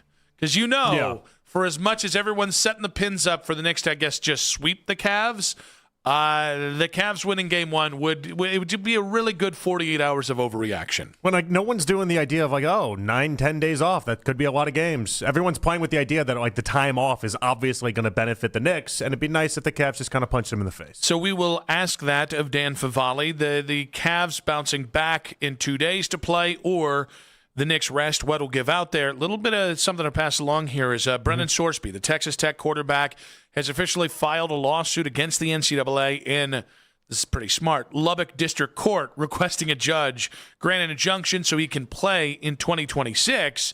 Now, basically, on top of this, Sorsby also sent a letter on Friday to the NCAA acknowledging his gambling and asking for a expedited resolution. So basically, Sorsby just wants you're never going to play again, or, hey, we'll do 4 games and they can play Game 5 and on. And I think if he doesn't get that in the next probably 15 to 20 days, I would imagine, actually probably until June, I would imagine he'd go into the supplemental draft. Well, so the interesting thing is that it's funny how he asked for the expedited part of that, because if he had gotten an injunction, he could have just kind of basically held that up in courts while playing the entire time. And then by the time they actually came to a decision and got the resolve, his season would have already been over. He would have made the money. It would have been what it was. Yeah. And then Texas Tech would have felt the repercussions as they vacated their wins. Those NCAA, they're going to vacate those wins for you. Oh, I'm so scared. Going to take away my title? Okay. And then 30 years later, give it back to Reggie Bush. What is funny about that is usually if you win enough, they're just kind of like, okay. All right, Michigan football. Yeah. You're okay. So that's the difference in era. 20 years ago, the more you won, the more they got mad, and the more you rattled. Again, USC with Reggie Bush. But now they're at a spot where it's like, all right, if you do good enough, then we'll just kind of make sure your title never goes away. But if you don't do good enough, then we're gonna come down hard on you. So obviously, a lot of Cavs today, but Jeremy Fowler was on SportsCenter this weekend and had this quote that got a lot of people feeling some sort of way. Quote, unquote, this is on Deshaun Watson. I'm told he's hit it off with Todd Monken, who's got an offensive concept, some elements that Watson has run in the past and been his best at. So how are you feeling about that, Super Chief? Well, there's some elements part is funny because Super Chief? Yeah, he's trying it. All right. Just seeing how it goes. The some elements part is funny because, isn't one of the appeals of Monken that he can just do anything with anybody? I think so. One of the selling points was the idea that he doesn't have a system. He just adapts to whoever his quarterback is. So shouldn't some elements exist for Shador the same way it would exist for Deshaun? I think hypothetically you're speaking or you're barking up the right tree. All yeah. right. So then outside of that, the news that we got this weekend is head coach likes a potential starting quarterback as a person. Yep. We don't even know as a quarterback, but as a person. Yep. I think that's we're boiling it down to the right direction there. And yet, I can see how people got all up in their feelings over the weekend because we have no news ever in regards to this quarterback race, and we're trying to search for anything and any sort of insight. And this is where I'm going to drive myself crazy, Nick, because I don't know how to do it with an honest and an actual approach to how we have these discussions and how we even do this big quarterback battle. Like OTAs are starting up this week. We're going to have all sorts of different things. Media's there on Wednesday. So Wednesday, we got, I think, one day. Are we going to hear from Deshaun, by the way? Zero idea. No clue. Right. This was supposed to be the day, right, when the media told us that, you're overreacting. Yeah. They speak all the time. We got a long summer. This was supposed to be the day, I would think, that then Deshaun would speak. Yeah, so and then you could ask him about what a great relationship he has with Todd Monken. Yeah, and then he could be like, yeah, we do have a great relationship. Sure. Yeah. Of course. We're going to have all sorts of things like that. But I don't know what to do with this because we haven't seen Deshaun play in so long. Nobody can tell you what he is or what he's going to be. And how am I supposed to cap this if it's just going to be a bunch of Jeremy Fowler reports the entire time? It feels like if Todd Monken gets his way, and Todd Monken has said it'd be great if we could get the quarterback lined up before training camp, right? It feels like there's going to be a big, hey, just trust us with this vibe going on. Yeah. And I'm into Monken the Maximizer with love and respect to Todd. This goes back to, you clean slate it. No, there's no clean slate here. No, with love and respect, I will trust you as much as I can on most parts of this. On a quarterback position that I don't see play out, I don't know how I can trust you. But I don't trust them at all anyway. All the Browns have done is lie to me over the years. So why am I supposed to trust them? Like, I have a hard time. Because they really mean it this time. I have trust issues with this Browns team, okay? They constantly lie to us. They constantly tell us one thing and then do another. And then they get mad when you call out the lying and and the whatnot, and the misleading. I just want to lay it out for everybody. So we have a quarterback battle that nobody except for one day out of the week is going to be privy to for the media, and it's going to be a very short portion, and it is what it is. But we have this big quarterback battle, and the entire stretch of it is just supposed to be leaked reports from reporters, and we're supposed to take that as gospel. Yep. So great. We all have no clue what is actually going to happen or go on. Yeah. Listen. I don't think. I think in their heart of hearts, if they were being very honest, they don't want a repeat of last year, where everybody watched Dylan Gabriel stink in real time, everybody watched Kenny Pickett stink in real time. Joe looked good, by the way, in the chances he did, and then Shador throwing to a ball boy. I think they want to avoid that circus of, hey, we see what's actually going on here, and you're saying something else. And then when the whole search went to hell in a handbasket, we said, well, no crap, it went to hell in a handbasket. This is how it looked the entirety of camp. Mm-hmm, yeah. So I think they're trying to avoid that. But that's not how you engender trust in your decision by just, no, everything's behind closed doors and trust us. You're an 8-win team over the last 2 years. I believe you got more talent than that, but I can't trust you. And I saw all sorts of fans over the weekend being like, all right, Deshaun's got the advantage now. Deshaun's got, not the inside track term that Mary Kay said, but Deshaun's got the inside advantage. And it's like, because he's friends. Well, it's like, but what are you basing that off of? How are you even getting to that conclusion? Where are you getting that from? And that's the part that makes me so angry about it all. It's like, how do you as fans want us to even do this job? How are we even supposed to do this job when the setup is just trust whatever leaked reporter the Browns want to go ahead and tell, and that's it? Because, again, we're not privy to everything that's going on there, and we don't have access to the film and how these practices are going. We just have to go off of what they tell us. It's also the wrong job to do this with. There's a large contingent of Browns fans who are over the Shador thing, in no small part because of the Shahive. There's a large contingent of Browns fans who are well over the Deshaun thing because see notes for the Deshaun thing. Mm-hmm. You don't really need to recite any of that. So there's already a segment of people that don't trust either quarterback or that only trust one quarterback, or it's a process of elimination on who they trust. And then you're going, trust us. It's like that. It's already the murkiest, weirdest quarterback room in the NFL. We get why you did it. I think it was foolhardy considering the rest of the talent you have on the roster, albeit I can't really tell you what quarterback I would have brought in otherwise, other than maybe Kyler Murray, and who didn't want to be here and wanted to go to Minnesota. But there's just a lot of, hey, guys, we're going to figure this out. It's like, no, this is the wrong quarterback room to just be like, guys, why are you reacting to everything? Yeah, and the problem with that is we're all going to react to everything. But the reality is, Nick, is that we're only being fed what they give us, essentially. And so, the morning show always does with the benefit of new information. Okay, that's great. What new information are we getting out of this race? Jeremy Fowler says they like each other. Yeah, exactly. Yeah. I mean, you see what I'm saying, though? That's our new information. Our new information is going to come from national reporters that are going to tell us basically whatever the Browns are telling them and whatever they want out of this. So how are we supposed to actually do this? The one day that the local beat gets to actually go out there and see with their own eyes? I mean, I'll put weight into that for sure, but I'm not putting everything into that. Am I supposed to just be like, I think Shador's better right now, so I guess I just have to, I don't know, dig my heels in and make that what it is? What new information could present itself? I also think it's a really fascinating thing to watch play out in real time. The national media's weird repositioning with Deshaun. half of the people saying Deshaun's the best quarterback in the room right now have not watched him play football for 2 years like the rest of us. But half those people were the people besmirching Browns fans for asking for autographs, screaming that the Browns are an awful organization and morally bereft. And now because I don't know, they don't like Shador fans. Now all of a sudden it's maybe a little bit more in vogue to be on like, of course Deshaun's the best quarterback in the room.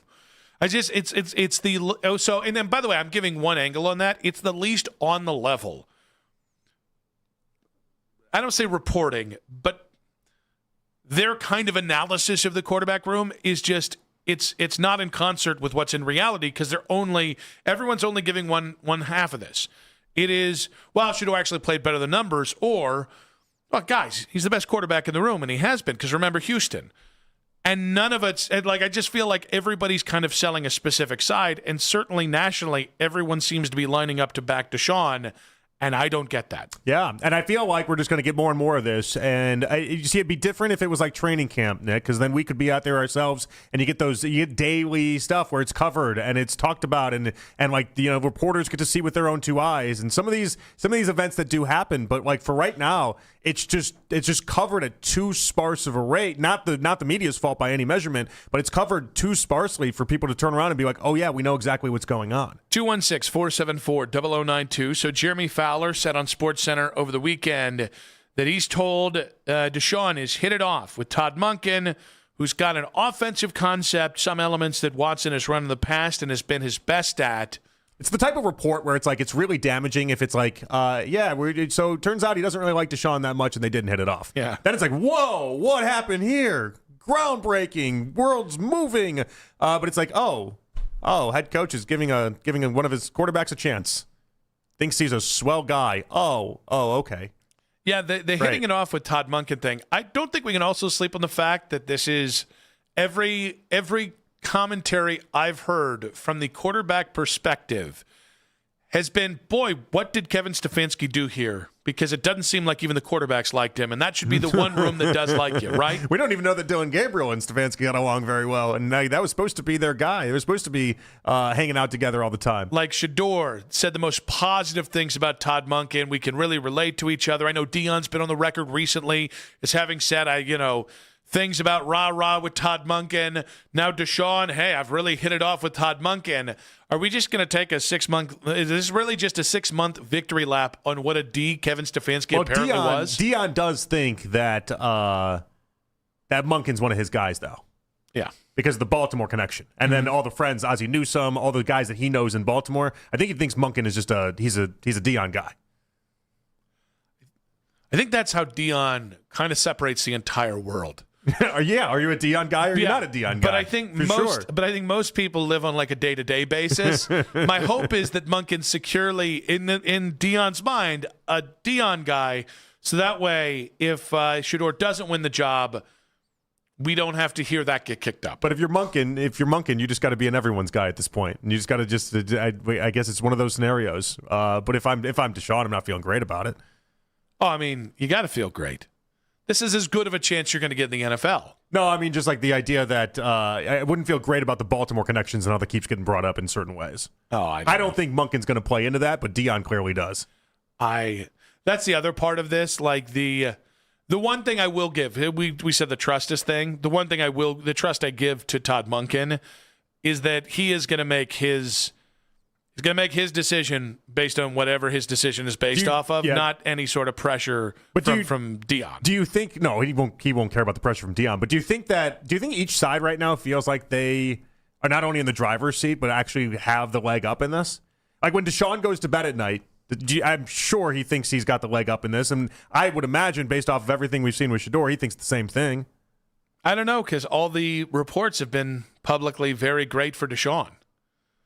I would actually, if I'm Shador, I don't know how you feel great about where things are right now. The last 3 reports are so positive Deshaun-wise, you got to wonder if you're ceding ground somehow. I'd call it like a bad week and a half from that perspective, and I think you still feel like you got the upper edge.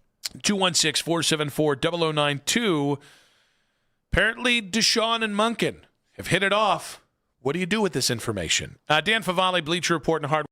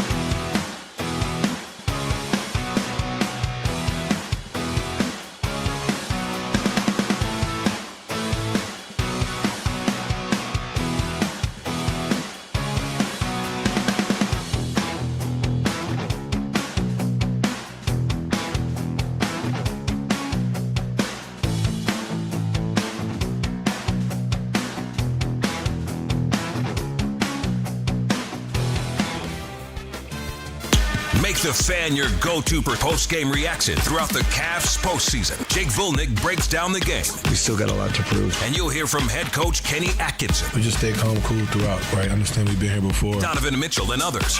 As soon as the final buzzer sounds, we're your home for post-game reaction. We are Sports Radio 92.3 The Fan.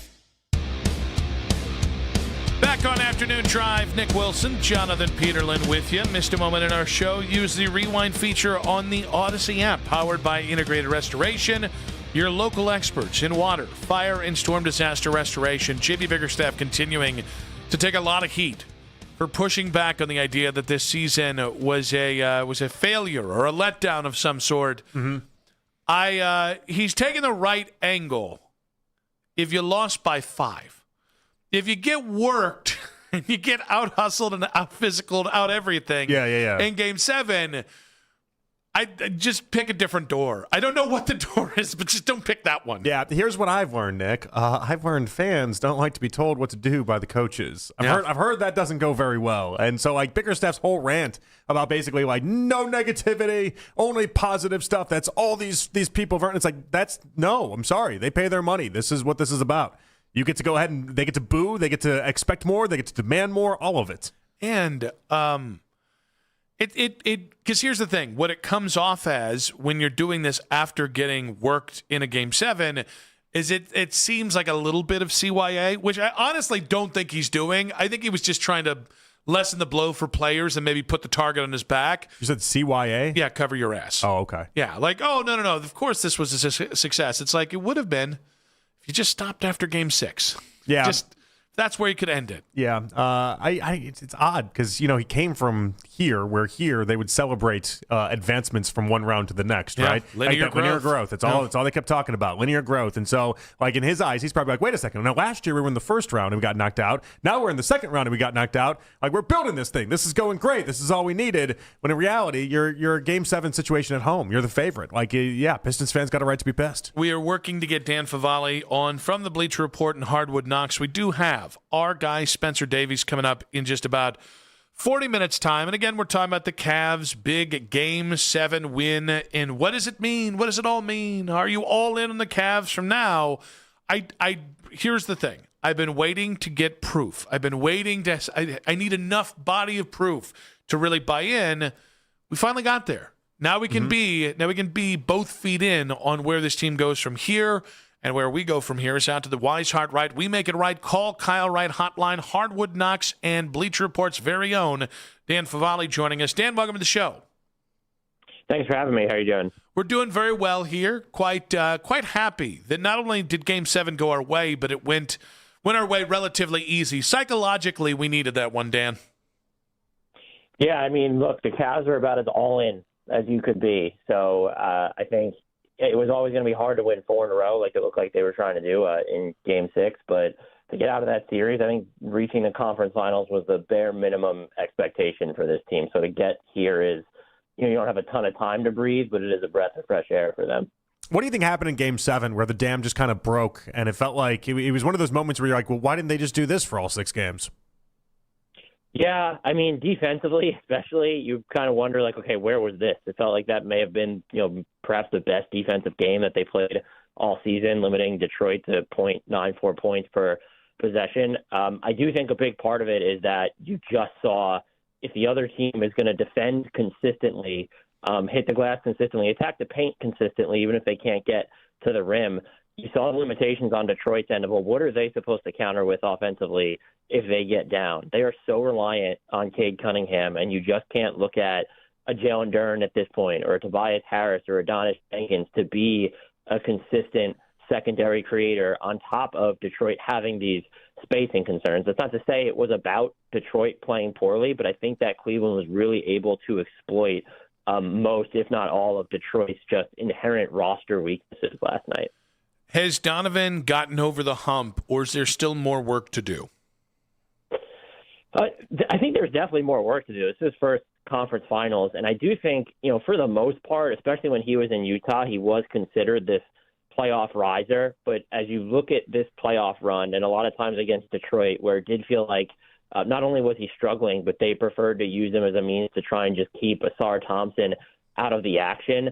Can he just leave his imprint on more games more consistently when you're going up against a Knicks defense that they've been very good on that end of the floor for most of the season, in fact, and certainly the postseason, but they don't have anybody, whether it's a Mikal Bridges or a Josh Hart or a Deuce McBride or if OG Anunoby's healthy, that's kind of on the level of the singular disruptor defender as Asar Thompson. So you'd like to see him more consistently, offensively, leave his imprint on games, even if you're not going to have the ball in his hands as much as you might put it in James Harden's hands in the half court. What should the expectations be for someone like Evan Mobley, who past couple games we've seen, I don't know that he's taken a leap, but he's played really great basketball? Yeah, look, that should just be the expectation for Evan Mobley. And when he had a few plays against Detroit, including in Game 7, where it's whether it's on the glass or the way he's finishing at the rim or just moving guys while he's on the dribble, he has the ability to consistently play physical in a way where you feel his presence. It was tough against Detroit for him to do that consistently. The Knicks can get pretty big on their front line if they want. But I think the real key for him is a lot of good things seem to happen for the Cavs offensively when you get him the ball in the middle of the floor. Can he hit those above the break threes at a regular clip? Is he going to be willing to drive the ball when he's in the middle of the floor? We saw him run some pick and rolls. When you really get to explore the full breadth of his offensive arsenal, that's when he's at his best. And I don't think it needs to be a situation, they tried it a few times against Detroit, where you try and get him the ball down low. I think Evan Mobley in the center of the floor making variable decisions is when he's at his best, because we know what he's going to be defensively, I think, for the most part at this point. The key for him to me is just offense. And I think the expectation should be, what we saw in Game 7 specifically, or what we saw, I think it might have been Game 5. So I think that's what you're hoping for from him, not just in this series, but in general. You want that to be Evan Mobley's equilibrium. Dan, are the Cavs a better team today than they were before the playoffs began? Ooh, that's a great question. I want to say yes, because I think watching them as someone who picked them to come out of the East like preseason, I felt less confident in my prediction than ever while navigating both of those series. But you go up against defenses in Toronto and Detroit they can play physical, they're versatile, they'll bump you. They have a lot of these like bigger, longer wings or just bigger bodies. You almost have to wonder, they had some ugly offensive games and they were able to win anyway. Or you had James Harden, who did not play, wasn't particularly efficient in that series, but he's still drawing all this defensive attention. And you're seeing guys like a Sam Merrill or a Jared Allen or a Max Strus able to capitalize off of that. I think the Cavs have found out more about themselves, what they can do when they're going through a slog or against these really tight-knit defenses. And that should make them better in theory, even if it hasn't always looked that way. But I think when you close the series the way you did against Detroit, winning all those games, I'll default towards better. But that's an excellent question I hadn't given much thought to. What have the Knicks done to separate themselves from the Cavs in this postseason? Because it seems like everyone's just resigned to that being the logic and the thought. And I don't know how we got there. I think two of the things that the Knicks have done is they've been a pretty good defensive team for a while now, and you've gotten probably the best defensive stretch of Karl-Anthony Towns' career under his belt right now. And so that's made them really difficult to exploit in the half court, especially because they've been so good at taking teams out of transition. And the Cavs are not going to be this super fast-paced team when James Harden's on the floor anyway. But if you slow things down to a point where you have to go up against the way Mikal Bridges and Deuce McBride and Josh Hart have been defending, and if OG Anunoby's healthy, you're probably not putting yourself in too many advantage situations. And I think the other thing is they made a real offensive shift that the Hawks weren't ready for, that the Sixers clearly weren't ready for and weren't mad for, quite frankly. They're just running more things through Karl-Anthony Towns at the top of the floor, and then they're letting plays develop. You've guys springing away from screens for threes. You've guys cutting towards the basket, and he's finding them. And if not, he's able to put the ball on the floor, move some guys with his shoulders. He's even passing more there. That's not something that was happening like basically at all through the regular season. And it seems like they caught the Sixers and the Hawks off guard. And so it'll be interesting to see how Cleveland prepares, not having a ton of time in between series for that. Dan, what's the bigger disadvantage here? The Cavs having to play Game 7 on Sunday and then turning around and playing on Tuesday on the road, or the Knicks not having played since, I believe, late 2019 at this point? Mm-hmm. I am not sympathetic to the fact that the Knicks had however many days off. Like, I think in in sum, when you got OG Anunoby basically more than 2 weeks to recover from a hamstring strain, or you're dealing with guys like a Josh Hart and a Mikal Bridges, and you look at the breadth of their defensive assignments they've had to carry, rest is good. And so I understand rhythm and the importance of that. And I think that, in theory, could maybe favor the Cavs to start game one, like through the first quarter. But just as an edge when it comes to an entire game, let alone an entire series, I'm not a big believer. Don't subscribe much value to players like, oh, we've had too much time off. I don't feel for them. I think rest is important, especially this time of year when you've already played, or the team as a whole has already played 80-plus games. And so for the Cavs specifically, too, look at the series that they both just came out of in the first and second round. The full 7 games against these physical teams. So there might be something to the rhythm aspect there, but they could have used more than a day off. So I think the Knicks having the rest advantage should, in theory, favor them, or at least isn't an excuse as to why they might lose game one of the series. All right, Dan, I feel like you're prepared for this. You're one of the few people I could ask it that could deliver. No pressure. Top 5 Knicks Cavs players in this series, rank them 1 to 5.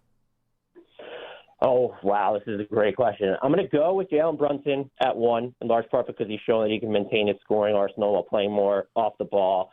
2 for me, I'm going to say Evan Mobley. I'm Evan Mobley pilled. I even probably would have considered him for 1. When he makes the decisions like he's done offensively, we saw it scattered throughout that Pistons series. He is just one of the best basketball players in the game, and it still has that DPOY button to press. Donovan Mitchell after that, for me, hasn't been the prettiest postseason, but he is just – his ability to toggle between on- and off-ball work is huge. I am going to go James Harden at number 4. The playoff jokes are made. A lot of them are deserved. But he's 36 years old, man, and the type of defensive attention he still draws when he's not making shots or can't get by guys, that's a really, really, really big deal.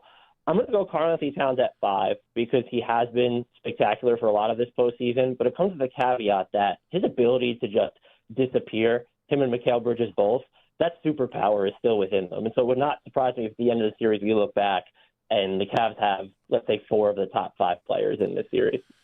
All right, Dan. We're not going to get out of this series unscathed. New York fans are obnoxious. They got so many of them. They're violent. So is their media. Who should we feud with? Like we're thinking about somebody from FAN. I personally don't like Timothy Chalamet. Yeah, but Chalamet might be too big for us. Yeah, and he's Spike Lee. They probably won't respond to us. But where Jerry Ferrara does live here, locally. He's got a thing with the morning show here already. Yeah, we're so good. you can see we're running out of options here. We just want to hit the sweet spot here. Do you have an advice for somebody in New York I can feud with? Well, I think you want to. Is proximity do you want someone who's going to come to Cleveland for the games? Because in that case, it should be Spike Lee. No, you know that he's going to be there, and so I think he's a little bit more outspoken too than Timothy Chalamet is. So that might be the guy you really need to target. I actually respect him though. I think I don't respect Chalamet. Like you can only watch a guy in sand so many times before you lose interest. That's a good question. I don't know who you should feud with. You gotta find a podcaster now. Forget the radio. For the radio guys, if you've already feuded with them, you said at WFAN. Maybe look at one of the team podcasts where they go. I'm sure you see them on social media. They have their crash outs. If it's after a loss, and anyone who's going to be inclined to just blame the officiating on an entire loss, I think maybe you need to find that fan, or whether they're creating content, or whether it's even a media member saying that might be the way to go. Yeah, we kind of want to get away from people that just blame the refs. That was like the whole Pistons series. Yeah, that was even our friends at the Ticket in Detroit. They were all they kept doing is going back to the refs over and over. I'd like a ref-free series, if I'm being honest.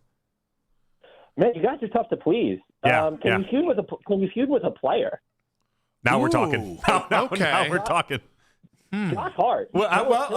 Old friend Jordan Clarkson, maybe? Mitchell Robinson is the way to go. So Dan says Josh Hart, and you go Jordan Clarkson? Well, he went big fish. I felt like Jordan Clarkson was maybe attainable. You want the 11th guy off the bench? I feel like we could probably get Jordan Clarkson maybe in some sort of beef. I feel like Josh Hart might not care about what. I think you're afraid of Josh Hart. What about Mitchell Robinson responds? Like Jordan Clarkson, there's like a vibes thing there that I would almost be afraid to ruin. I'm a big good vibes people, and he seems to have good vibes. Like Mitchell Robinson responds to everything on social media, and there might be games in this series where he's only playing 12 or 13 minutes or something because they go to hack a Mitch or he's in foul trouble. So he would be someone I think you could engage too. Dan, great stuff, buddy. Appreciate you. I'm sure as the series goes on, or God forbid the Cavs get to the finals, we'll bug you again, buddy. We appreciate you. Most definitely. Thank you guys for having me. Take care. Dan Favale there, Hardwood Knocks in the Bleacher Report. It really is. It's just tough to find somebody to feud with. We'd like to. Yeah, I don't know that we're going to find it. Yeah. I'd like that, though. I feel like one for actual Knicks player is probably not the greatest. I mean, great if we could pull it off. I just don't know that we can pull it off. They do be like, hey, Jeremy Sochan, why? Hey, good job with the one-handed free throws, buddy. No, that dude's crazy. No, yeah, we don't take on legit crazy like on this show. Mitchell Robinson, legit crazy. Oh, that's it. Now that's a crazy man. Now see, he's not going to want to fight physically because he could get hurt. Well, tell that to Jared Allen. Yeah, because he definitely fought Jared Allen tough and won. That was about 7 injuries ago, and that's going to be the difference. 216-474-0092. Great stuff with Dan there. We'll react to what he had to say and talk about Jared Allen changing the narrative in 5 minutes on 92.3 The Fan. Pump up the volume. Business moves fast. Orders roll in, deadlines close in. When you ship with USPS Ground Advantage, you can keep up with confidence.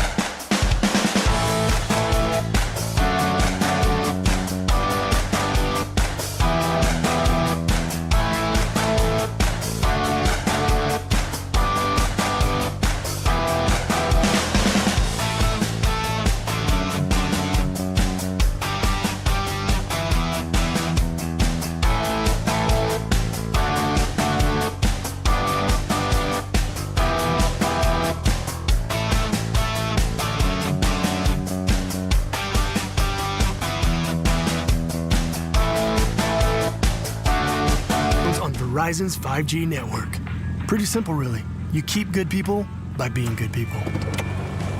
Find us at straighttalk.com and Walmart. Straight Talk Wireless. Straightforward. Always. Taxes and fees apply. Plan purchase required for free phone offers. Copyright 2026 Verizon. In your weeknight with the best segments of the day. The Fan Rewind. Weeknights at 11. You can listen to The Fan anytime, anywhere on the free Odyssey app or by telling your smart speaker to play 92.3 The Fan. And now you can find The Fan on YouTube, including The Ken Carman Show with Anthony Lima, 6 to 10 a.m., Baskin and Phelps, 10 a.m. to 2, afternoon drive. Nick Wilson, myself, Jonathan Peterlin. We go from 2 to 7 each and every weekday on The Fan's YouTube channel. Subscribe to our channel for free. Watch all the best content from your favorite shows on The Fan live and on demand now. Watching them as someone who picked them to come out of the East, like preseason, I felt less confident in my prediction than ever while navigating both of those series. But you go up against defenses in Toronto and Detroit they can play physical, they're versatile, they'll bump you. They have a lot of these like bigger, longer wings. They're just bigger bodies. You almost have to wonder, they had some ugly offensive games and they were able to win anyway. Or you had James Harden, who did not play, wasn't particularly efficient in that series, but he's still drawing all this defensive attention, and you're seeing guys like a Sam Merrill or a Jared Allen or a Max Strus able to capitalize off of that. I think the Cavs have found out more about themselves, what they can do when they're going through a slog or against these really tight-knit defenses, and that should make them better in theory, even if it hasn't always looked that way. But I think when you close the series the way you did against Detroit, winning all of those games, I'll default towards better. But that's an excellent question I hadn't given much thought to. I mean, I got a excellent question when I asked it. I got an excellent question at the end. Mm-hmm. That was a double excellent question. You know the question must have been excellent when I asked Dan Favale, is this team better now than they were at the beginning of the playoffs? And here we are. I'm very happy for you. Yeah. It was, glad you got that confirmation on it. Hey, you got one too. I did. Yeah, I did. You got one too. There's a very strong interview out of us. Dan was good. I think we can say we were better. Is that right? Yeah. For judging the responses versus the questions? Yep. At no point was I like, Dan, that's a great answer. Oh. Right? I mean, well, no. What I mean tried. is I didn't say it on air. Yeah. I mean, like, multiple times he denoted, great question. Have you ever given a great answer? I don't think I've ever heard you give a great answer. No, I'm hard to please. Yeah, I would imagine so. Yeah, maybe we should start doing that. We should start sprinkling in a great answer. Yeah, but isn't that just synonymous with you agree with me? Maybe. I also tend to think if you give someone a compliment in the middle of the interview, they can feel like they can take the rest of the interview off. Oh, yeah, you don't want to incentivize them. Yeah, if it's like, oh, you know what, that is a great answer. I do give great answers all the time. I guess I'll ship it in for the rest of this interview. Well, that's why I buttress it by kissing their ass at the beginning and the end, okay, but never in the middle. You got to let them stay hungry. Yeah. Constantly throughout the interview. Am I doing a good enough job? Am I giving right answers? Are they liking this interview? I don't even know. And then they'll stay searching for the right answers. And if it's one thing I know about in this life, it's about staying hungry. You know what I mean? Yeah. Never satiated. Is that right? Yeah. And just all assets. Just constantly hungry. Yeah. Like right now, I'm famished. I'm really hungry too. I've been really hungry for like a week and a half now, though, and I cannot figure it out. I was a bad boy. I had too much ice cream this weekend. Really? What kind of ice cream you have? Oh my gosh, we got those the Kit Kat ice cream cones you can get in like an 18-pack. Never even heard of these. Kit Kat ice cream cones. Oh man. Oh, did we have way too many of those? And tonight during the game, a little bit of cookies and cream. Sounds really good. A little bit of cookies and cream. I had a complaint with ice cream this weekend that I'm sure you'll probably be like, this is the dumbest thing I've ever heard you say. Uh-huh. So I like Honey Hut a lot, right? Yeah. And they have these cones that you can buy instead of getting like their off version of a Blizzard, which is what I usually go with. Yeah. I went for one of these cones that's basically vanilla ice cream dipped in chocolate, and it is what it is, right? Mm-hmm. And so easy now, you two. You said we had a misspeak. Yeah, that's fine. What happened to this again? It got dipped in ice cream, okay? It got dipped in ice cream. I'll be honest, if they let me dip it, I would. Is that right? I would. Is that right? I bet you I bet you'd feel something. You know what I mean? You think enjoy the bulge. I don't know I'd enjoy it, but do I want to experience that at least once? I'm having the awful visual of, you know how like when it freezes over, basically, yes. like instantly. Yeah. That's basically what would happen. But that's there. me. Yeah. Yeah. You're welcome, All Vanessa. of me. You're welcome. Yeah. Like, honey, honey, where's mine? We got to get home real quick. It's gonna melt real quick here. All right. No, the story's done now. No, I need to know. No. Tell me about your I can't dipped cone. possibly do the story anymore. It's Yes, done. you can. No, I can't. Come on. No, I can't. Are you just imagining me? It's gone. In strawberry. Yeah, it's gone. Coating. Yeah, it's gone. It's definitely gone. I think we really want to know. Really hurting for some ice cream there. Food play in that world, by the way. Don't recommend.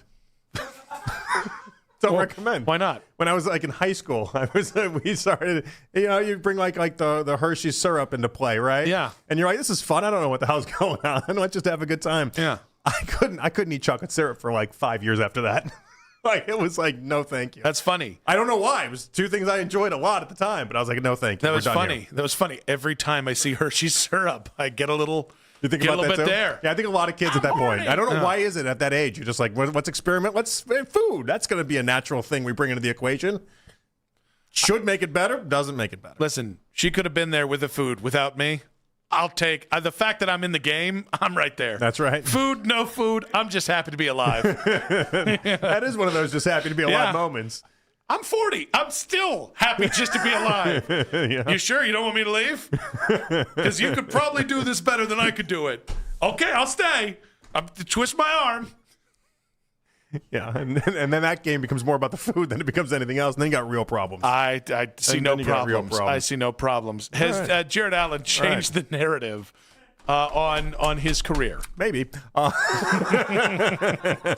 will tell you, speaking of thirsty, that woman was sitting sideline that looked way too much like Diana Rossini. What do you do if that's your wife? What do you do in that scenario? I don't think I have a choice because she's got the choice. We talk about dipping down. She was. I mean, that was up and down for Jared Allen right there. That was in a way that like you just go home and be like, so what happened there? Yeah. Hey, why were you eye bleeping Jared Allen in that moment? A lot of my friends I'm getting messages here. Were you trying to ride Space Mountain with Jared Allen? What did you think was going to happen? So while the game was going on, I did genuinely think to myself, how many times in NBA history has a player just looked to the left and been like, you know what? Now I'm going to make my move. Yeah. Like if the game happened, I just made a great play. There's this good-looking woman to the left of me here, and she's clearly impressed with the play she just saw.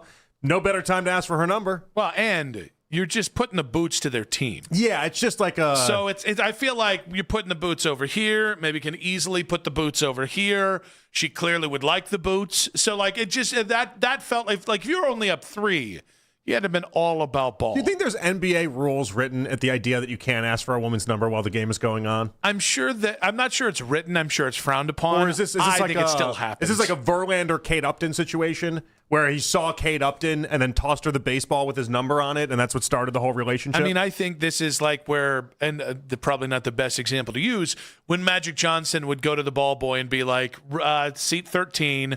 He would just order like 7 things off the menu. You got to be a little coy about it, right? You got to be. I don't think if you're Magic Johnson, you have to be. Well, now you do, but not then. But I mean, again, like if during an NBA game, would Silver come down and be like, "So listen, you can do a lot during an NBA game." No. Asking out the woman that is sitting right next to you, that's a no-go. Silver's not the guy that's going to tell you not to get it in mid-game. That guy does not. That's a spineless jellyfish. Didn't he get on LeBron for like flipping a water bottle years ago? Like that, I don't think Adam Silver doesn't speak fun to me. Yeah, but that's a try-hard Tommy move. This is a little like Tom Brady. It's a little like I wouldn't do that mid-game. Nope. I think Adam Silver could walk in on Jared Allen mid-coitus with the thirsty thought that was sitting courtside yesterday, and he'd just be like, "See you on the court in 5." He's not stopping it. He doesn't have that power. He can't get the guys to try hard on any given night. He's going to walk in on a guy trying hard and be like, "This is not where I want your effort." You're putting your effort in the wrong places. What are you doing? Not just his effort. Spencer Davies, clutch points in 5 minutes on 92.3 The Fan.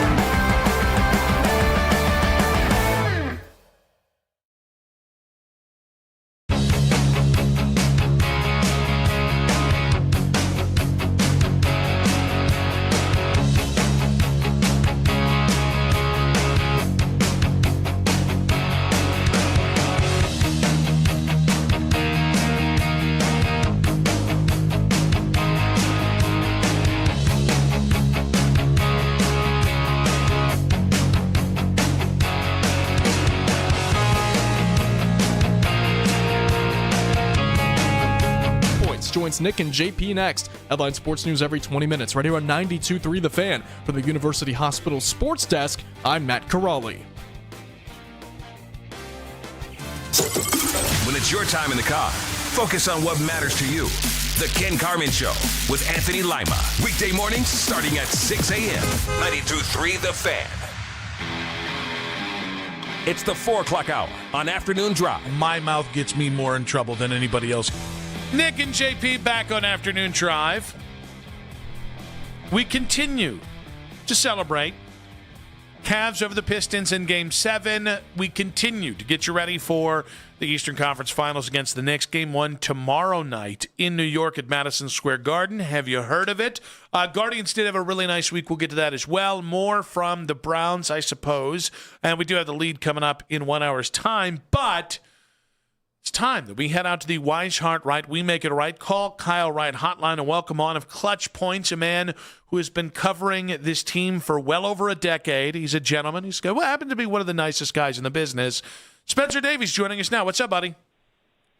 What's happening, fellas, man? Just trying to catch up on some sleep, honestly, after this call, because it's been a whirlwind of a postseason. Games every other day. I know me and Spence have been putting in a lot of work, so hopefully can get some shut-eye and get ready for this next one. Yeah, I will tell you, the schedule does even out, which I like. I still wake up at 5:30 in the morning every day, which is a real kick in the pants for those 8 p.m. tip-offs. I want to know, how much are we putting into just this team getting out of the second round as opposed to maybe putting expectations on this round of basketball for the Cavs? Yeah, it's a great question, and I think that they definitely made it harder on themselves in both series, to be honest with you, to not turn the ball over and to actually come in with force and play their brand of basketball, not just focusing on the ISO, not just focusing on trying to get the amount of shots up that the guards could get and involving the bigs. Like, when they do that, they're at their best. And unfortunately, they've had to do it in the dire situations instead of just doing it no matter what the series score is. And as long as they understand that Jared Allen and Evan Mobley are the key to this whole thing, then I think they're going to be in pretty good shape, no matter how beat up, how fatigued they may be going into this series, and specifically tomorrow night. I feel like they've known how good they are for a while, but it's just understanding that it's not just about one or two guys on the team, but it's about the collective. What do you think we're going to actually see that translate into the Knicks, or is it going to be one of those, like, all right, light bulb went off, but now, or light bulb went on, excuse me, but now all of a sudden we just watch them go through like 4 games before they turn it back on again? JP, that's a great question, man, because I don't know. And I wish I had a better answer than I don't know. But the volatility, the unpredictability about this group is what makes them so difficult to follow. And I'm sure as a fan makes them all the more frustrating. But it's nights like yesterday that remind you what they can do when they put their minds to it. And it sounds like an after-school special, but they really are that good when they do play as a team. And that's going to be all the more important against the Knicks. I think stylistically, New York is a bit different defensively than the first 2 rounds of teams that the Cavs saw. They obviously have good defenders. Mikal Bridges, one of the best. OG Anunoby, when healthy, can give you a ton of problems. Josh Hart, we know, is a nuisance. But I feel like stylistically, this fits more of the Cavs type of basketball. It's going to be more fast-paced. It's going to be more offensively inclined, more offensively driven. And New York, consequently, is not the same New York that they were a few years back when they were just strictly the physical team that beat you up and grinded you down. They can score the basketball. They move it. They get Jalen Brunson off the ball now and have Karl Anthony Towns play the playmaking position, and the guys around him make the difference. So it's going to be different to see these two clash, because even though there's still a few mainstays left from that series all those years ago, it's going to be 2 different teams. And the role players have changed, and I think the overall calculus has changed.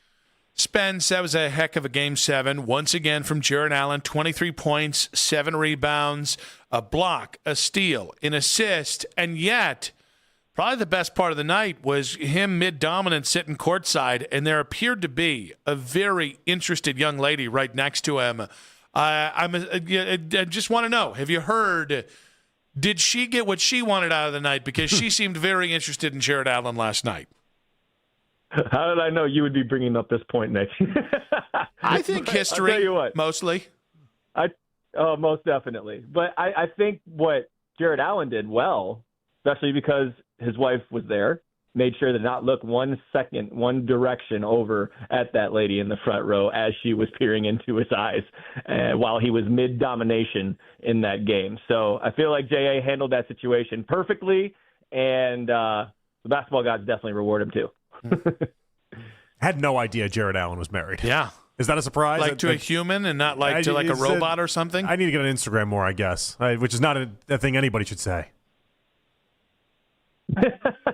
Well, I mean, if you look around Twitter from last summer when the Cavs were eliminated from the playoffs, he had his wedding, and Dean Wade was there, Isaac Okoro was there, and he actually was doing the High School Musical dance as a part of the celebration. That's right. Oh, that was his wedding. I assumed that was that? somebody else's wedding for some reason. I wasn't like that. Of course, that's Jared Allen's wedding. I saw the video. I didn't know think it it was was his marriage material. You know what? I knew he'd get there one day. Yeah. And I guess You last always year, believed in him. Last year happened to be that You day. always believed he'd find love. You for said young that Jared for a Allen. long time. Yeah, well, I root for love. From you know going that back about to me. Brooklyn, you were like, someday this tall nerd is going to find some real love out there. And here we are. And then he threw it all away and some courtside hussy. Well, the lights stopped being too bright for him to go ahead and get married, so that's a good thing. You see, Spencer, it's all about Jared Allen just overcoming things in life. Has he officially overcome all the lights being too bright label? Well, you know what? Isn't it endearing, though, that he's doing it his way and he's not doing it by the way people are telling him to do it? Like, it's naturally come to him when he's become this incredible force, this immovable object in the last 2 Game 7s that he's played in the postseason, right? It's like there's just a light bulb, like you said, has been turned on, especially in third quarters, just the way he's taken over and manhandled these players. And what's nice about it is that Donovan Mitchell and James Harden remembered that they have to pass this guy the ball. He has to touch the ball in order to be effective. And then that makes him more engaged on the defensive end. And then that is what makes the domino effect happen. And Evan Mobley starts getting going because then you get the big-to-big passes.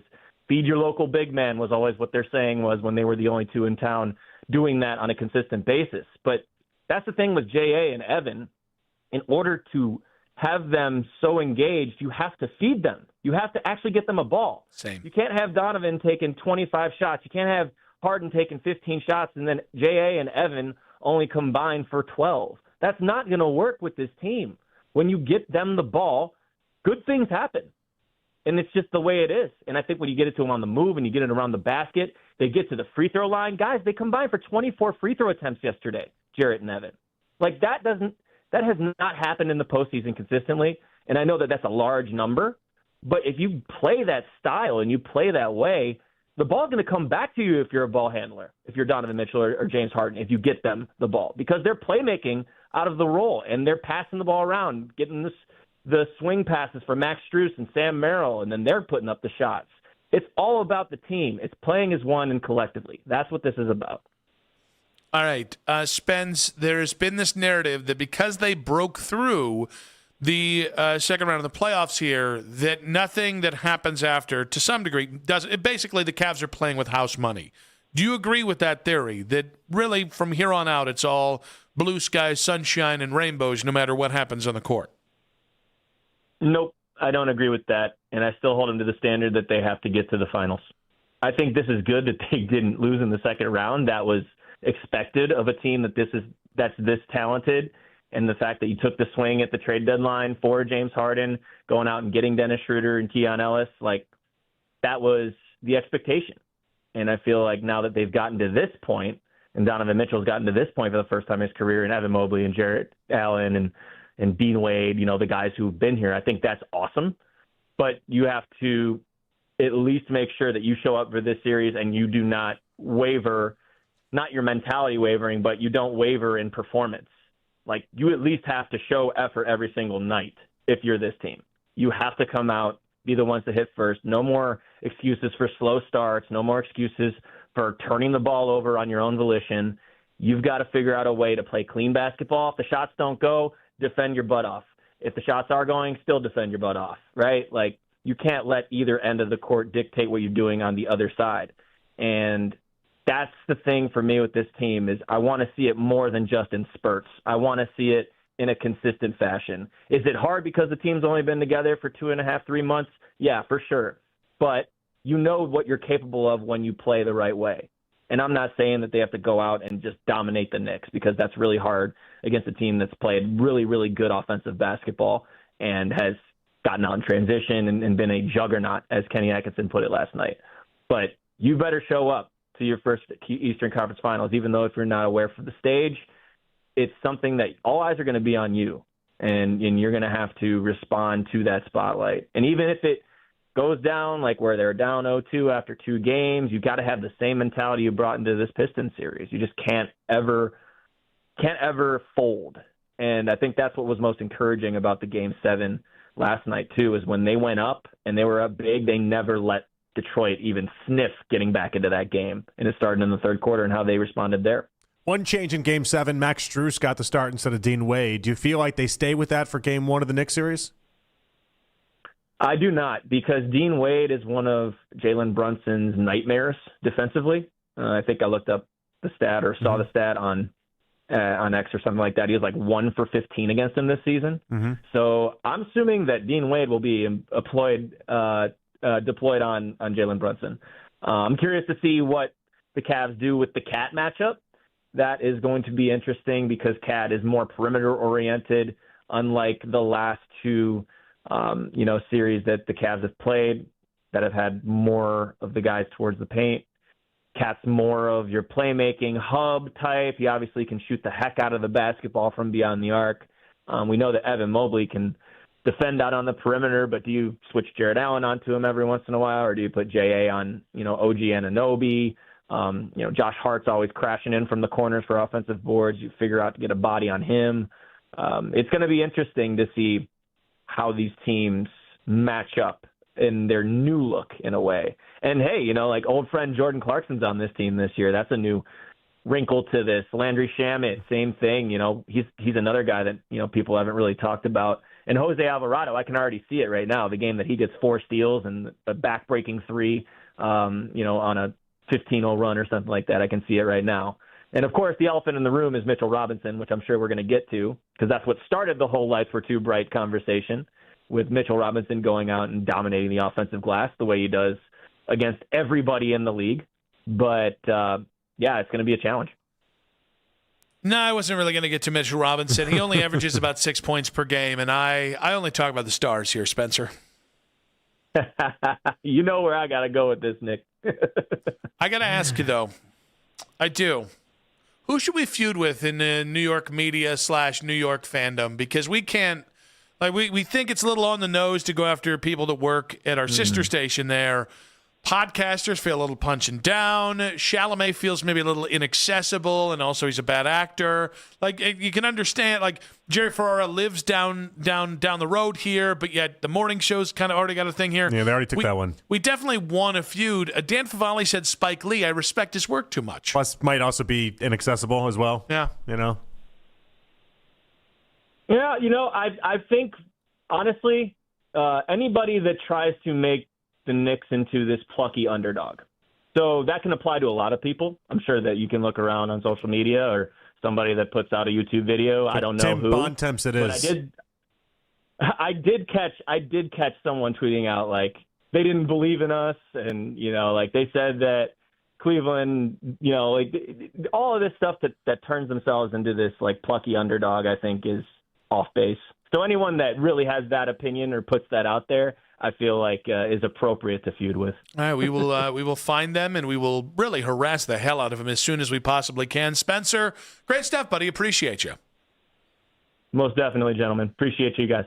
Spencer Davies there on the Wise Hard Right, We Make It Right. Call Kyle Wright hotline of Clutch Points. Read his work. Now, I say, we'll react to what he had to say and talk about how safe the Cavs are now that they've made it to the Eastern Conference Finals. That's in 5 minutes on 92.3 The Fan. Hey guys, it's Jonathan from my friends over there at Bookman & Son Fine Jewelry. 8803 Brecksville Road is where you need to go. It's where I went so many years ago when I was not only searching for the engagement ring that I got my wife, but then also the wedding rings that she has and the one I have on my finger.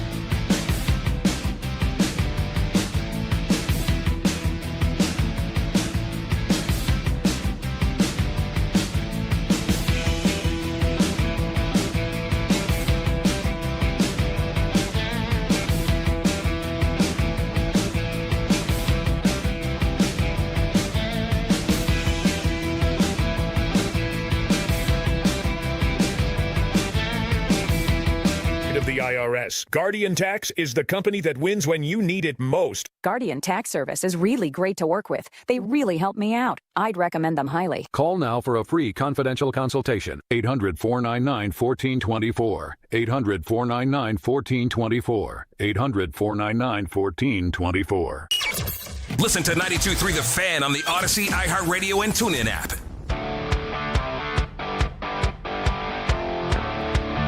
As always, you can listen to this show and all of our local shows on The Fan on Apple Podcasts, Spotify, or wherever you get your podcast. I still hold them to the standard that they have to get to the finals.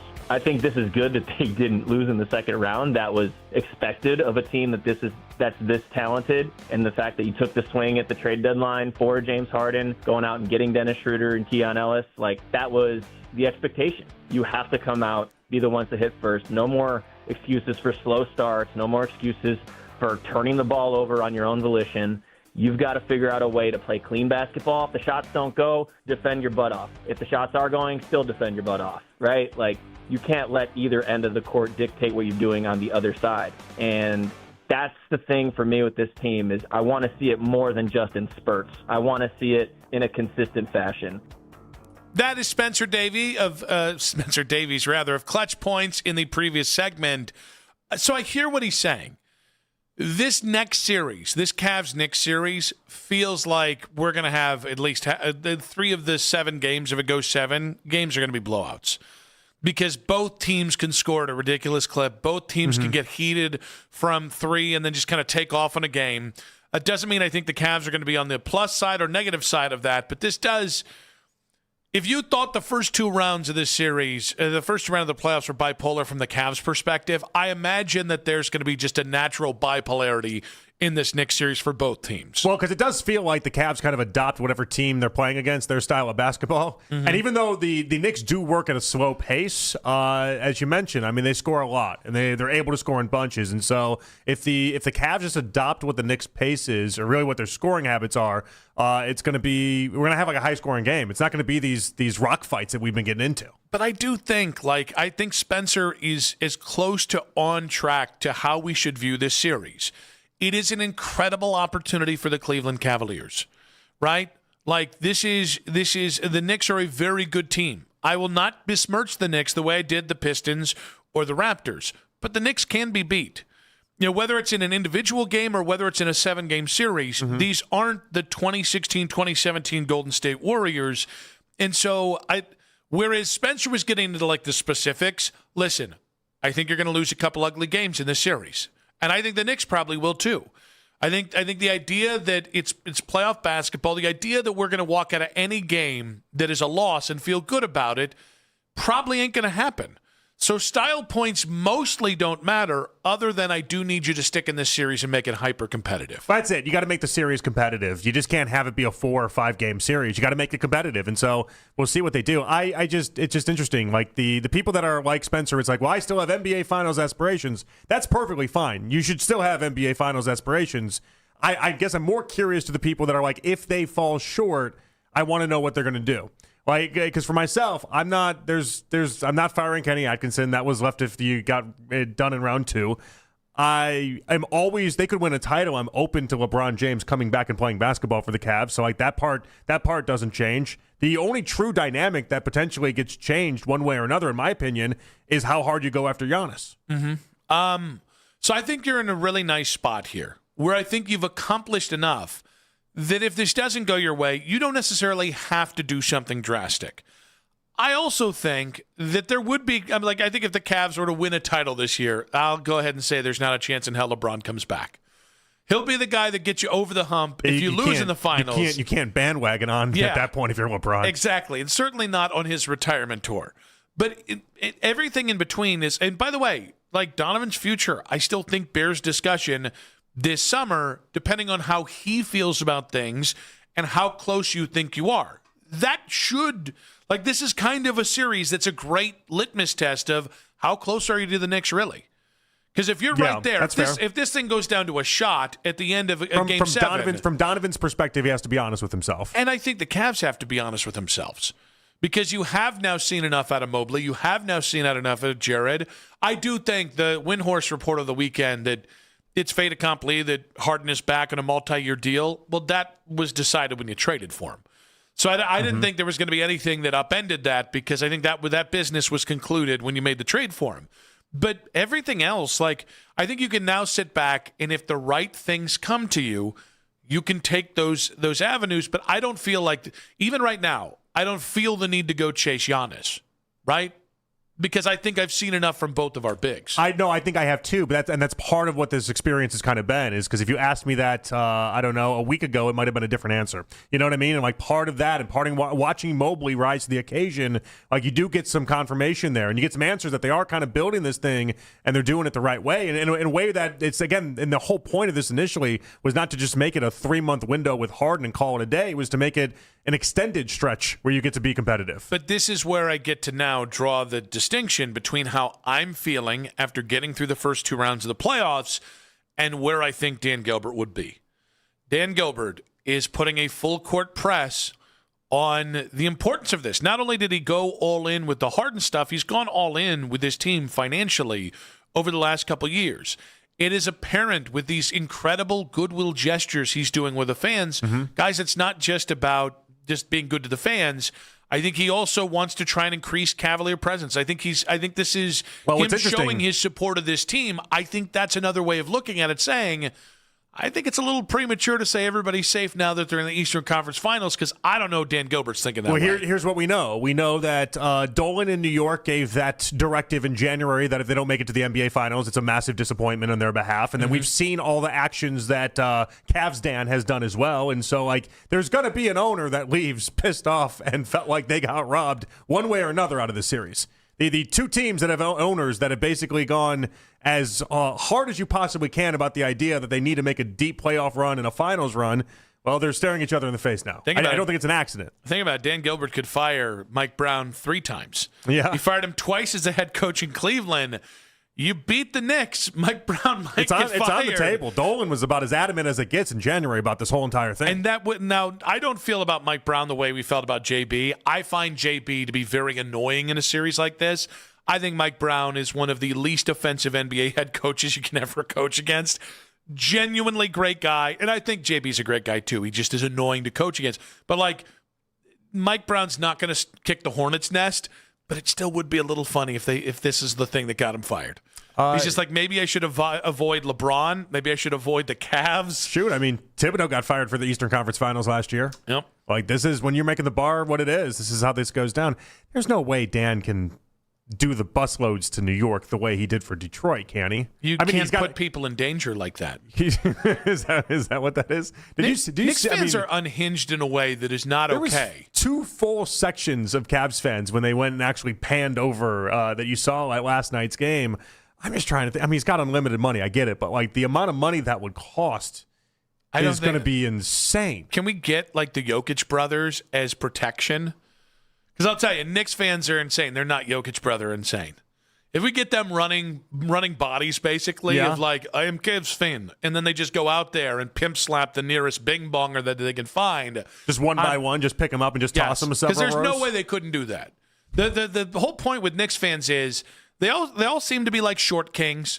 They all seem to be a little bit overcompensating. Why is it a short city? Why is New York as it is? You're right. I don't understand. They all seem like they're perpetually short. Or at least it's all Knicks fans. Maybe the tall fans are Nets fans. I don't know how this goes. It's an observation. Yeah. But they're small, but they're mighty in numbers.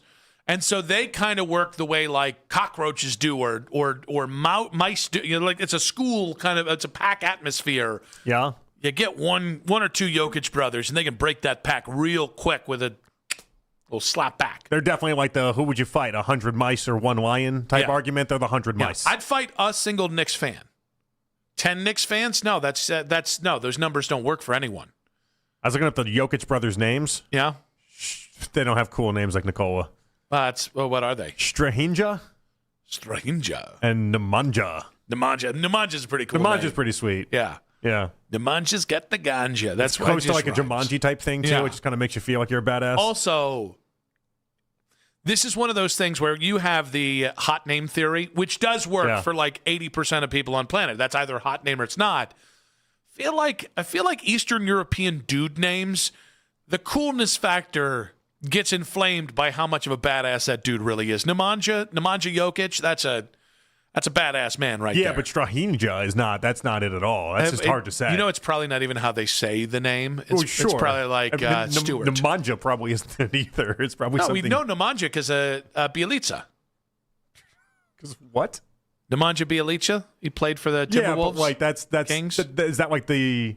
All right, you got me. That's fine. Yeah. All right, we got the name. Bjelica. You got me on the name. Those are great. Do you have a Strahinja? I sure don't. Who's the most famous Strahinja in planet Earth? There's probably if this is like the mark of over there, I'm going to be really pissed about it all. That's always how it goes. Like Nemanja is and Nikola too. Headline is, who is Nikola Jokic's scary brother, Strahinja? He's apparently the scarier one. Yeah. Apparently, out of the two, he's connected. He's the scary one. But the polar opposites here are you get swept in this round, or you win the NBA Finals. I think everything's on the table if it's one of the extremes, which is get swept in this one. I still think it's on the table for Dan Gilbert. And obviously all the partying is on the table if you go ahead and win the NBA Finals. I think the Cavs, in terms of like where my expectations are, instead of hardlining it for this series, because you've already done the first thing I needed you to do, now it becomes, can you shoot for the middle, right? Like I can accept the middle here. I would really love the far extreme, which is you go ahead and win the NBA Finals. I really can't handle you get swept in this, but I can live somewhere in the gray area between those two extremes, and I think it still will be a massive success. I think so too. What I've been saying the entire time, 6 or 7 games in the Eastern Conference Finals. 7. That makes it a massive success in my mind, and that hasn't changed. I will tell you, I've been skirting the way I've been saying this. I think if you say they've already won, nothing that, house money. What was Ken's exact phrasing this morning? Called it a successful season. Okay. You're showcasing a massive lack of belief saying that in this team before Game 1 of the Eastern Conference Finals. As if to imply like you're just worried that's going to go poorly, so you're getting ahead of it. Is that the idea? Yes. Here, am I just? I don't want to seem like too much of a homer here, but I really don't feel like this is some sort of big stretch for the Cavs here. No, I don't. And I'm befuddled by why people think that it is. And I think Cavs fans are already annoyed by this. I've gotten multiple messages about this today. Like, why are people turning the Knicks into insert great team here? I really don't understand it. Okay, there's a few things. One, there is you polished off your second round opponent quickly. It doesn't matter who it is. But I get it. Like biggest point differential in playoff history for the first 2 rounds. Yeah. Respect. I got it. Like I understand. But they're still the Sixers. Yeah. Yeah. Like how does that not come into the equation at all? And here's the other thing.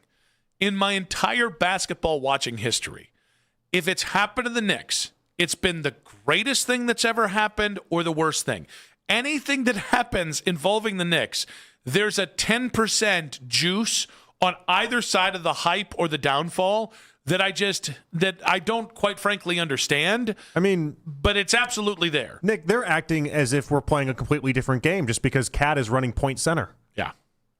I get it. Yeah, it changes how they do the offense. It changes how they move. It changes some certain things to it. But like that's not that isn't the aha moment for Knicks basketball the way that people think that it is. There's just no way. Also, it was tested against a good Hawks team. Good, and the Sixers team. Like the Sixers have a lot of talent, but that the talent was hurt or playoff Paul. Like, what are we doing here? Edgecombe's the real deal. That guy will be a pain in the ass if you build around him. I like Tyrese Maxey too. Me too. But like they didn't have the horses to run with the Knicks. So yeah, I mean, I think there's so much of this that I think the Cavs actually are sitting pretty, because no one's giving him a chance in this series. So just by showing up, you're going to glow up just a little bit. I still need you to show up. You got to show up, yeah. I just think it's going to look different offensively than what we saw in the first couple series. That's the part I'm banking on, Nick, is the idea that I think you're just going to have both guards are just going to be able to – they're going to be so much freer than what they were in the Pistons series at least. Yes, but I think you're going to have to defend a different way, and I think that's what's – I think we're gonna basically – overhelp and the late closeout, you can't do that against this Knicks team. They'll shoot your ass out of the series. You can't leave them as open as the Pistons were. Like the Pistons, what you relied on is the Pistons just can't shoot.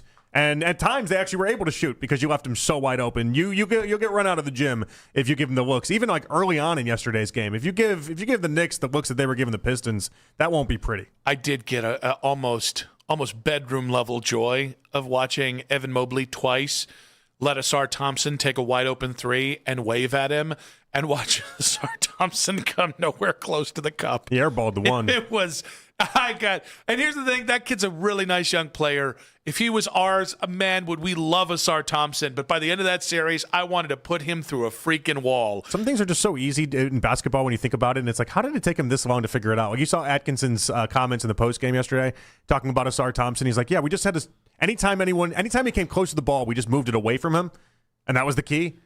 I could have told you that in game one. Also, that could have been obvious in game one. I could have had this figured out. Maybe he is taking advice from Dan Gilbert about Allen. Maybe I'm giving Atkinson too much credit. Also, how do you get to the NBA and you can't shoot? We got a history of guys that are like that. I know, but I don't get it. Like, the one thing my fat ass could do, conditioning, no. At no point have I ever been conditioned to play basketball, even at my best condition. Defense, well, that is an effort game, and I tried real damn hard. Dribbling, all these other things. Shooting, I could just sit at a hoop when I was like a 10-year-old and shoot the same shot 1,000 times. Yeah. I know you'd think you just lock yourself into a gym all summer long and just, shoot 10,000 shots a day until it worked, but it just doesn't work. Contested shots are different. Yeah. But when people just leave you wide open and you still don't come close to the cup, you don't know ball. I'm going to say it. 216-474-0092. Is everyone safe now that the Cavs are in the Eastern Conference Finals and the Guardians surprised us this weekend in more ways than one? That's in 5 minutes on 92.3 The Fan. Behind-the-scenes footage, official contest rules, and everything you need to know about the Cleveland Browns and the local sports scene. Get it at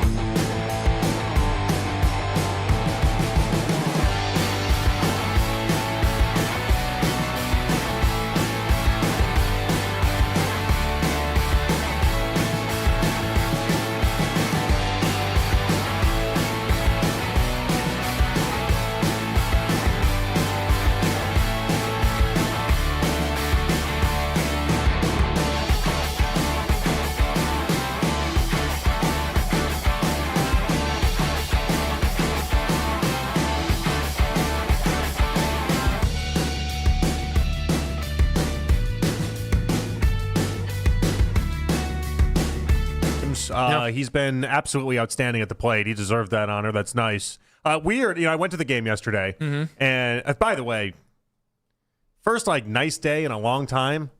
Sweated like a Tijuana hooker out there, Nick. Yeah. It was awful. It was. I mean, Yep. They sweat. Oh my gosh! I had both my kids out there, and I'm like, this is ridiculous. And so it's anytime you get first base line tickets, then the heat and the sun and everything just threw me way off. Oh, but anyway, so they had so many home runs, right? And I looked it up after the game, and then it just became a thing that was basically everywhere. The 6 homers were the most the Guardians have hit in a game in 7 years, and the most they've hit in a home game in 13 years, okay? Okay. Insane. I mean, 6 home runs. It's an insanely large number of home runs to see in a game. I'm not a home run guy at a baseball game, though. Yeah. That's nothing that ever does it. It's not the thing that gets me going in baseball. I've always been a pitcher's duel guy. Home runs just aren't. I know it's a little. It's like so I get the one game where everybody else that's there is like, this is the greatest thing I've ever seen. Most home runs in a Guardians home game in 13 years. This is awesome. And I was like, oh, well.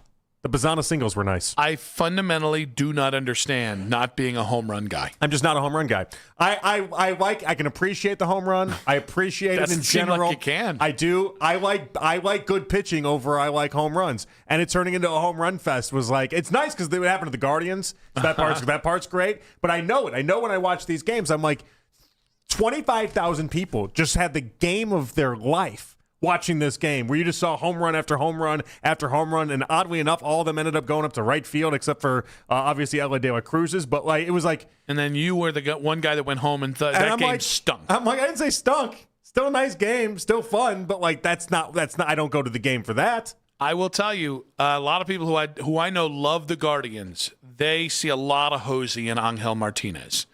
And I think it's interesting because Angel was he was a top 10 prospect for them, but a little bit more of a fringy prospect. Like he wasn't a top 100 prospect. And he doesn't have whatever like thing that Jose has that has driven him to be one of the 5 best third basemen of the last 30 years. I don't know that he has that edge. He is fun to watch, and he has really come along in a way that they moved Stephen Kwan out of the top spot, and I know Schneemann got the duties this weekend. Yeah. I think one of the reasons why you're so confident in taking a Kwan and saying, all right, we got to bump you down the list here is because you do have Angel going, you do have DeLauder going, you do have Schneemann going. You've got so many guys who are giving you something that it makes when Kwan is unplayable atop it becomes a real obvious you can't have that. Yeah, and again, and just even with someone like Angel and what he's been able to do in the past week or so, he's now over 500. When you get to that spot, you're entering rarefied air in baseball in a positive way. And you mentioned some of the other contributions. You can legitimately make a case that Rocchio is a top 15 shortstop in the game right now. Mm-hmm. That's kind of one of the assumptions that he's had, and it's it's fascinating to watch this team kind of come together. And you've got 8 guys with an OPS of 700 or better. Mm-hmm.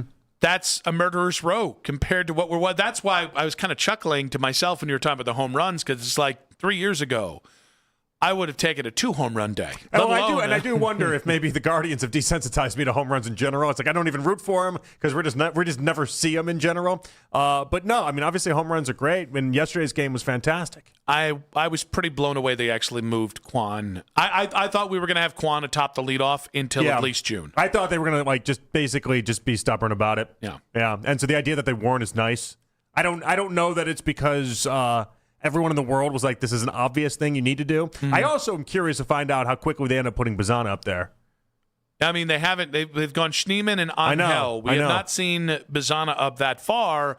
By the way, I don't think it's coincidence that Jose's also been bumped up to the 2-hole. But they're creeping Bazana up there, though. They are. I mean, he was, 5th yesterday in that game? They're creeping him up there. I mean, like I said, my whole pushback when we talked about him was, can we get to 40 games in the bigs before we give him the toughest job in baseball?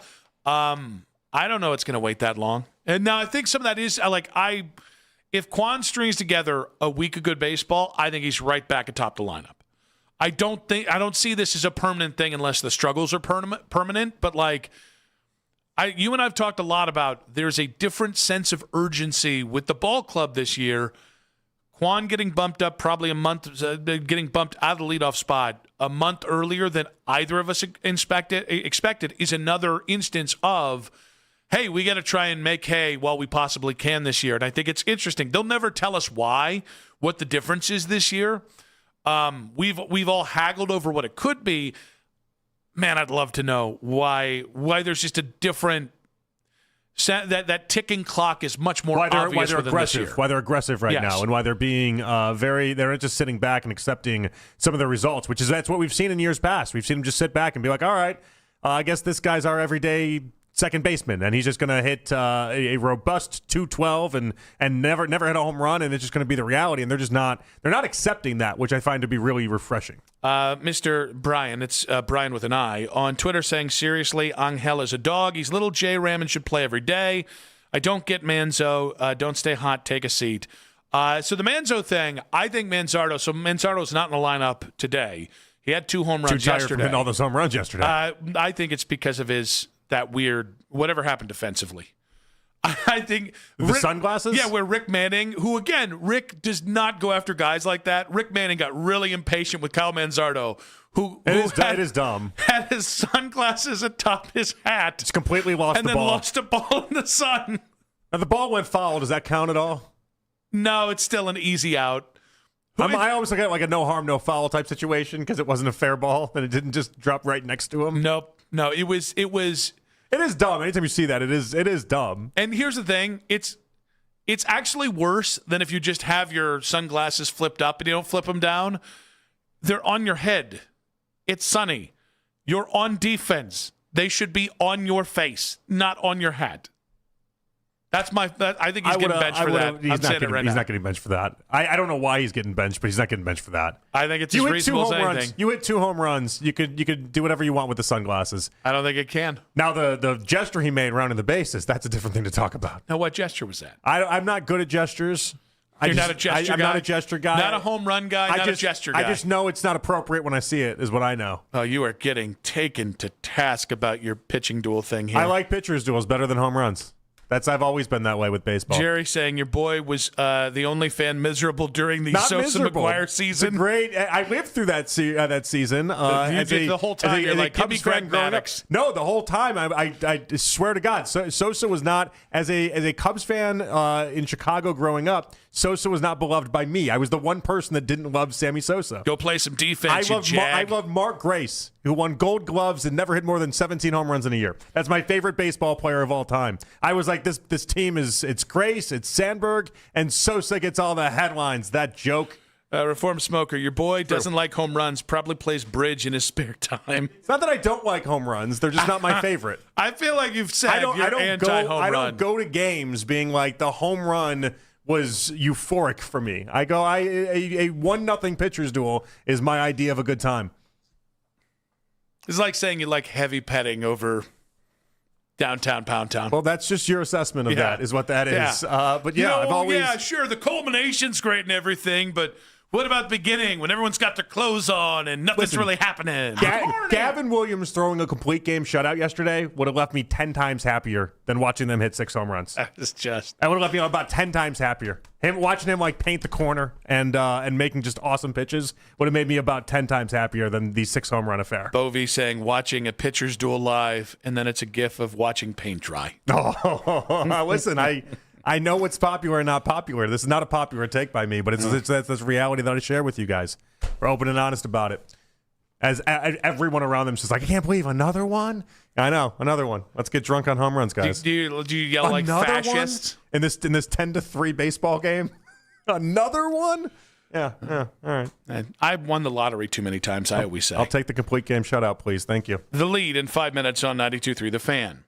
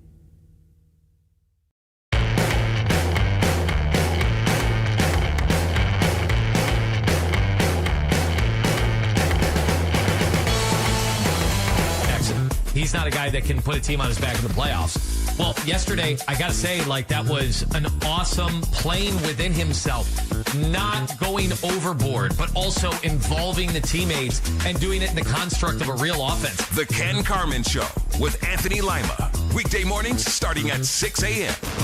We are Sports Radio 92.3 The Fan. It's 5 o'clock on The Fan, and it's time for The Lead with Nick Wilson and Jonathan Peterlin on Afternoon Drive. But first, the Fan is looking for a winner. Enter the code GALAXY, GALAXY, at 923thefan.com before 6 o'clock for your chance to win a 4-pack of passes to see Star Wars, The Mandalorian, and Grogu, only in theaters beginning Friday. It's all brought to you by Walt Disney Studios and Sports Radio 92.3 The Fan. Nick and JP back on Afternoon Drive. Carlos Boozer coming up in about 40 minutes here. We'll get the former Cavaliers' take on the Cavs advancing to the Eastern Conference Finals for the first time without LeBron since 1992. Carlos Boozer in about 40 minutes there. A little bit of AFC North news that we got to get to as well in the 6 o'clock hour, but let's go ahead and get to the lead here. Despite reaching the conference finals for the first time in his career, Donovan Mitchell said the team's goals extend beyond this upcoming series against the Knicks. A breath of fresh air. We didn't just come here that wasn't the goal when we started the season. Even last year, when we lost Indiana, we had our goals set on getting to the finals, and we're just one step closer. But yeah, it's been almost a decade of running into the same issue, right? You know what I mean? So for sure, I personally and as a team, we can breathe a little bit, but I think for us, we can't really look at it and say, all right, we did it. We got to the conference finals. That's not the end all, right?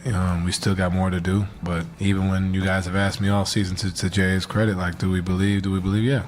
It's not going to be always cookie cutter, black and white right in front of you, right? And it's still about the belief in the locker room. And even if we lost tonight, I'd still believe in this group. It doesn't waver just based on the result. Our process and what we've been doing has been exceptional. We're always going to have bumps in the road, but it's how we stick together. And to Jay's point, we'll go to war with each other any day of the week. All right, it's the right mentality that he's got to have, but you can't tell me he didn't think it was sweet last night. The only evidence I have into almost like a Donovan Mitchell sigh of relief, I finally did it, was in the post game, right after the game ended, he went over and he went to shake hands with everybody the way that you do, and he went towards JB Bickerstaff. And instead of giving JB this look of oh, sorry, we had to, somebody had to lose type thing, he did it with this emphatic, hell yeah, I did it type mentality. And JB, the video, the screen gets cut off, so you don't get to see JB's reaction to it, but you could tell, with the fierceness and the intensity that Donovan was doing it, even towards JB, it was I did it. Aren't you just as happy as I am right now that I was able to slay those demons? So I believe that the message he is espousing is the right one, which is, yes, this was a goal. It wasn't the goal. Love that. Very similar, though, to the way that the Pistons acted their Game 6 win was winning the series, when in fact only tied the series up and forced a Game 7. The proof will be in the pudding on Tuesday. And so one of the charges I've made of this team is occasionally their confidence kind of gets out of whack compared to what they're actually doing. Mm-hmm. I want to see this team carry over the focus, effort, intensity, the hunger of what you saw, I think, more often than not in the Pistons series, because you're going to need every bit of it. You can't really... The Knicks are not the 2016-2017 Golden State Warriors. They're also not a team that you can kind of skimp on, especially in that first game in New York. Spencer Davies, Clutch Points, joined us last hour. We asked him if Jarrett Allen has changed his narrative after another strong performance in a Game 7. Isn't it endearing, though, that he's doing it his way and he's not doing it by the way people are telling him to do it? It's naturally come to him when he's become this incredible force, this immovable object in the last 2 Game 7s that he's played in the postseason, right? It's there's just a light bulb, like you said, has been turned on, especially in third quarters, just the way he's taken over and manhandled these players. And what's nice about it is that Donovan Mitchell and James Harden remembered that they have to pass this guy the ball. He has to touch the ball in order to be effective. It's all about the team. It's playing as one and collectively. That's what this is about. Yes, at least momentarily, Jarrett has broken the specific narratives about him. And I think sometimes we expect guys just to be great for all 7 games, and that's how you defeat narratives. No. Playing winning basketball when it's time to win some damn basketball games is what he's done. He was incredible in the Toronto Game 7. He was incredible in this game. And it's cool I'm happy for Donovan that Donovan gets to get through the second round. I'm happy for Jarrett that this narrative, which is he's just this, he's just that, he's not this enough, he's not that enough. I'm happy at least momentarily he's been able to push back on that narrative. Being great in Game 7s is a pretty cool narrative to have about yourself now. And it's funny, like Donovan after the game last night was like, we got Black History Month Jared Allen and Game 7 Jared Allen. And that's just got to be a great feeling for someone like that. Dan Favale of the Bleacher Report joined us today at 3:20. He broke down how the Cavs match up against the Knicks in the Eastern Conference Finals. I think two of the things that the Knicks have done is they've been a pretty good defensive team for a while now, and you've gotten probably the best defensive stretch of Karl Anthony Towns' career under his belt right now, and so that's made them really difficult to exploit in the half court, especially because they've been so good at taking teams out of transition. And the Cavs are not going to be this super fast-paced team, but if you slow things down to a point where you have to go up against the way Mikal Bridges and Deuce McBride and Josh Hart have been defending, and if OG Anunoby's healthy, you're probably not putting yourself in too many advantage situations. And I think the other thing is they made a real offensive shift that the Hawks weren't ready for, that the Sixers clearly weren't ready for and weren't mad for, quite frankly. They're just running more things through Karl Anthony Towns at the top of the floor, and then they're letting plays develop. You have guys springing away from screens for threes, so it'll be interesting to see how Cleveland prepares, not having a ton of time in between series for that. Dan had a lot of really good insight. I also thought it was interesting, Nick, that he said he thought Brunson was the best player in the series, and then he went Evan Mobley, Donovan Mitchell, James Harden right in a row. Mm-hmm. So interesting that he put Evan Mobley before he put Donovan Mitchell in there, but also interesting that he had Jalen Brunson and then the next 3 players being Cavs players. Kind of reminds you, and I don't know if I agree with the list or not, but kind of reminds you of last series with the Pistons. If you want to put Cade at the top, that's fine, but then we had a long stretch of Cavs players before you then got to Tobias Harris. Yeah, or Jalen Duren. Jalen's really, really good, and he comes up when it matters. I don't think there's a difference between Jalen and Donovan. I know there are actual differences. What I mean is, in terms of elite players that obviously have their deficiencies because of their size, I think they're in the same ballpark. I'd still probably put Donovan above him. What I will say is the difference in Detroit is I thought there was a steep fall off after the top 4 players in the series. And then maybe Tobias Harris was the 5th or the 6th best, whatever. The gap between Cat and whoever you think is the 4th best player in the series really isn't that insignificant. If he ever played up to his talent... I was surprised he didn't have Cat in the top 4, to be honest. If he ever played up to his talent, he would be one of the 10, 15 best players in the NBA. Jeremy Fowler on SportsCenter over the weekend said that he's told that Deshaun Watson has hit it off with Todd Monken. Here was our reaction earlier in today's show to the latest with the Browns quarterback situation. I don't know what to do with this because we haven't seen Deshaun play in so long. Nobody can tell you what he is or what he's going to be. And how am I supposed to cap this if it's just going to be a bunch of Jeremy Fowler reports the entire time? It feels like if Todd Monken gets his way, and Todd Monken has said, it'd be great if we could get the quarterback lined up before training camp. It feels like there's going to be a big, hey, just trust us with this vibe going on. Yeah. And I'm into Monken the Maximizer. With love and respect to Todd, this goes back to, you clean slated. No, there's no clean slate here. I just want to lay it out for everybody. So we have a quarterback battle that nobody except for one day out of the week is going to be privy to for the media, and it's going to be a very short portion, and it is what it is. But we have this big quarterback battle, and the entire stretch of it is just supposed to be leaked reports from reporters, and we're supposed to take that as gospel. Yep. So great. We all have no clue what is actually going to happen or go on. I think the Browns want to desperately avoid the 4-way quarterback battle that became a very public scene where everyone could tell who could play and maybe who couldn't play. Looking at you, Dylan Gabriel, last year. I think they want to avoid that. So on one hand, you got to give them credit for learning their lesson of last year and why that was so public and a little embarrassing. On the other hand, it's for a quarterback room and a quarterback battle brought to you by Deshaun Watson and Shedeur Sanders, a tough one to be like, okay, we'll trust you here. Yeah, I just don't know what I'm supposed to do. Like our jobs, what are we supposed to... reports are the only thing that's supposed to move us, and it's moving a lot of people, by the way. You've seen through nobody watching basically anything but a tiny portion of a 3-day install, you had people that thought it was Shedeur Sanders week 1, no questions asked, now being like Deshaun Watson not only has the advantage, but they think that Deshaun's going to be the week 1 quarterback, and it's like I can't make my opinion off of that. I can't. I'm sorry, I won't. Angel Martinez was named the American League Player of the Week today for the first time in his career. Here's skipper Stephen Vogt talking about Martinez and how the young bats in the lineup are showing their power at the plate. Keep going. Again, like I said last night, we have to continue to push Angel, and he wants to push himself to be great, and we got to keep doing it. We're young, right? And a lot of people don't get into their power until 25 to 28, and we're starting to get into those age ranges for a lot of our guys. And, as you get older, you learn when to take shots, you learn how to attack certain pitches, and I don't know if we're going to be a 250 home run team. I doubt it, but it was nice to see the ball fly out of there. First warm day. I think that had something to do with it too. It definitely was warm, so the ball was definitely flying. But 4 out of the last 5 games, home runs for Angel is just a fantastic mark. And like if I would have told you a week ago that he'd be the leader in team home runs, you would have been like, what happened here? Well, here we are. Yeah, I mean, he's at a pace where if he got 550 at bats this year, he's on pace to hit 34 home runs.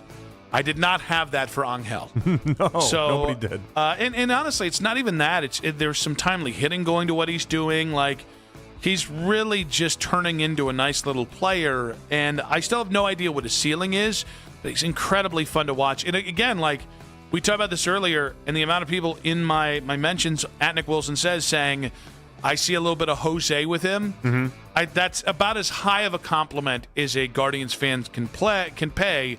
And I see what they're saying about Angel as well. Yeah, also out of yesterday, really nice. Bazana had a nice day. Manzardo had a couple home runs. DeLauder setting the tone early, though, in that first inning home run. Very nice to see. Good at baseball. I'm going to say it right now. Yeah? He's good at baseball. I like when he hits home runs. Whoa. Are we pro home runs now? I was setting up. Well, it's not as if we just think home run. Oh, dang, a home run. Man, that sucks. It's just not my preferred outcome in a game. My preferred outcome in a game is Gavin Williams would have gone 9-inning complete game. Maybe throw a Maddox in there under 100 pitches. That would have been my preferred outcome. This feels like a nuanced way of saying I was going to take a DeLauder jab. Runs stink. I was going to take a DeLauder jab in there, and then it just got interrupted there. The DeLauder jab was going to be, nice to see he has his second home run since April 6th. Unnecessary.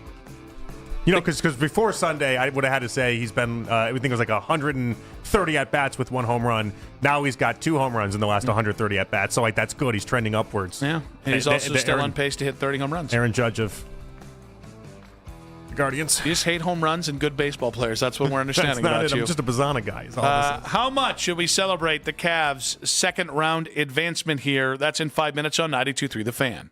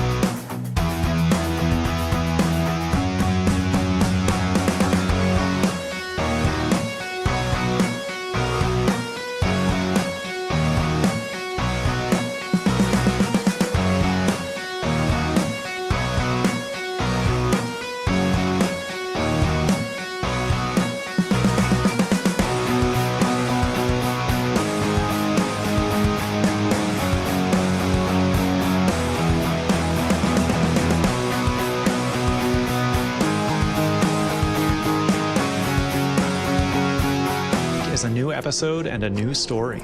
It was so chaotic. It's almost like a university under siege. Listen to and follow Campus Files, available now wherever you get your podcasts. When you want the latest on the Cavs, we're the station you turn to first. 92.3 The Fan is Cleveland's home for breaking sports news. Your teams, your station.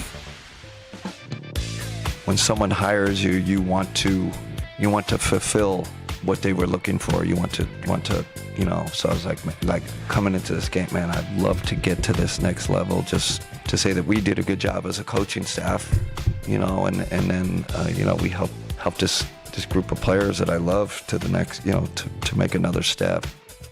Kenny Atkinson, Cavaliers head coach, talking about what making it to the Eastern Conference Finals means. We do have Carlos Boozer. He's going to be joining us in about 20 minutes' time. We'll pick his brain on this very topic here. I think it's something that I've gone back and forth with about the Eastern Conference Finals and making it without LeBron for the first time since 1992. Mm-hmm.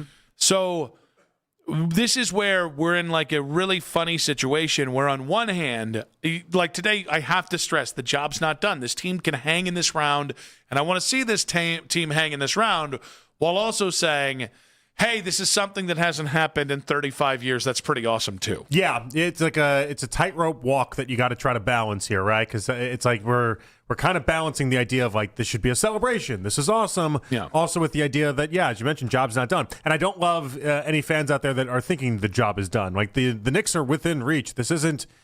I'm sorry, like this just isn't. It's not a juggernaut of a team. Like you can get after the Knicks. Yeah, and it's interesting because it is going to be a completely different matchup than the first two rounds. How you beat the Knicks is going to be different than how you would have beaten the Raptors or the Pistons. And yet, like I want to make it clear, like I'm not NBA Finals or bust.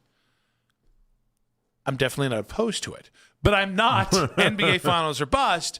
I do think proving you belong in this series is as impactful as just making this series. Yeah, definitely. But that's why it's so important they don't get swept, too, in that same regard. Mm-hmm. Because if you get swept, it'll just tell everybody that there is some sort of tier above that the Knicks are existing in that you're not existing in. And so that's where we talk about, like, changes happening. And we talk about all of a sudden Mobley traded for Giannis, or you must bring in LeBron in order to change the math. Those type of questions then enter the chat. And I just, as of right now, if you go 6 or 7 games, I don't know that the LeBron will always be there, but I don't know that the questions enter the chat as currently constituted. I actually think that's a big reason why I want to see you belong. Like, why I don't want, I don't want Knicks in 4, Knicks in 5, because it'll be unbearable anyways. Yeah. The Knicks fans are not going to make this enjoyable. They're going to make it incredibly painful by being the classless jagaloons they are. Same way with their media. It is just, They act like they invented the NBA. I know, but you are going into the trope that I built for you of the anytime it's another city, you just crap all over them. Well, no, let's examine this. If you the way that people in New York talk about the Knicks is the way that the Celtics fans actually get to talk about their team, and it's like, no, one team has won X amount of championships in their history. No, I think they think the others you. I think they think they're like lovable losers at this point. I think Bill Simmons was on his podcast today, said this would be like one of the greatest sports, feats or whatever that is. In forever. And like part of that is that like the lovable loser, because he brought up other teams and he brought up football comparisons, obviously. So he brought up, he's like, the Lions, the Vikings, like those type of teams. Or the Bills, I'm sorry, I brought up the Bills and the Lions, like those type of teams that have just historically just been dread and just haven't been able to get over it. It really is in many ways. What the Cavs are up against is it's 2016 and it's the Indians and the Cubs and it's the World Series. Mm-hmm. That's what they're up against. Cubs hadn't won a World Series since 1908. It'd been forever, and everyone was going to remind you of that. And because of that, it felt like everybody got on the Cubs' side because you wanted to root for the lovable loser of sorts. And that's kind of what people are building this Knicks team into, this lovable loser, because it's been 50 years since they've been able to win. Yeah, but Cubs fans were at least quality people. Knicks fans, like I made my shot at New York. I actually think most New York fans are okay. It's the Knicks fans that I find to be the most problematic. Yeah. Yeah, I can only watch so many videos of them assaulting people on after like winning a game or ripping like a Sixers fan's jersey off. It's like at some point you're a bad person and you don't deserve anything. I understand that. Yeah. But like what they're getting. And so are the hosts at FAN. There we go. You like Boomer and Gio a lot? I like Carton too. I like the whole line. I like Carton. It's a solid line. Carton's good. But I think the point is that they have, like, we were trying to figure out why everyone's backing New York and everyone's backing them up. And I think their history is part of the reason why this is happening right now. I think people are looking at this as like, all right, Knicks, congratulations. Your table's ready. Now go out there and do it. And especially in a year two, Nick, where it felt like nobody in the East was really reaching out to grab it. It feels easier to go ahead and give them that instead of a year where if it was so many great Hall of Fame players just attacking each other, maybe it'd be a little bit different. So I think that's the other part of this that's going to be the problem. I hope Cleveland fans know you are the villain in this series. And you're the villain simply because everyone is rooting for the Knicks because of the storyline you're talking about. And here's the other one. You've got one of the most vilified players in NBA history in James Harden here. People do not want to see James Harden succeed. And you saw it. I mean, the Cavs won Game 7 yesterday. And again, James wasn't good yesterday. There was too much chatter about James Harden wasn't good yesterday for my liking outside of Cleveland. I thought he did a good job. He didn't shoot the ball well. I don't think he had a good game. No, I mean, it was kind of non-existent, which, again, it doesn't matter. You won the damn game. But the amount of people who took, Cleveland's going to have to overcome James Harden. He was plus 31 in the game. Like anybody that watched that game. How much of that was him? What do you mean? He was plus 31. I don't want. No, I'm not. I think he did everything well. He didn't. He shot the ball poorly. It was a bad shooting game by James Harden. Outside of that, I thought he had a nice game. Outside of the. Hold on, you dismissed the 20-point games previously though. So now we want to bring the shooting into play here or what? What do you mean? Well, you've said before, I don't care if he scores 22 points. That doesn't count or whatever. It's like then he has a bad shooting game. But I thought he did basically everything else about as good as you could. I'm saying one turnover in the game, plus 31. Because he didn't touch the ball. Donovan was basically the point guard yesterday. I'm not besmirching the man. I'm saying that the people have attacked him unfairly. His whole job was to have assists, not turn the ball over, and then create dysfunction for other players to then thrive, and he did. I'm simply saying, did he not? That there were people. You can never say a bad thing about James Harden. I have said bad things about James Harden. Game 2, I did. Haven't. No, you just played into the whole thing you said, though. No, you just played into the whole thing you said. You'll say like, oh, he was really bad, but there's always a but with James Harden. The first part doesn't count. No, I'm just saying. He's a plus 31 in the court. I'm saying this with love and respect. And I'm saying this with love and respect. I don't think he was a plus 31. I'm telling you, I didn't think he had a bad game. You're saying the diff. Come on. What's wrong with that? The diff is as much about the other four guys in the court as it is about you. Then why didn't everyone have a plus 31 last night? Because not everybody played with Donovan Mitchell, Evan Mobley, and Jared Allen all night. I think there are players in this box score I can find that played with a collection of those guys that did not have a plus 31. They play as many minutes? Donovan Mitchell, plus 17. Jared Allen had a plus 9 last night. It's just... How about that? You using the diff. How about that? This is you. One turnover. You've officially 6 slipped. Assists, 5 rebounds. Your Harden derangement. It was a bad shooting night. That was not a bad Harden game. It has slipped to a level that is even he did for what he was you. asked to do. Like this takes the Shador derangement to a different level. How he did what he was asked to do yesterday? Because you don't believe in the diff, and you're spouting the diff a day after Game 7. Because you know it matters. You know it counts. Yeah, but literally nobody is ever going to be like, well, okay, bad shooting night, but the diff.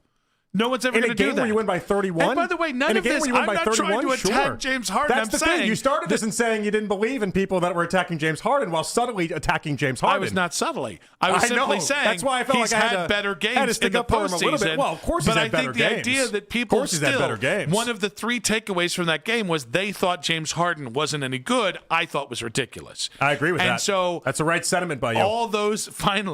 All those fouls, if you thought that people were loud about it in the Detroit series, it is going to get at a nauseating level in the Knicks series.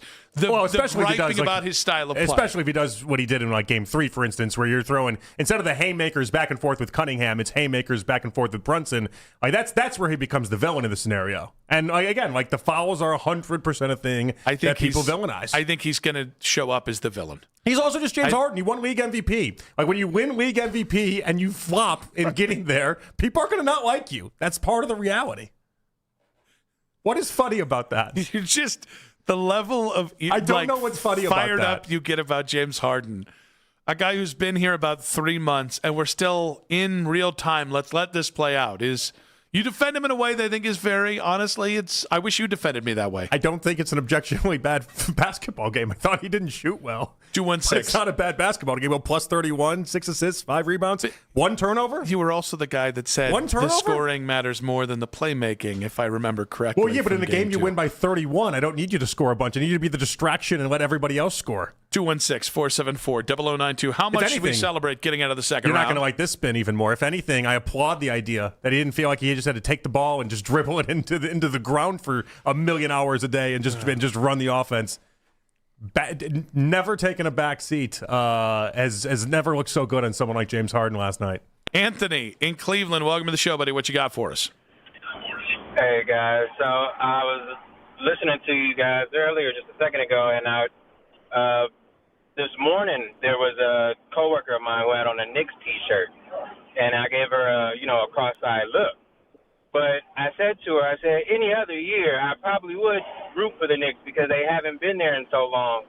And the NBA desperately wants them to make the finals, not just because they're a bigger market, but because, all of everything else. But, it's definitely going to feel like Cubs against Indians in 2016. Everybody's going to be pulling for New York.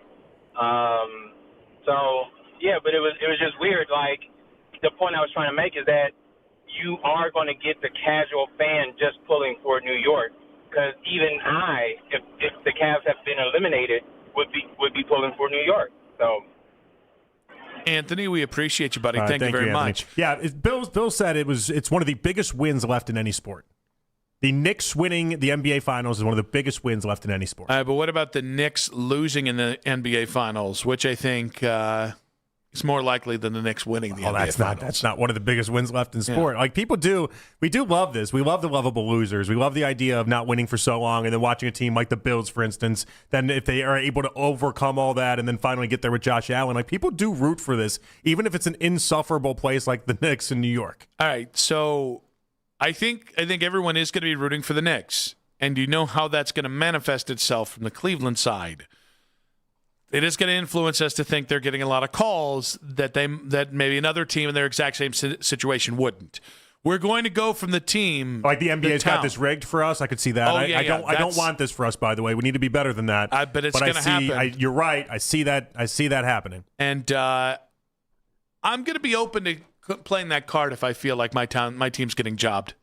The refs are idiots and they're jobbing this one. I'm willing to play the victim card here. Yes. Listen, if the NBA had more evidence working in favor of them not being a rigged league, maybe I'd be more like, no, this is stupid. Don't do that.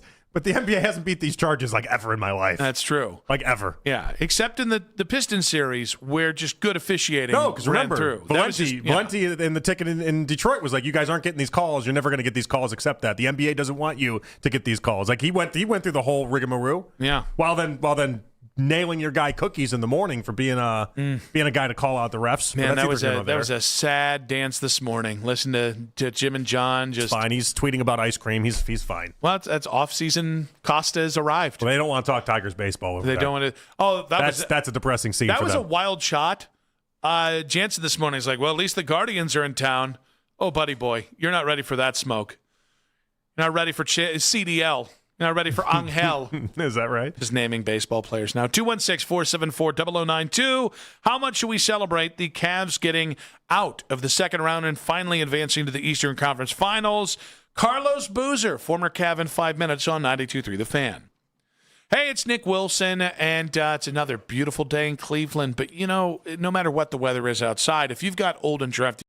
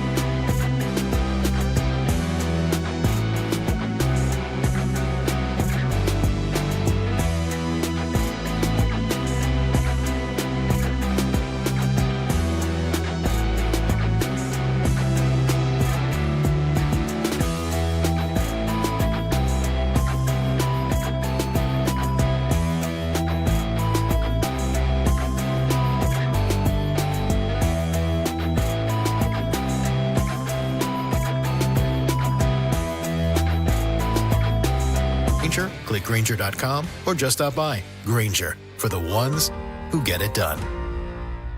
Your mornings are about to change with 92.3 The Fan. We're going local at 5 a.m. It's The Fan Warm-Up Show with Jeff Thomas. All the latest from the night before in Cleveland sports and getting your day started even earlier. We are Sports Radio 92.3 The Fan.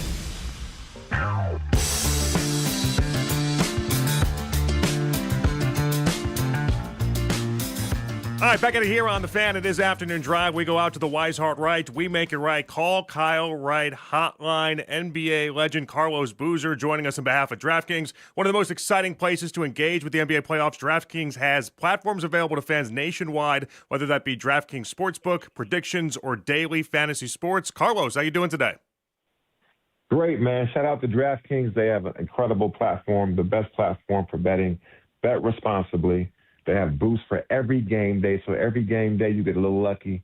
Good luck and bet responsibly. How we doing, guys? We're good. We're trying to figure out what exactly is going on with the Cavs. We know that they're obviously in the next round of the playoffs, but we don't know how far this team can go. What you've seen so far, 2 Game 7s out of the first 2 rounds. What do you think about this Cavs team? Man, survive and advance. They've done that. You know, they're in the Eastern Conference Finals. They're having a great season.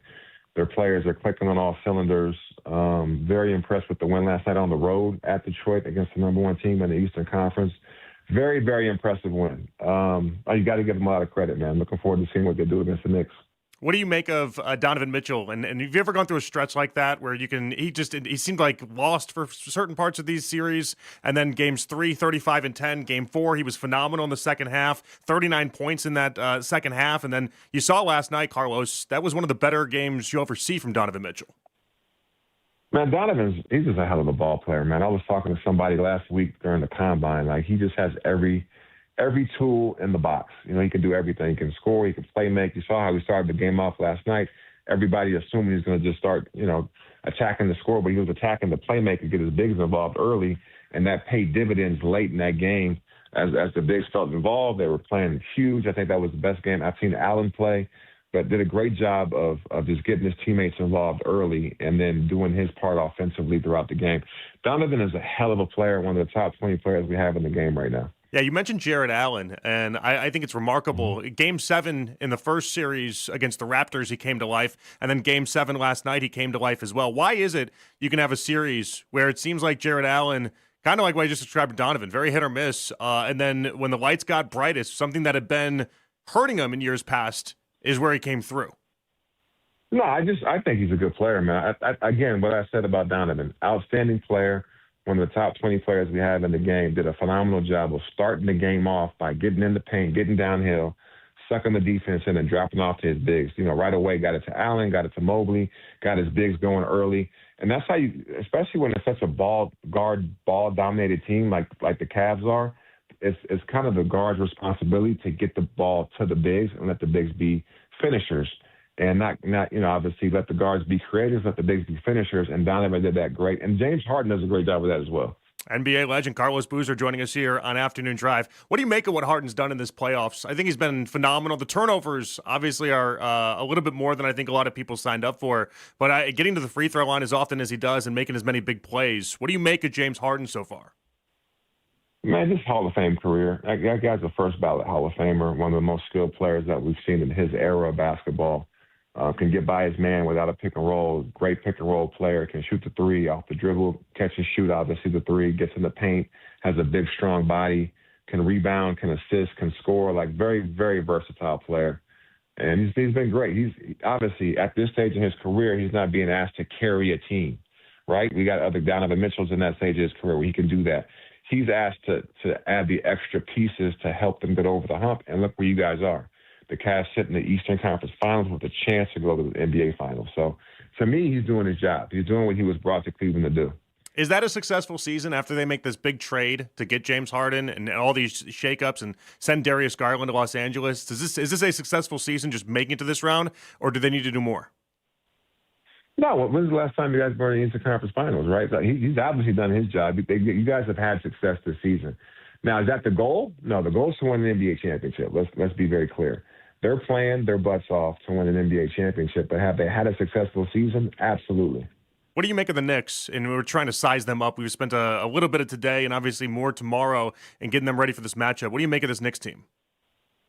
Man, they've been playing outstanding. Ever since that Hawks series where it was in the balance, their offense has been clicking. They've been knocking down threes at a high clip. They've been disrupting the other team's offense with getting steals and rebounds and blocking shots. And to be honest, this may be the best I've seen the Knicks team play in a while. They're playing great defensively. They got guys chipping in. Going to be I honestly think this is going to be a pretty evenly matched Eastern Conference Finals. You got an outstanding guard play. You got good bigs that contribute. You got deep teams, guys that come off the bench that also contribute. I think this series could go 7 games as well. Former Cav, obviously NBA All-Star Carlos Boozer joining us here on the Weishart Right, We Make It Right, Call Kyle Wright hotline. It is Afternoon Drive. Yeah, it's interesting because, before the season ended, Carlos, we kind of thought the Knicks were just kind of, they didn't have a very strong final month of the season, and it just kind of felt like they were just kind of coasting. And then they get to the playoffs, the largest point differential through the first 2 rounds in NBA history. What has changed for this Knicks team? Yeah, sometimes you find it at different points right in the season. Obviously, a lot of veteran-type teams have moments during the course of the season where they're not necessarily playing their best basketball. I think the Knicks went through that at the end of the season. They weren't necessarily playing their best basketball, but they found their groove in the playoffs. And again, for me, they're shooting the ball at a high clip. They're sharing the ball. The ball has pace and movement, energy. They're rebounding the ball at a high clip. They're playing great defense. The others are doing a great job of making impacts out there. So they found their stride, and I'm curious to see how this 4 or 5 day layoff is going to get them healthier and how that can impact the game 1 that they have against Cleveland. But the Knicks and the Cavs were in for a hell of a treat with the Eastern Conference Finals. Carlos, I do got to ask you about LeBron and whether or not you think he'll end up with the Cavs. Obviously, you spent time with the Cavs in the early 2000s. Do you feel like if the Cavs either fall short or, I don't know, maybe even threaten in this Eastern Conference Finals, which one do you think helps the Cavs out more in potentially landing LeBron? Yeah, I don't know. I obviously don't know where his mind's at as far as leaving L.A. He's obviously made L.A. his home, moved his whole family, businesses, everything out to Los Angeles. So I wouldn't be surprised if he stayed on the West Coast. But if you guys want him to come to Cleveland, I'm sure they could figure something out if he wanted to be there. But it'll be interesting to see how that plays out in free agency. Yeah, I mean, you have to think it's incredible what he's doing at this age, right? Nah, it's ridiculous. I mean, to be doing what he's doing at this age is outstanding. All right, give me a. I need to ask you something about your sons and something in particular about Cameron, because the Cavs aren't necessarily involved in the lottery. But when you do these hits, when you go on, and courtesy of our friends over there at DraftKings, what is one thing people just get wrong in asking you questions about Cameron? Well, I don't know. I mean, I don't know if you have a question for me. Ask me a question, and then I'll answer it for you. Okay. Do you think he's unequivocally top 3 as far as picks in this draft? Yeah, I mean, I honestly think that he can go as high as 1, and we'll see how that all plays out with the other talent. There's a lot of talented guys in this draft, and I think it depends on what the team wants or what the team might need. The great thing about Cam is he's extremely versatile, can do many things really well at a very high clip, and he impacts winning immediately on both sides of the ball. And I think that's, if you look at the teams that are in the playoffs, and our favorites, obviously, Oklahoma City Thunder, right? They're the defending champs. Sam Presti built a team that has guys that compete at a high level, impact winning on both sides of the ball. Same way the Spurs are constructed. The guys can score, they can shoot, they can pass, they have high IQs, and they do it on both sides. They compete defensively as well. Like the Knicks, like Cleveland, they have guys that do it on both sides. That's Cameron. Cameron competes high on both sides of the ball, not just one side. And so immediately when he gets to a team, he's going to impact winning right away. All right, you had a great NBA career. If I put it this way, if when people watch Cameron, they say, "Oh, he's got a potential to be Carlos Boozer," do you think that's a fair assessment, or do you feel like he could even be better? He should be maybe a little bit worse. Where do you fall in between there? Oh, much better. His skill set is ridiculous. Like he shoots threes at a 40% clip from NBA range. Great footwork, way better defender than I was. He's got great hands, got great footwork, got an incredible IQ. I think he has the best IQ in the draft. Like, he's just an extremely smart player. We call him high-speed Wi-Fi because he figures things out in real time during the game. A lot of guys have a hard time adjusting during the game. Cameron figures stuff out right away, how to be effective on both sides.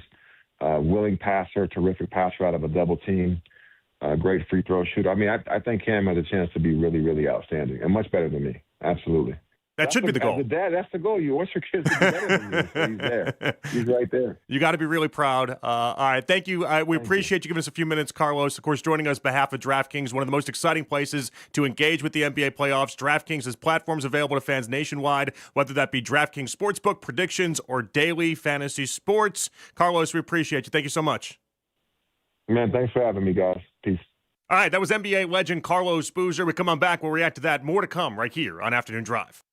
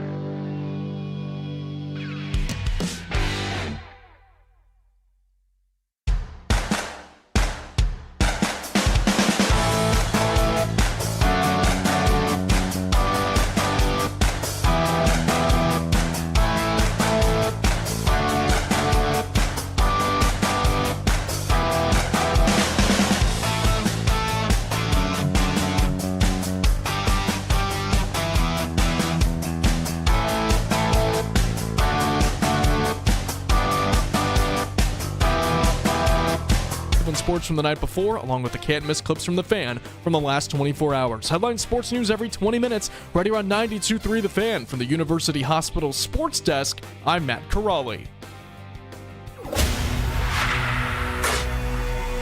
Headline sports news every 20 minutes from the University Hospital's Sports Desk.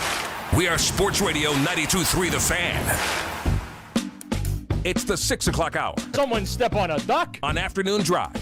Man, he's just a hell of a ball player, man. I was talking to somebody last week during the combine. Like, he just has every tool in the box. You know, he can do everything. He can score. He can play make. You saw how he started the game off last night. Everybody assumed he was going to just start, attacking the score, but he was attacking the playmaker, get his bigs involved early, and that paid dividends late in that game. As the bigs felt involved, they were playing huge. I think that was the best game I've seen Allen play, but did a great job of just getting his teammates involved early and then doing his part offensively throughout the game. Donovan is a hell of a player, one of the top 20 players we have in the game right now.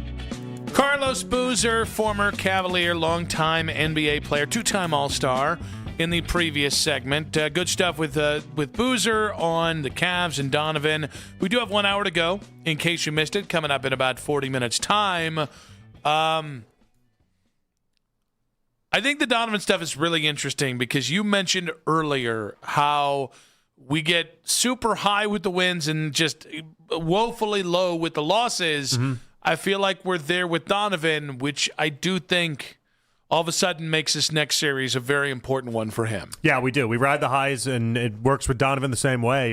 Think about the people just after Game 4, and he had a good game. That was a good game, but it was that was the first time you saw him really kind of go off and do anything. And even within that, the first half he was basically a no-show. And some of the commentary and the criticism after that game, people got really quick to get on Donovan, which is understandable. He's your superstar. He should be the one scoring. He should be the one doing everything under the sun. But this is big. Knicks series is big for him. I tend to think that Donovan having a herky-jerky first 14 games of the postseason and the Cavs still advancing to the Eastern Conference Finals, I actually think there's something valuable in that. For sure. Because you're not Cade Cunningham in Detroit. Yeah, well, and where you're just asked to do everything. Because I also think there have been elements of people just waiting for Donovan to make things happen in previous years. Very similar with the experience with LeBron, where people just wait for LeBron.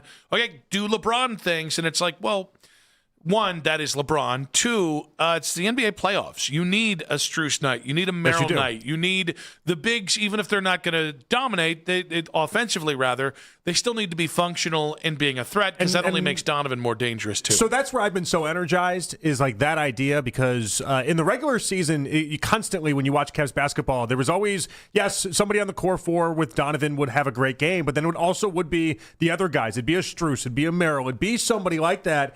And in the postseason, in the past couple years, you just entered these games and you went through them, and it was where's the other guys? Where's somebody else to really give that avalanche and really get them going? And now this last series against Detroit, whether that was Harden in Game 3, whether that was Strus in Game 5, whether that was Merrill or Allen in Game 7, you just had a bunch of other guys that were stepping up in a big-time way that we just hadn't seen them do, at least in the playoffs while Donovan's been here. So we do have the initial get-in price, average purchase price numbers coming out of Game 1. Okay. A little market ticket watch? It's TickPick, at TickPick. Okay. Yeah. That's the name of the site? That's the name of the site. Okay. Current get-in price, $501. And that's the nosebleeds? Yeah. Yeah, that's one ticket in the nosebleeds. It looks like, which side? I'm actually trying to find it here. It doesn't say. Okay, that is the... I guess you would say the kind of corner, absolute nosebleed, highest as you can possibly go. I think that's $502. Okay. What are courtside seats costing? There's one for $12,500. Oh, okay. Cheap, all things considered. Yeah. Would you pay that for a Game 1? I'm not paying that for anything. Well, yeah. Okay. I was thinking more. I was putting myself in a Chalamet's case or a Spike Lee's case. If I'm Chalamet, I don't care about $12,000. I don't know about that. I don't know. Does he have McConaughey money at this point? Does he have? Well, I don't know about McConaughey money, because McConaughey money might be $500 million. I was actually thinking Ryan Reynolds' money was the other one, because he owns a whole I don't think it wouldn't surprise me if Chalamet had upwards of $50 million. $50 50 to 100 million, somewhere in that range. All right, senior research analyst Mac Robinson's going to... What does Google say, which is never a great barometer for how much somebody's actually made? It's the only barometer but it's the best have. we got. It's the best we got right now, so it's all we can do. Mac looks so disappointed. Yeah. Because you typed in something I'm not and going it to go didn't based on net worth for him, but also, like, he's been a part of billion-dollar movies, at least. I know, Nick, you're not a big fan of them, but you know the Dune franchise. Okay.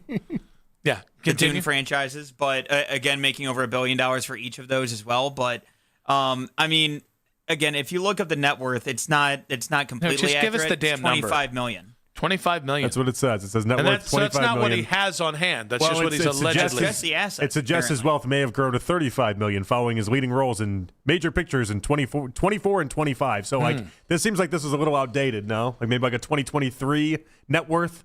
Probably, especially because he has another blockbuster coming Meanwhile, out later in the Chalamet year. has only just put out like a bunch of awesome, or at least highly paid movies since then. So either way, whatever. Even if let's say baseline 25 million, let's go from a couple years ago. If you're getting 25 million, you're not really worried about 12 grand. Also, the average purchase price is just under $1,100 per ticket. It's going to be even funnier if they lose. Like, there's so much of everything about this that not only am I actively rooting for the Knicks to lose because they're playing my favorite team, also because I just find their fans to be a bit much. And I find the weird hubris that these folks get around this time of year to be even funnier to me. Like, you got to understand, you made the Buffalo Bills comparison, which I think is more apt. Like, the Lions were just, Lions never even made the playoffs for like 50 years, basically. The Knicks have had plenty of playoff runs, but every time it was like, oh, you topped out in the second round. You topped out in the third round. You did this, you did that. Yeah, like people talk about those like 90s Knicks teams, kind of like, I mean, not the same way with the Bills going to 4 Super Bowls. You talk about those 90s Knicks teams as if they were like awesome. But Boomer and Gio were saying Knicks in 4 or 5. It's like, what right? Because you are correct. They are the underdog. They've become this massive underdog story. What right do you get to say Knicks in 4 or 5, even if that ends up being the truth, by the way?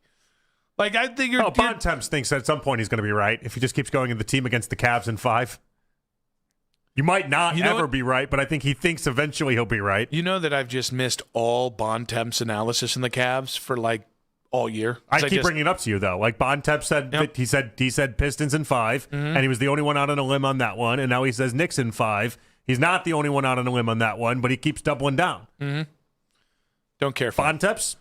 Yeah. Known Baskin and Phelps guest, also known Cavs hater. That's why we won't have him on the show. They actually call it Bontemps and Phelps. Yeah, we told Bontemps take a hike. We don't even want you on the show. Is what we told him. 14 years ago, we saw this one coming, and that's when Baskin got his break, his big break. I think he'd been driving a truck before that. He, had Baskin was? but not in the media in a big way for 20 years previously. Nope. No. He was just basically like the Vince Papale of media members. All right, then. He did pick Cavs in 6 against the Raptors there too. Well, good for him. Didn't go completely on a limb there in 5. Did everybody go Cavs at least in the Raptors series or no? Yes. Yeah. Everybody went Cavs.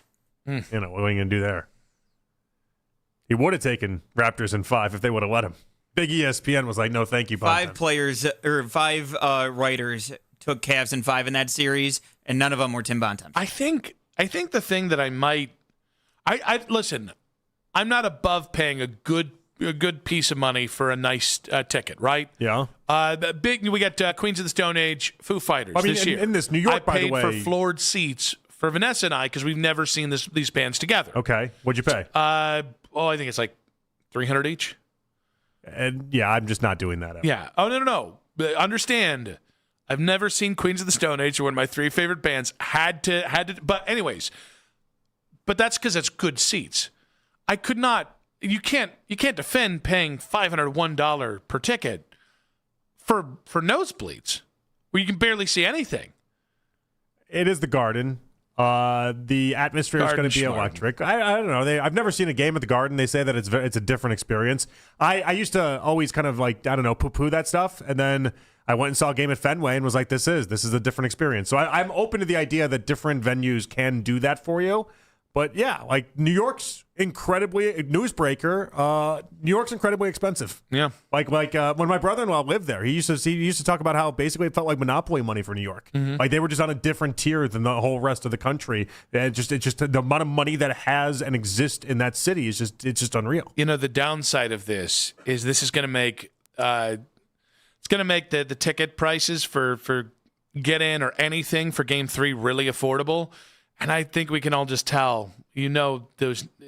How are you going to keep these guys out of the rock? They're trying. They at least put out today. They're stopping any sales for anyone with a New York license. Mm-hmm. I think Pennsylvania also. Like they're checking the addresses for people that want to go ahead and purchase tickets. You can only do so much, but they're at least trying. But here's the problem: how can you do that? And then you also bought up on 3 different road games in Detroit. Then you bought up, copious amounts of tickets there. Because he understands if they let him buy the tickets, then it is what it is. But he's going to try to limit it if he can.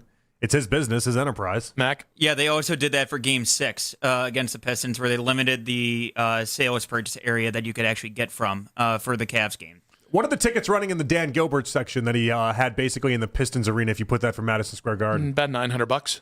Yeah. Actually, in between $731 and $900. Yeah. Which, I mean, again, if he's worth $30 billion, Dan Gilbert. He's worth enough money that he could do this and not even worry him. I don't think I'd do this for Game 1. It's a really expensive venture. I want to make it very clear that there are games that I would pay incredible amounts to get in, just to get in price alone. That would be but I don't think it'd be a Game 1. Does it have to be like a closing game for you or something like that? Yeah, but I even like a Game 7, because there's such a downside to that. If it's like my team's up 3-1, for like a Game 5, hey, we can close this one out, where I'm not going to be morally deflated for the rest of time if I lose that one while paying $500 to get in. I think that's the sweet spot.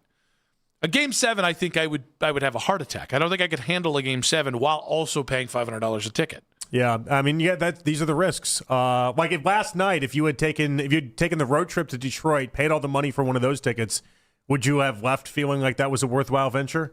It was a blowout game, but it doesn't mean it was the most interesting game from that perspective. So, yes, because it ended up being almost therapeutic, what a blowout it was. I could see that and being like, all right, I just got to basically give a middle finger to the Pistons fans all around me for 3 hours. Yeah, and also, you earned it the other 6 games. Yeah. We lived and died with the other 6 games, so the fact that you could get easy street here, again, it's still... It's not the most satisfying watch. It is, but it isn't. It isn't that you dominated, but also... I always tell you, or at least I told you about early on in the series. Like I like to sweat it out a little bit. The uncut gems, Adam Sandler, that exists in me. Okay, you like the Toronto Game 7. Sweat it out for a half, yes, and then you take Yeah. care of it in the second half. But for that first half, I'm on pins and needles, and I'm legit being like, what's happening here? Big news in the AFC North. That's in 5 minutes on 92.3 The Fan. 2 guys drove to work.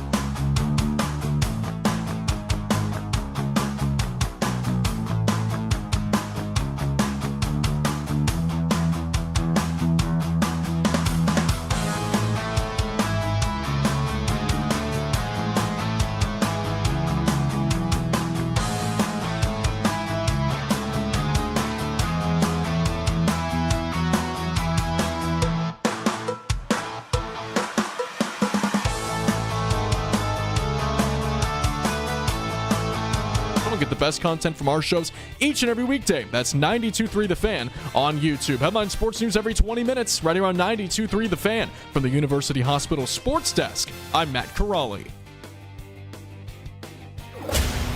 Talk sports deep into the Cleveland night. Overtime with Jake Volnick. Weeknights at 7. Sports Radio 92.3 The Fan.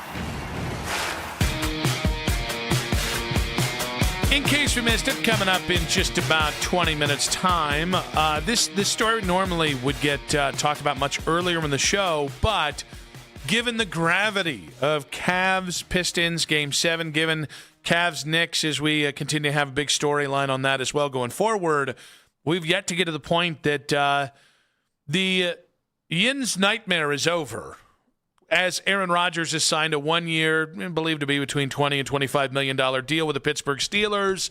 So he old and he balling once again this year. Yeah, at least did he get the pay bump. That was nice for Aaron. But yeah, this is some of the quotes out of here is really kind of wild stuff. Like Michael Pittman, he's like, oh, now I've got to play with 2 Hall of Famers in life because he had like a cup of coffee with Phillip Rivers. And it's like, okay, sure. And it's just like, and everyone acting as if, because they've watched him throw like 5 throws today, as if they just saw the second coming was a little too starstruck for me from what Steelers receivers were. Yeah, it's just been a weird 2 years. I know Aaron Rodgers makes everything weird.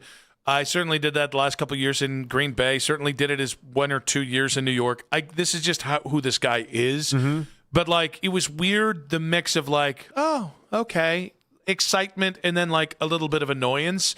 That just the general reaction from what I saw from Steelers Nation. Yeah, I think they're just kind of all prepared for it to be very weird and continuing to be very weird. I think the Mike McCarthy thing is about as weird as it gets, though. Like, speaking on weird, like the idea that their relationship broke because Rodgers wanted him fired and wanted him gone, and then publicly said he was an idiot, and then didn't know football and all these other things, and then you're just like, okay, I guess he's my guy. I mean, for $20 to $25 million, we've lived worse lives. I get it. I do. It's just such a weird setup, and neither side had to really do this. I guess maybe Rodgers was a little bit more forced than the Steelers were, but the Steelers could have gone out there and, hey, Kyler Murray, you want to be our quarterback? Like they did have other options. They just chose not to do it. I just think it's so funny that like this happens and.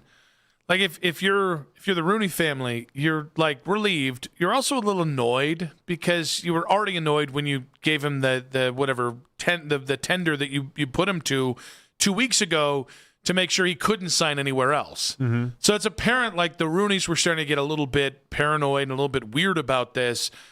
So I'm sure they're happy that Aaron Rodgers signed, but also it's still now going to spend the next year dealing with Aaron Rodgers. Well, then the other side of this is the idea that for so long people thought it was Tomlin that was kind of holding everything up in this never-ending search to try to finish basically a game above 500 and then get to the playoffs and then just get waxed. And now it kind of looks like it's the Rooney family that is in just a desperate desire to hang on to 9-8 and really make sure that they have a winning season and then end up in the first round where they get waxed. It's really interesting. I read the Chuck Noll book because he's a Clevelander, and I'd never really gotten into Pittsburgh, the sports histrionics outside of the Pirates because it's the Steelers, and it's tough to read it. But Chuck Noll's a Cleveland guy, and it's a great story, by the way. What Great part book. of Cleveland is he from? I didn't know that. He's actually an East Sider. Yeah. But yeah, Catholic kid, went to, I'm going to butcher the name of the school because it was something different when he went there. But yeah, it obviously was with the Browns for a short time as an assistant coach as well. But he talked about the original, I think it was the first Art Rooney. Mm-hmm. And just basically how Dan Rooney decided he wanted to do things different. And that's the thing that changed the fortune of the Steelers. And now it seems like this Rooney in charge is doing the things that the old man did, the guy who founded the franchise, and they never won a damn thing. I mean, it kind of makes sense as to why Tomlin was able to exist the way that he did for so long. And again, maybe I need to give him more of the benefit of the doubt and like beyond just one season removed from Tomlin. But every move they make seems like they're just in the direct ideology of we're just going to be competitive, and that's what matters more than anything else. But the crazy thing is, I don't know they got any better this offseason. I dare say they just got older. I agree with you. I mean, they really didn't make too many changes, all things considered. I mean, yes, the Pittman deal's the headliner. That's it. And so if you look at the offensive side of the ball, they added pieces, like obviously through rookies, You added Bernard. You added what's your guy Janchor? Like they added guys that way, but they made 2 additions defensively with Brisker and Dean, and then Pittman on offense, and that's it. Outside of that, it's the same. It's the same team. I hate doing this because I kind of chided everyone for doing the same thing last year. Man, do I think that this is the year that it kind of goes up. Aaron looked old as the season went on. I don't think you have enough talent to sustain him. And I think that defense is also getting older as well. Like, and again, maybe they're kind of like there's like a 4-year stretch where like the Browns' floor was 7 wins. Maybe that is their floor. This feels like the year you're going to reach it. And I like Mike McCarthy as a head coach as well, but like you're giving him an old roster, and even drafting wise, they haven't done a great job at replenishing. I guess maybe the upside would be that McCarthy is a much better offensive mind than Arthur Smith is, and so there's going to be some leg up there, just in the idea that McCarthy he knows more, he's better at it than Arthur Smith is, and Arthur Smith turned Russell Wilson and Justin Fields into just moonballs, and then Aaron Rodgers, we'd mentioned there was a couple games he looked good, but more times than not he just kind of looked what it was. Like maybe their offense takes a little bit of a step forward because of the McCarthy upgrade, but it's not going to lead towards anything significant. And here's the thing. That's the end result. I don't think whenever it finally does end for Aaron, it's not going to end pretty. Meaning, if he's struggling in a season and the team he's on is a below 500 team and it looks like things are going the way of the dodo, I've always imagined, unless he's able to walk out saying, I played in the playoffs, I did this, I did that. That's the only way he's ever going to get the thing that he said, what was it, a couple off seasons ago, I'm just going to walk off into the sunset. Nobody's really going to know I'm retiring. Yeah, it's Kaiser Sosa moment is what he said. Absolutely lie. That's not what that narcissist wants. But I think it's much more likely if he suffers in season and is in danger of getting benched, I don't think we know the bounds to which this guy's going to go to make it ugly. He's like, they've been sitting on the stake days, right? Like, he was in the playoffs last year, and for some reason he thought, I'm going to make this organization pay. Like, even Green Bay, I know Green Bay replaced him, and they upset his sensibility because they drafted a quarterback before he was willing to move off of the NFL, which is exactly what they did to Brett Favre. So in a way, they've treated him the same way as they did Brett Favre. But this guy has had every kind of separation, minus the Jets. He's been able to kind of go and be like, oh, well, we're at the specific level. He bottoms out in the middle of the season. Oh, is it going to be fascinating to watch? Yeah, but like the Jets should have taught him anything to be like, hey, let's be a little bit more grateful for what's going on here. And it just didn't. Well, the Jets treated him. I mean, he got injured, and they still treated him like he walked on water. And so then his response to that was, maybe I do walk on water. Maybe I do walk on water. Exactly. And then but like the Steelers they basically rolled out the red carpet for him. And at some point, they're just going to stop doing that. I don't. Maybe is that Will Howard taking a step up? Is that the idea? Is that what that is? I mean, I think McCarthy, Drew Aller's the guy in line now. No, Will Howard is I don't know. This could change in a month. But like right now, out of camp, out of what they're saying is that Will Howard got the number 2 reps today at least, and Will Howard is somebody that McCarthy's been wildly impressed with in the little stretch that he's been around him. It feels a little bit like we're advertising something. If we're going to put it on the block later, no. It's also early. I actually do think. I mean, could be. They did like the weird depth chart thing I saw where it was like like McCarthy actually ranking them and putting them out, and he had Drew Aller 4th. Like they firmly stuck him in the back. I think, actually, I do think the Steelers are an interesting match for Sorsby if he comes out. Because if you think Aaron's going to be there this year and then beyond, you're probably going to be able to. You're probably be able to wait for him in a way that certainly here, if we took Brendan Sorsby, there's no way that guy's not on the field. We all thought Ty Simpson made a lot of sense for them in this draft too. Mm-hmm. They never got there. It never did, but like it made sense. It still would make sense. It's just that the problem, and we discussed this with the Rooney family, is that they don't want to do what it takes to tear a team down and then go through the 4-win season or 5-win season and then kind of build it back up. And they just don't want to do that. That's why they hang on to that incredibly expensive defense the way that they have it. I think it's time to call for Father Time. I think that's what this year's going to be about. I look at that and go. You had so much faith in him last year. I did, and by the way, he did everything I thought he was going to do last year. They finally changed coaches. I I think that Rodgers-McCarthy thing is going to rear its head at some point this year, even if it's not the thing that sinks him. And he's another year older, and he really started to look washed as the year went on. Yeah, it wasn't good. But I don't know. Well, I do think I don't think he'll be worse with Smith than he will be with McCarthy.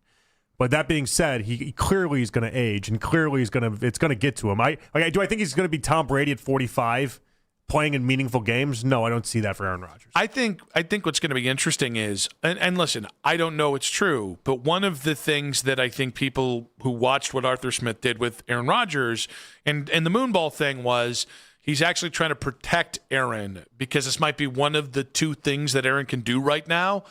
I would imagine McCarthy is going to throw Aaron Rodgers out there like it's 2017 Aaron Rodgers. And I think that's the danger in playing Aaron Rodgers. Like, you do have to protect him at this point in his age because he can't even move the way he could previously in the pocket. The wildly accurate Aaron Rodgers that probably won't exist this year. Well, and allowing him to rely on his movement skills, which he does not have anymore. No, he doesn't. I mean, it's it'll be interesting to see how it goes. I think you're closer than you're off in saying that you think this is the last year for Aaron Rodgers. But it does infuriate me that the best I can say is, but maybe they'll be 7-10. I mean, if he didn't throw an interception in the last ball in the postseason last year, I don't think he even comes back this year, though.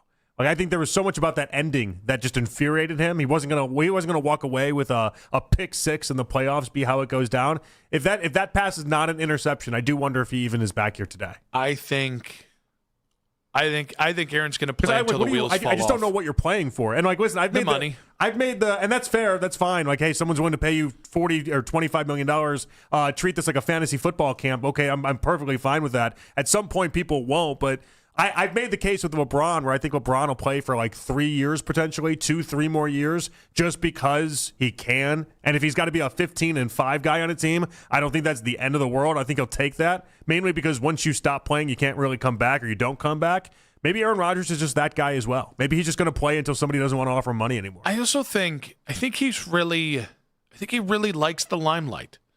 And he says the opposite of it, but I think he's really gotten addicted to the attention he gets. No question. There's a reason he still goes on McAfee. There's a reason he still says inflammatory stuff. Don't you look at my totally existent wife. You guys are going to dox her and all that kind of weird stuff. I think it's all just a narcissist that wants attention. And I think he knows the second that he goes away from it, you can't do that and be a broadcaster. You'll just get fired for the weirdness. You'll get fired for what he's basically his whatever weird relationship he has with fans and media.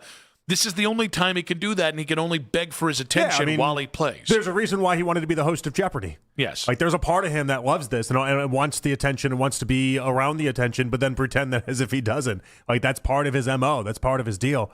I have no idea what he could do after football to keep that attention on him if it's not going to be something like broadcasting, which he hasn't really shown much of an interest in.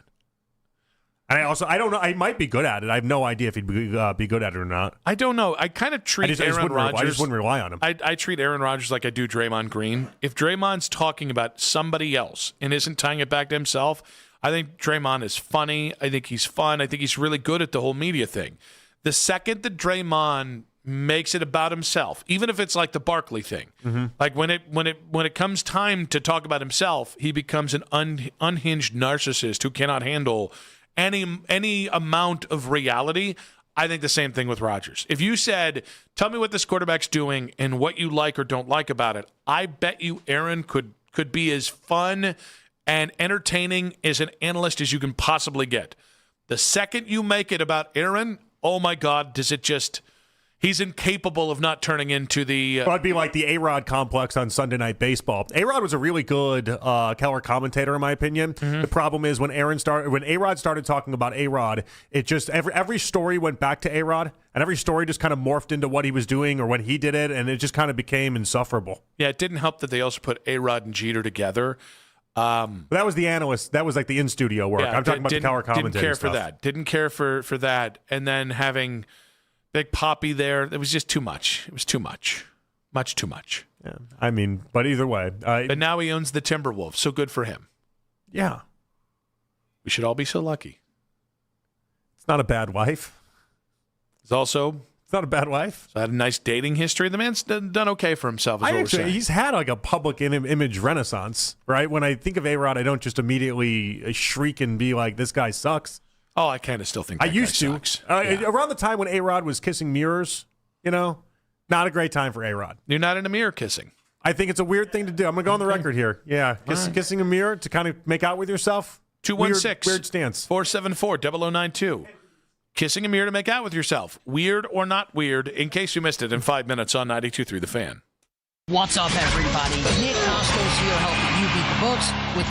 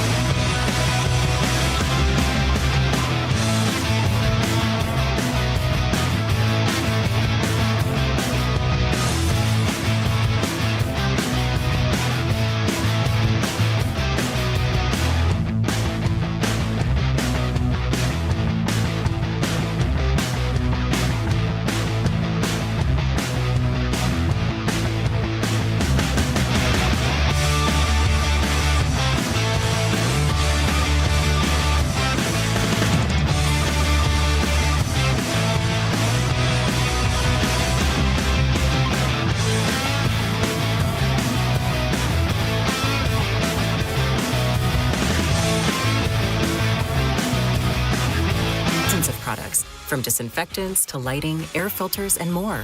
And with fast, dependable delivery, Grainger helps her keep every facility stocked, safe, and running smoothly. Call 1-800-GRAINGER, click Grainger.com, or just stop by. Grainger, for the ones who get it done.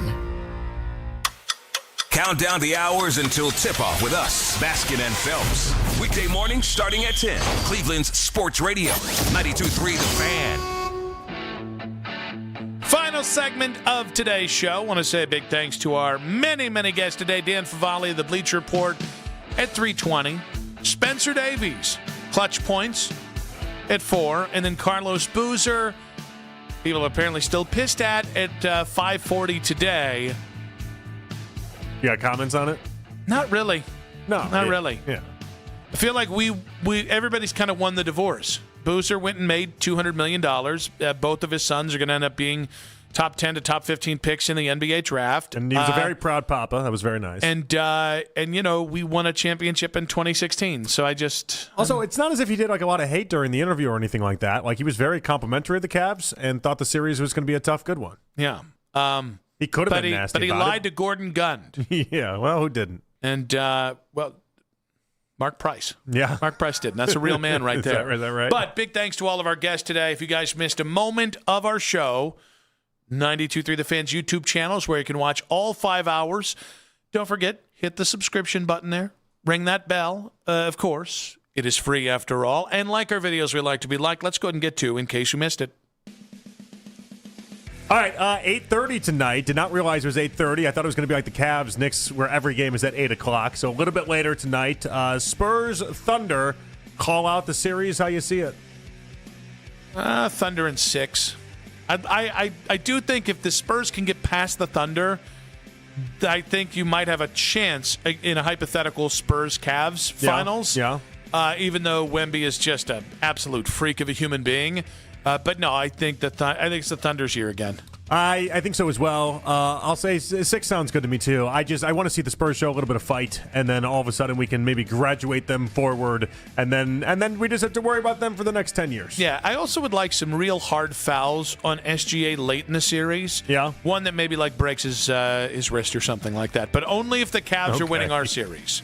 Yeah, it's useless if the Cavs don't end up winning the series, right? Yeah, like you get this big SGA injury, and then it actually would be nicer if that happened. I don't root for injuries, but I guess in this case, now that we're here, maybe that happened in closing minutes of a Game 6 win for the Thunder, and then all of a sudden an injury happened or something, or maybe just Achilles. That's happened, right? That's definitely the OKC first title. What is that owed to? Tyrese Halliburton's Achilles going bye-bye. So turnabout's fair play. A year later, give us our first title without LeBron. Don't be stingy. Wow, what a sad realization that would be if SGA gets injured and then the Cavs take on the Thunder and then the Thunder It's not going to make me any less drunk the day after. Yeah, is that right? Oh, yeah, still drunk. Okay, good. Because remember, last time they won a championship, I was hosting the post-game show, and I did the overnights into Ken and Anthony, and then came back the next night. There will be none of that this time. This time, I will be there enjoying the spirits of the day. Barcade, woman! Well, I was talking if they lost to the Spurs or the Thunder without SGA, but if they won, I don't care. If the Cavs win a title, I will be celebrating mostly naked. Are you not showing up for work the next day? That's a great question. You'll be there. Come on. That's one of the great days is to be on the air after they win the title. Hopefully it's on like a Friday night. Is that right? So I can really just hold it off so I can Monday? just hold it all, pinch that thing off about Sunday night at about 6 p.m. Game 7's already set for Sunday. I don't like that. So that's we're going to have to win. Yeah, that's already there. And so win Game 6, I think, is Friday. Yeah, that's the one. I'm going to need them to Cavs in 6 then. Yeah, okay. All right. Yeah, that sounds good in to me. the NBA Finals. Meanwhile, Eli Manning was on the Bussin' with the Boys podcast, and obviously the big story of his early NFL career was for basically saying no to San Diego and forcing his way to the New York Giants. Turns out he almost came a little closer to Cleveland. He almost came to Cleveland is what I'm trying to say. Good Lord. Draft day was interesting. Obviously, I had a lot going on with. I told San Diego, who had the first pick, that didn't quite want to go there. So I remember like 15 minutes before the actual draft, it's like a Saturday in New York, and Tom's like, "Hey, I got good news and bad news." I'm like, "All right, what do we got?" He's like, "San Diego wants to trade, make a trade." I'm like, "All right, that's great." I said, I assume that's good news. He's like, "Yeah, that's good news." I'm like, "What's the bad news?" He's like, "It's to Cleveland, and we're not going there either." I'm like, that might be a little difficult. Like, I'm already hated, I feel like, by making this move, and so ended up working out, and ended up being a trade with the Giants after I was drafted, and went to New York. If you look at the actual price for the Giants to go from 4 to 1, the swap that ended up being Eli for Phillip Rivers. Yeah. I don't think the Browns could have fielded a competitive football team the next 2 years if they had made that same trade. What was the price? I don't remember. It was another first-rounder, which I think ended up being the 11th pick or 12th pick in the NFL draft. But it was I think it was 8 picks all to 6 or 7, 8 picks, 12 picks. Could have been any of those number of picks, though. They sent their 4th overall pick, which turned into Phillip Rivers, 2004 third round, a 2005 first round, and a 2005 fifth round pick to the Chargers. Yeah, I don't think that's not that bad. For that Browns team. Well, I was all bad for that Browns team, but that's not that bad. All things considered, I think Eli would have been an absolute failure here because he just was not walking into the ecosystem he walked to. The 2005 first round pick turned out to be Sean Merriman, and for the Browns, it would have been the number 3 pick, which would have been Braylon Edwards. It's kind of a fun little history part of it, part of the whole deal, though. You know that 2004 draft, all they had to do was stay at 7 and take Ben Roethlisberger. Yeah. They instead used their second-round pick to then move up 1 pick. Detroit had no interest in taking Kellen Winslow, but move up 1 pick to take Kellen Winslow, who immediately go vroom vroom on a Mazda and tore up his knee. And then there were a lot of problematic things afterwards. But how about this spin? A lot of people have noted previously that Ben Roethlisberger, if he played in the NIL era, would not have stayed at Miami of Ohio, right? Mm-hmm. He would have gone to Ohio State. If Ben Roethlisberger had simply just transferred to Ohio State because it was the NIL era, Browns would have felt motivated to then take him at number 7 overall. And there we have it. So what's interesting about that is I don't know about that because that was in the era where the Browns would rather set themselves on fire than take an Ohio State player. Oh, really? There was okay. In that era, I remember Darnell Sanders, who was a tight end. But there were years where it was like Sean Springs. Well, Sean Springs was the year before, but there Antoine Winfield. There were names after names after names, and they were like, "Yeah, I can't do that." Everybody celebrated for Brian Robisky. Yep. And by the way, it never stopped after this, but they had a big run on Cal players. Butch obviously loved anyone he tried to recruit at Miami. That's why Gerard Warren was the number 3 pick and not LaDainian Tomlinson. That would have been nice. So you had Darnell Sanders in 2002. Yep. And then Robisky, as Mac talked about, in 2009. Yep. It's a long gap in between. And there were... It's a long gap in between. It almost became like a running bit where you'd be like, oh, the Browns are on the clock. They need this position, and the best player at that position is an Ohio State player. So you can guarantee that's not going to be the pick. Does Denzel get enough credit, or does he not get enough credit for turning the tide on that? I actually think this is where we got to give Dorsey and Andrew Berry credit, is that one day the Browns organization woke up and said, why are we doing this? This is stupid. Should probably we take draft some Buckeyes. more Ohio State players? And maybe this continues why the Steelers for a million years have always had the largest contingent there at Ohio State Pro Days. Meanwhile, the Browns are just never there. Yeah. Santonio Holmes, they knew. Mike Vrabel. Yeah, we just get to hang out over there. Gosh. Mike Adams, too. Yeah. Offensive tackle. Yeah, at least Mike Adams stunk in the pros. He was fine. He was okay. He stunk. Big thanks to Mac Robinson on the board. Yes. Big thanks to Jake Murren. Big thanks to Matt Corrali. Baby doll. JP, good stuff today. Had fun. We'll do it tomorrow. Are you ready for tomorrow? Why wouldn't I be? Because you know those bing bongers are going to be. It's going to bring. I want them. I want them here. I want them to call up the station. That's what you say. Trickaroo on us. Like, we're going to just talk regular Cavs basketball and then hit us with a bing bong. And then we get pissed. Yeah, it's going to be really annoying about 3 games in. I'm ready for it. Maybe tomorrow. I'm ready for it. All right, guys. We'll see you tomorrow. 2. Bye. Keep it spicy, baby. Let's go. I love you. Have a great day. Take care, Nick. Take care of him. He needs help. This is an Odyssey Sports Minute. JV Bickerstaff refused to label the season a disappointment for